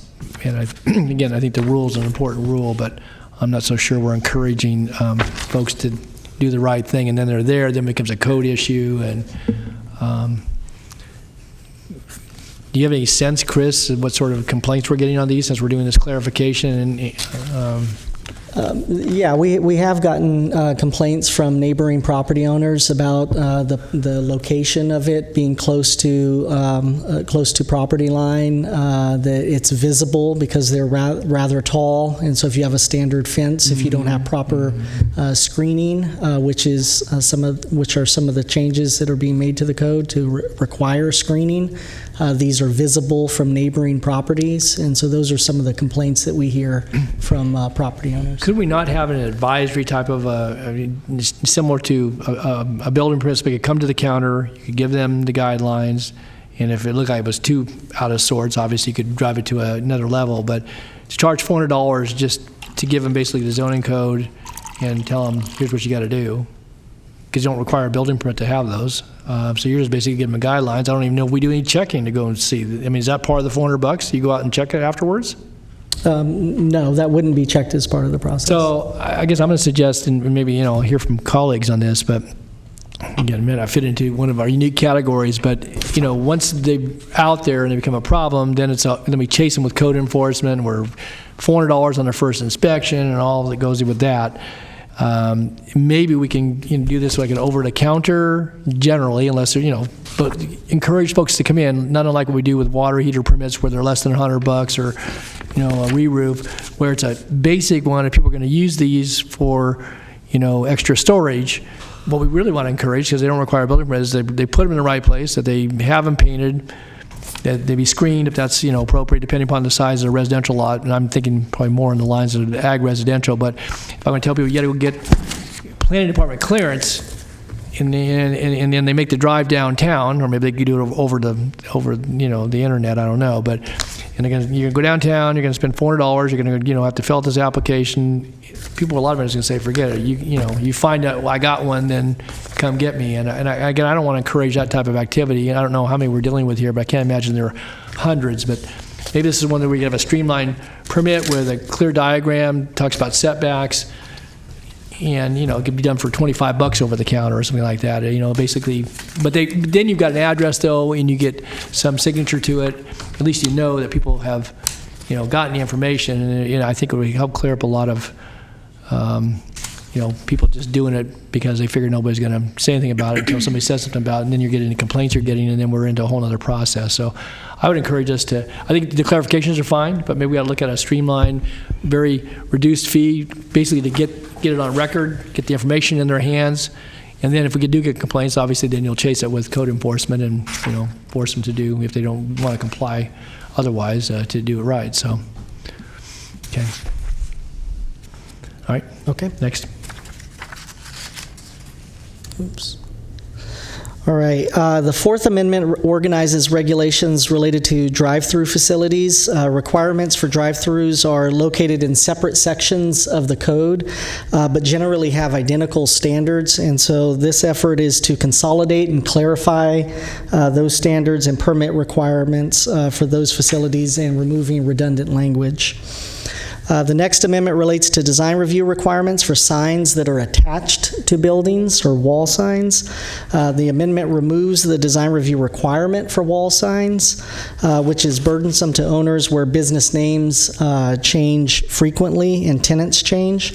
In most cases, a permit will still be required, and the design standards regulating area, height, location, and illumination would still apply to ensure that they are compliant and compatible with the surrounding community. The Sixth Amendment clarifies accessory structure standards in residential zones. Residential accessory structures and ag structures incidental to a residential use are located currently in different sections of the zoning code. And so this amendment consolidates all of those regulations and reduces repetition in the code. Could I ask on that? And Leanne, you and I have had a little bit of conversation about a recently pulled building permit in the area I represent, and we're on a AR5 parcel. They pulled a permit for a 24,000 square foot greenhouse. Sorry. Yeah, no, I know. You know exactly what I'm talking about. And for one thing, the size and scale, irrespective of what the proposed use and or intended use is, I'm not going to that point right now. I'm just, they weren't required to meet any particular setbacks besides the minimum setbacks for accessory dwellings.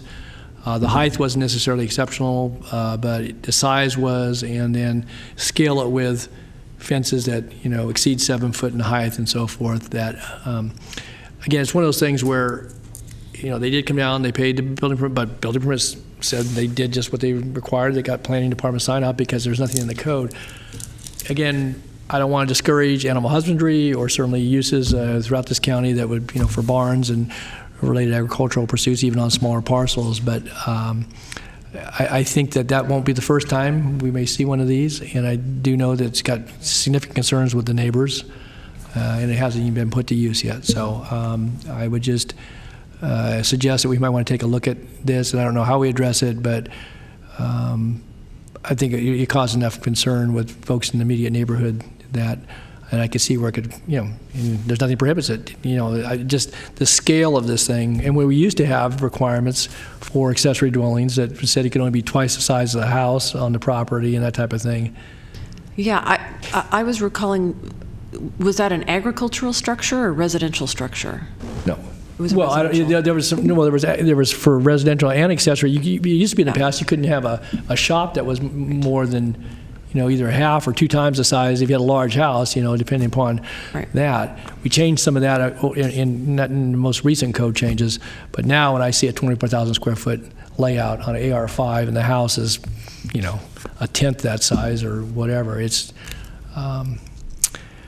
Okay, well, that's something we can take a look yeah, at. and again, maybe we can talk with the Farm Bureau and our Ag Advisory Committee, which we just appointed to, and have them take a look at this as well, and maybe offer some suggestions as a board as how we might deal with that. Yeah, as I recall, what you and I talked about is we don't really have any lot coverage standards in the agricultural area. So we had never really seen extremely large agricultural buildings, but we may be now, so we may need to take a look at those. Yeah, the organic lettuce growers are organizing. Right, yes. Okay, Chris. All right, the next amendment relates to non-conforming residential lots. Historically, county staff has allowed non-conforming residential lots to be considered legally non-conforming if a valid building permit, acceptable lot size, appropriate access, and public utilities are in place. However, there is no codified allowance for that practice, and this amendment will formalize that practice and develop a consistent approach in determining lot status. The proposed amendment will better inform residents of the requirements for obtaining legal status and will expedite staff determinations of lots that may be non-conforming.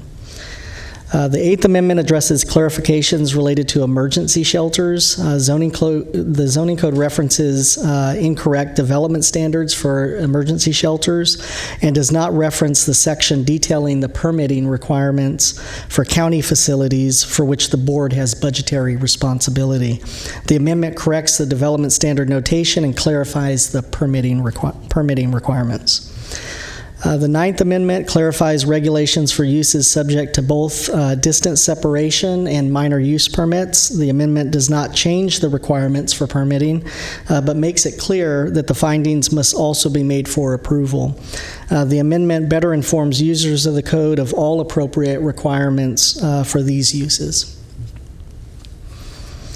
The next set of amendments relate to items that were not addressed, that were addressed in the previous zoning code, but were not carried over in the 2015 update. Home occupations are currently not permitted in commercial zones. In the prior code, home occupations were allowed by right in all commercial and CO zones, and this allowance was unintentionally omitted from the new code.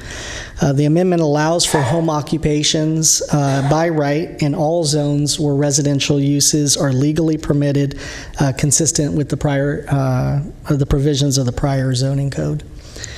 The 11th Amendment addresses design review requirements. The zoning code currently requires design review for most projects that require intensive entitlement requests. However, the code is silent as to design review on commercial and institutional projects in the agricultural and ag-res zones. The proposal adds a design review requirement for all commercial and institutional projects in these zones to ensure that the projects are consistent and compatible with surrounding uses. The next two updates relate to terminology updates. The 12th Amendment relates to individuals with disabilities and the Americans with Disabilities Act. The Zoning Code and Design Guidelines use incorrect language when referring to people with disabilities and outdated references to the Americans with Disabilities Act. This proposal makes various language changes and citations throughout the document. The next amendment relates to county department restructuring. In April 2017, the board approved an organizational restructuring package resulting in the removal of the Planning and Environmental Review Division from the Community Development Department. The code, however, still refers to the Department of Community Development throughout, and so this amendment makes those necessary changes. The 14th Amendment addresses regulations for tattoo shops. So in response to concerns from potential tattoo shop owners, on April 25th, 2017, the board directed staff to review regulations related to tattoo shops. Currently, tattoo shops are only permitted in the mixed-use LC and GC zones with a minor use permit. Additionally, tattoo shops are required to be at least 100 feet from residentially zoned properties and sensitive uses such as daycares, libraries, and parks. Tattoo shops must also adhere to over-concentration requirements, prohibiting them in areas where there are more than 2 uses such as hookah lounges, massage establishments, and check cashing businesses. The separation requirements and over-concentration requirements were initially established in response to safety, economic, and quality of life concerns raised by community members. In preparing a recommendation for the board for consideration, staff reviewed a recent court case where the Court of Appeals for the Ninth Circuit ruled that tattooing is fully protected by the First Amendment, and that the process of tattooing may only be regulated by a proper time, place, and manner restrictions. Further, staff reviewed crime data from the Sheriff's Department that showed a relatively low number of calls for service from existing tattoo shops, which does not seem to corroborate some of the community concerns regarding these establishments. Staff's analysis of the existing zoning code regulations governing tattoo shops is that new shops can only be located in an extremely limited number of properties, and that potential shop owners would have a very difficult time finding a location in which to operate. Therefore, staff is recommending the following permitting approach. 1, removal of the distance separation requirements. 2, tattoo shops be permitted in the industrial zones subject to a use permit by the Planning Commission. And 3, that tattoo shops be permitted in the LC zone subject to a zoning administrator use permit, and the GC zone with a planning director's minor use permit. I should note that staff is recommending lower level hearing authorities based on our review of the crime data for existing tattoo businesses. However, should the board not agree with staff's recommendation, higher hearing authorities could be considered by the board. The final amendment relates to... We had a question, I think Supervisor Peters, on this comment.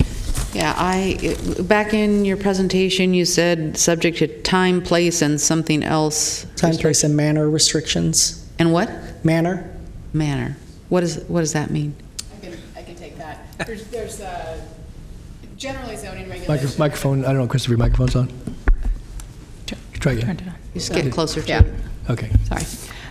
Generally, zoning regulations are subject to reasonable time, place, and manner restrictions when there's protected speech involved. And here the Ninth Circuit has held that tattoo parlors are fully protected by the First Amendment, and that the standard is a reasonable time, place, and manner restriction. So basically that means that the county can regulate, but the regulations are when, where, and how, not whether. So we can't restrict tattoo parlors completely. And so I think that's why the recommendation about removing the distance separation requirements, because effectively we limit so extremely where the tattoo parlors can go that it's almost a... Was that specific thing about distance requirements reflected in the court's opinion? It was not, but the court, but that is a time, place, and manner restriction. And what the court said is that you can't outright restrict a tattoo parlor because they are protected by the First Amendment, but you can impose reasonable time, place, and manner restrictions on them. And so I think I've looked at what's being proposed by planning here, and I think that we are within the law on what we're doing now, but subject to challenge on the existing regulations because of the distance limitations. Is what's proposed the absolute minimum to get away? I mean, because we had tons of neighborhoods in here saying, you know, we want distance separations on this kind of business, and I don't know how I'm going to explain this to them. So well, I guess I want to know that we haven't been overly generous in trying to revamp the code. I mean, I think Chris can explain more, but I think he's checked in with the Sheriff's Department, and they said there have been no issues or no maybe because minimal. We restricted the distances. I don't know, but the tattoo parlors that we have apparently have had very few, if any, problem, so there's really no basis for us to treat them differently. It was the than idea similar that they would businesses. be, you get a shopping center with a tattoo, a smoke shop, a hookah lounge, massage parlor. It was all the kind of, I'll just call them noxious uses. And that was the idea, is keep them from grouping together and having problems therein. And because of what they look like from the street. Yeah. But I don't think that the data that the county has substantiates that concern. Yeah, but this is quality of life. It isn't just data. It's quality of life. But it still has to be something that can withstand legal challenge when it's a fully protected First Amendment right. Okay, So I it get makes it that. more My difficult. question still hasn't been answered. Is what you're suggesting the absolute minimum we can, get away with, I would say, and reflect the court's decision? I think what staff so far had talked about is we could elevate from the staff planning director minor use permit up to more of a hearing authority, higher hearing authority, which does tend to have more CPAC review and more rigorous review. But There's would more those cost. reviews be subject to what we're just talking about? I think each individual site would be discretionary. It's more the approach when there are no sites, because we have applicants coming into us basically saying, I can't find a single site to apply for because there are existing massage parlors and other existing uses, and therefore I'm not even allowed with these distance separations to even file a use permit application. And that's what became a challenge, was when we had sufficient evidence that there was no place that they could even apply for a use permit for. So our discussions were, as long as we provided a use permit path to look at it on a discretionary site-by-site basis, that gave us a better stance. In fact, actually in downtown Rio-Linda area, that SPA was written differently. It was written for its own downtown Rio-Linda area, and it allowed a use permit. I can't remember if that was zoning administrator or planning commission. Zoning administrator. Zoning administrator use permit. We actually had like 20 or so people at the CPAC supporting the tattoo shop in downtown Rio-Linda, and unanimous CPAC every neighborhood vote. is different, has its every own neighborhood is different. personality. So our thought was that a use permit path allowed that neighborhood by neighborhood sort of approach. Now, whether a staff level minor use permit that doesn't go to the CPAC is right or not, that's where we thought there was maybe some discretion to elevate it from staff minor that doesn't get reviewed by the CPAC, and maybe ZA or Planning Commission would be a better approach. It is certainly more expensive, but. And it would be legally permissible if that's the board's preference. If you want to impose a higher review standard, you can, review body. Okay. Well, I think we should, because it would give the neighborhoods a chance to comment on it. Maybe certain neighborhoods think it's fine, and others not so much. It probably depends on where you live and what's already existing in your neighborhood. I would caution, though, and I don't know the requirements off the top of my head for similar uses like hookah lounges, et cetera, but I think you need to make sure that you're not treating tattoo shops to a more expensive process than similarly situated uses, and I don't know if we are or not. Leanne and Chris probably can respond to that. Yeah, I think we could probably get away with either zoning administrator or planning commission. That's great. At the board's discretion. Yeah, you were looking at Chris. I couldn't hear what you said. I said I think we could get away with either zoning administrator or planning commission, and that would be similar to other types of use permit processes we have currently in the zoning code. I'm fine with planning commission. Then you get the neighborhood can testify, and you have 5 appointed members who can pass judgment. I have a question just on that. So it would be in cases where you had a concentration, or in every case? In every case. So in we every would case, you be would, staff's to Chris's recommendation. point, yeah. Staff's recommendation is that we would remove those the separation requirements as well as the over-concentration requirements from the tattoo shops, but each tattoo shop would be subject to issuance of a permit. Okay, so then just to Chris's point about what's required of hookah lounges, pawn shops, smoke shops, thrift shops, I'm not going to throw the adult uses in there, but check cashing, payday loan establishments, do those all require use permits to the planning commission or the zoning administrator? And I've got a center that has 5 of those in one center. So and we actually had a hookah lounge go in right before the code changed.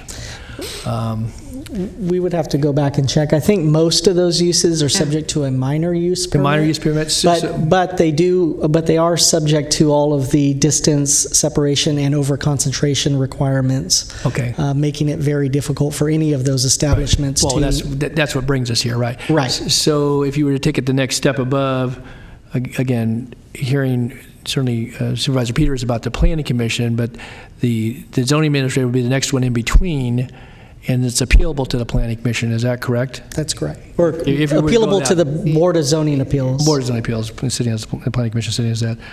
Okay. Well, and also if the CPAC recommended denial, it would automatically Go to Planning Commission? from the ZA to the Planning Commission. Okay, so it provides somebody, because again, I certainly the community, each community may view it differently.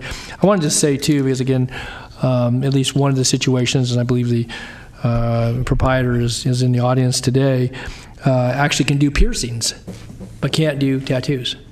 And there's no restriction. And again, they may not be equivalent as far as traffic or people's view of what happens there, but that's allowed by right. And actually, I think has operated at that location just couldn't do the tattoos. And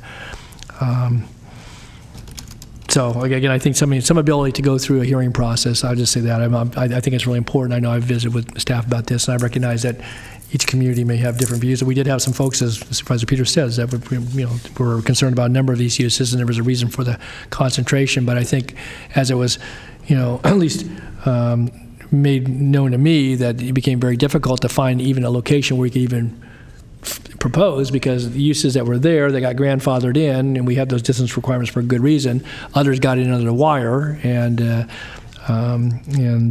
then people were stuck. So this would allow for some ability to go through a community vetting process and actually have it decided at one level or the other. So, like I say, I would be okay with a ZA, just which would allow again the CPAC to appeal to the Planning Commission if it was a controversial one. So you still would get the 5-member appointed body to make a determination. So I don't know how others feel about this. I see Sue Frost.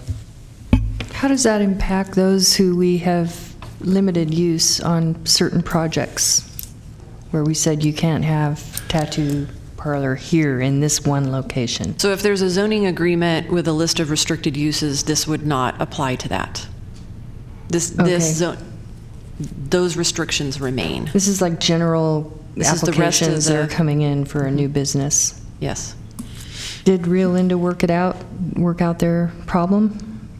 The tattoo parlor in Rio Linda? Yeah, so there are, with the Rio Linda special planning area, there are certain districts within the ordinance that allow for tattoos subject to a issuance of a permit from the ZA. And so the one that came in recently did get approved on M Street. Thank you. Yeah. Well, the thing is with the just a ZA, though, then it ends up getting appealed to the Board of Supervisors, and I don't think we should be weighing in. I mean, I think that should be solved at the sort of citizen government level. That's why I would look more towards the Planning Commission. The ZA goes to the board? Well, if isn't that what the Merlin-Guerre situation is? I mean, the CPAC... Environmental document, though. Yeah, that's a different provision. So the normal case would be if the CPAC recommends approval of a ZA item, it's heard by the ZA, and if it's appealed by a citizen, that would go to the Board of Zoning Appeals, which is the Planning Commission. Right. If the CPAC were to recommend denial, then it would automatically bump to the Planning Commission. It would start at the Planning Commission, and it could be appealed to the board. Okay. I can go with the ZA, too. Okay. Supervisor Cerna? Thank you. Question about the amendments as they affect wineries, small wineries. You have one of the bullets there that express that the wineries would not be permitted in the CO zone. Is there anything in the amendments that are being proposed here that would prohibit the ability for there to be a more urban type, smaller footprint winery? It's not affiliated with any of their own vineyards, so there's obviously not going to be any vineyards in an urban setting necessarily. But I'm curious because there are examples locally where small wineries are actually bottling, they're actually producing the wine on site in a very, very small, relatively small footprint in urban commercial zones. And so, judging by the smile on some of your faces, I think you know which one I'm talking about. So I just want to make sure that we're not doing anything that unnecessarily restricts the ability for boutique wineries to proliferate and be good neighbors and produce their product in urban settings. Certainly not with this amendment package here. It's a fairly narrow amendment that will allow for small wineries and craft breweries on NCO zones. Those zones currently, these uses are allowed in most ag, mixed-use, commercial, industrial zones, subject to I believe, a zoning administrator use permit. It looks like Leanne is looking at the code right now, but I believe that to be the case. And so there isn't anything in this amendment package that would prohibit those types of uses from continuing. We allow small wineries and specialty and craft breweries in the mixed-use zones and the limited commercial and general commercial zones. They simply are required to have a sales and tasting room or a restaurant. Okay. And then there's some standards that I can look up real quick and see what else they say. That's all right. I just want to make sure that point is underscored here. Thank you. Okay. Yes, we like wineries and breweries. All righty. Yes. So that concludes the remarks that I was planning to make. Just as a reminder, as far as the staff recommendations, we're recommending that the board adopt the negative declaration prepared for the project and approve the proposed amendments to the zoning code and to the Watt Avenue special planning area. Okay. I don't see more questions about your comments about board members. Let me see. Anybody in the audience here wish to address what's before us? Okay, I guess it's all understood then. All right, with that then, bring it back to the board for a motion, and we get some direction out of a couple of the items here today. So, I want to start.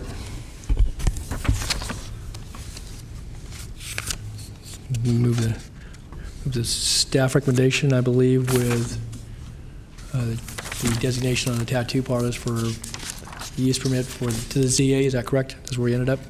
Yes, that's the only change that I have noted, and I have several other follow-ups, and the but follow-ons separate for from these packages. Boats and cars on Watt Avenue. Yeah.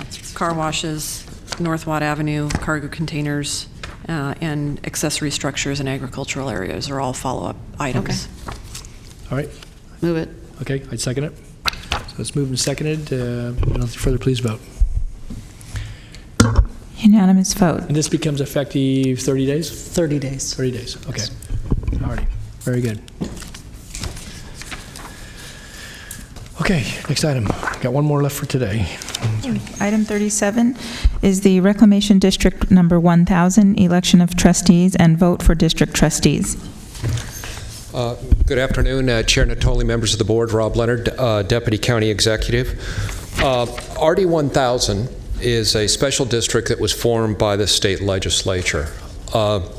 RD 1000 has been providing flood protection services and support in the Natomas Basin since 1911. RD 1000, as I'll call it, maintains 40 miles of levees in the Natomas Basin, generally bound by the Sacramento River, including the levees along Sacramento River, the American River, the East Main Drain, Pleasant Grove Creek, and Natomas Cross Canals. The district maintains canals within the district and also maintains 7 pump stations. In odd years, consistent with state law, the district is required to hold election for members of the board of directors. In 2017, there are 4 seats that are open. We have 5 candidates that are running for those 4 seats, in part just explaining why we're before you this afternoon for this action.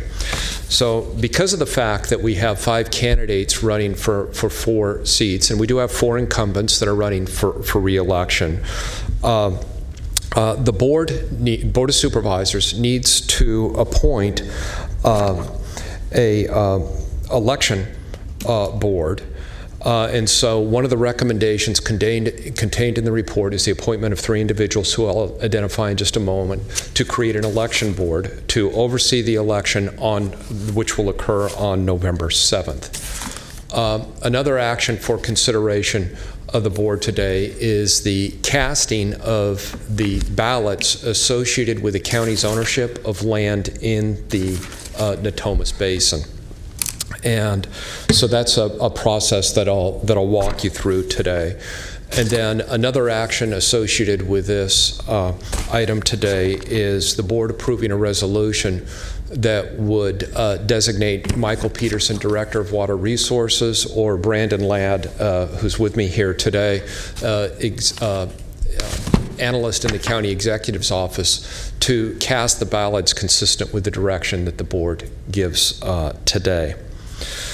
So against that backdrop, what I'd like to do, I'll identify the members of the election board, and those that are being recommended by the district are Mr. J.N. Clifton, Mr. Joseph D. Countryman, and Mr. Timothy N. Washburn. Those individuals would serve as the election board, and the requirement is that the Board of Supervisors appoint those individuals to serve in that capacity. The candidates, the 5 candidates that are running for the district are Thomas M. Gilbert, Christopher M. Burns, Nick F.S. Avdis, David Christoffel, and Deborah G. Jones. Those are the 5 candidates. And so to walk the board through the election process, we've prepared to follow the same process that we did in 2013. And I know we have several members of the board who weren't here at that point in time. But what we have done and what we propose to do today is a 2-step process, where the first step would be to narrow the candidates from 5 to 4. And so we prepared ballots, which we'll distribute to you. In fact, now might be a good time. And then based upon the product of that process, where we will take the top 4 vote getters, we would then move into the second phase, which, unless the Board of Supervisors wants to distribute the county shares equally across those 4 candidates, if that was the case, the process would be over. If the board doesn't want to do that, we'll move into the second phase of the process, wherein we'll distribute the same ballots again and ask you to distribute your votes across those 4 candidates. And then essentially that would provide the basis for guidance to staff to cast the county's ballots. Rob, can I interrupt for a second? Certainly. So if I'm not mistaken, the last time we did this, we shortened the process a bit. I think we just took a step out, and we took what has just been handed to us, wrote a percentage next to the name of the candidate. If each of the candidates received an equal amount, we're done, right? That's correct. Okay. I would suggest that we do the same this year. So if we want, so we would put 25% next to 4 candidates. Correct. And then it'd be over with. Certainly. That's what we did at Safeco. Yeah. Okay. Everybody good with that? Sure.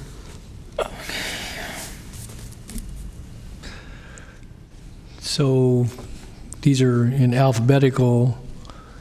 Did you have any particular way you wanted to do this before we get into that, so everybody gets a fair shot at it? Okay, Supervisor Serna. Yeah, just one important note. I think you went through the list of candidate names, Rob, and next to each candidate name in the board letter, there is a brief reference to how they've declared themselves in some cases as incumbent, and in other cases as their professional capacity. I think it's important, especially for the newer members of the board, to understand who's an incumbent and who's not an incumbent. So if you can do that real quick. Certainly.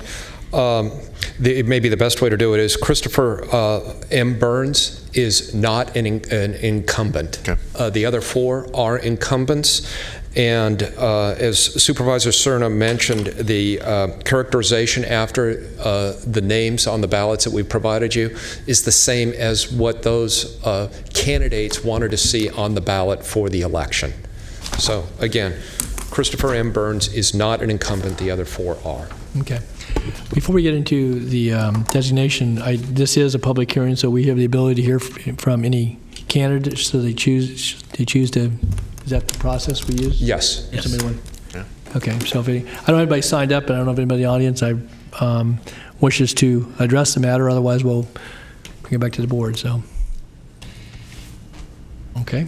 All right. Nobody rushing forward. Okay, I'll bring it back to the board. So we have a suggestion then that we cast our votes in equal proportions of 25% apiece for 4 candidates. And let's have some board conversation. You come pick them up now? Yeah. And Stephanie will collect the ballots. And then she'll take them over to Brandon, who will Tally the vote. tally the votes. And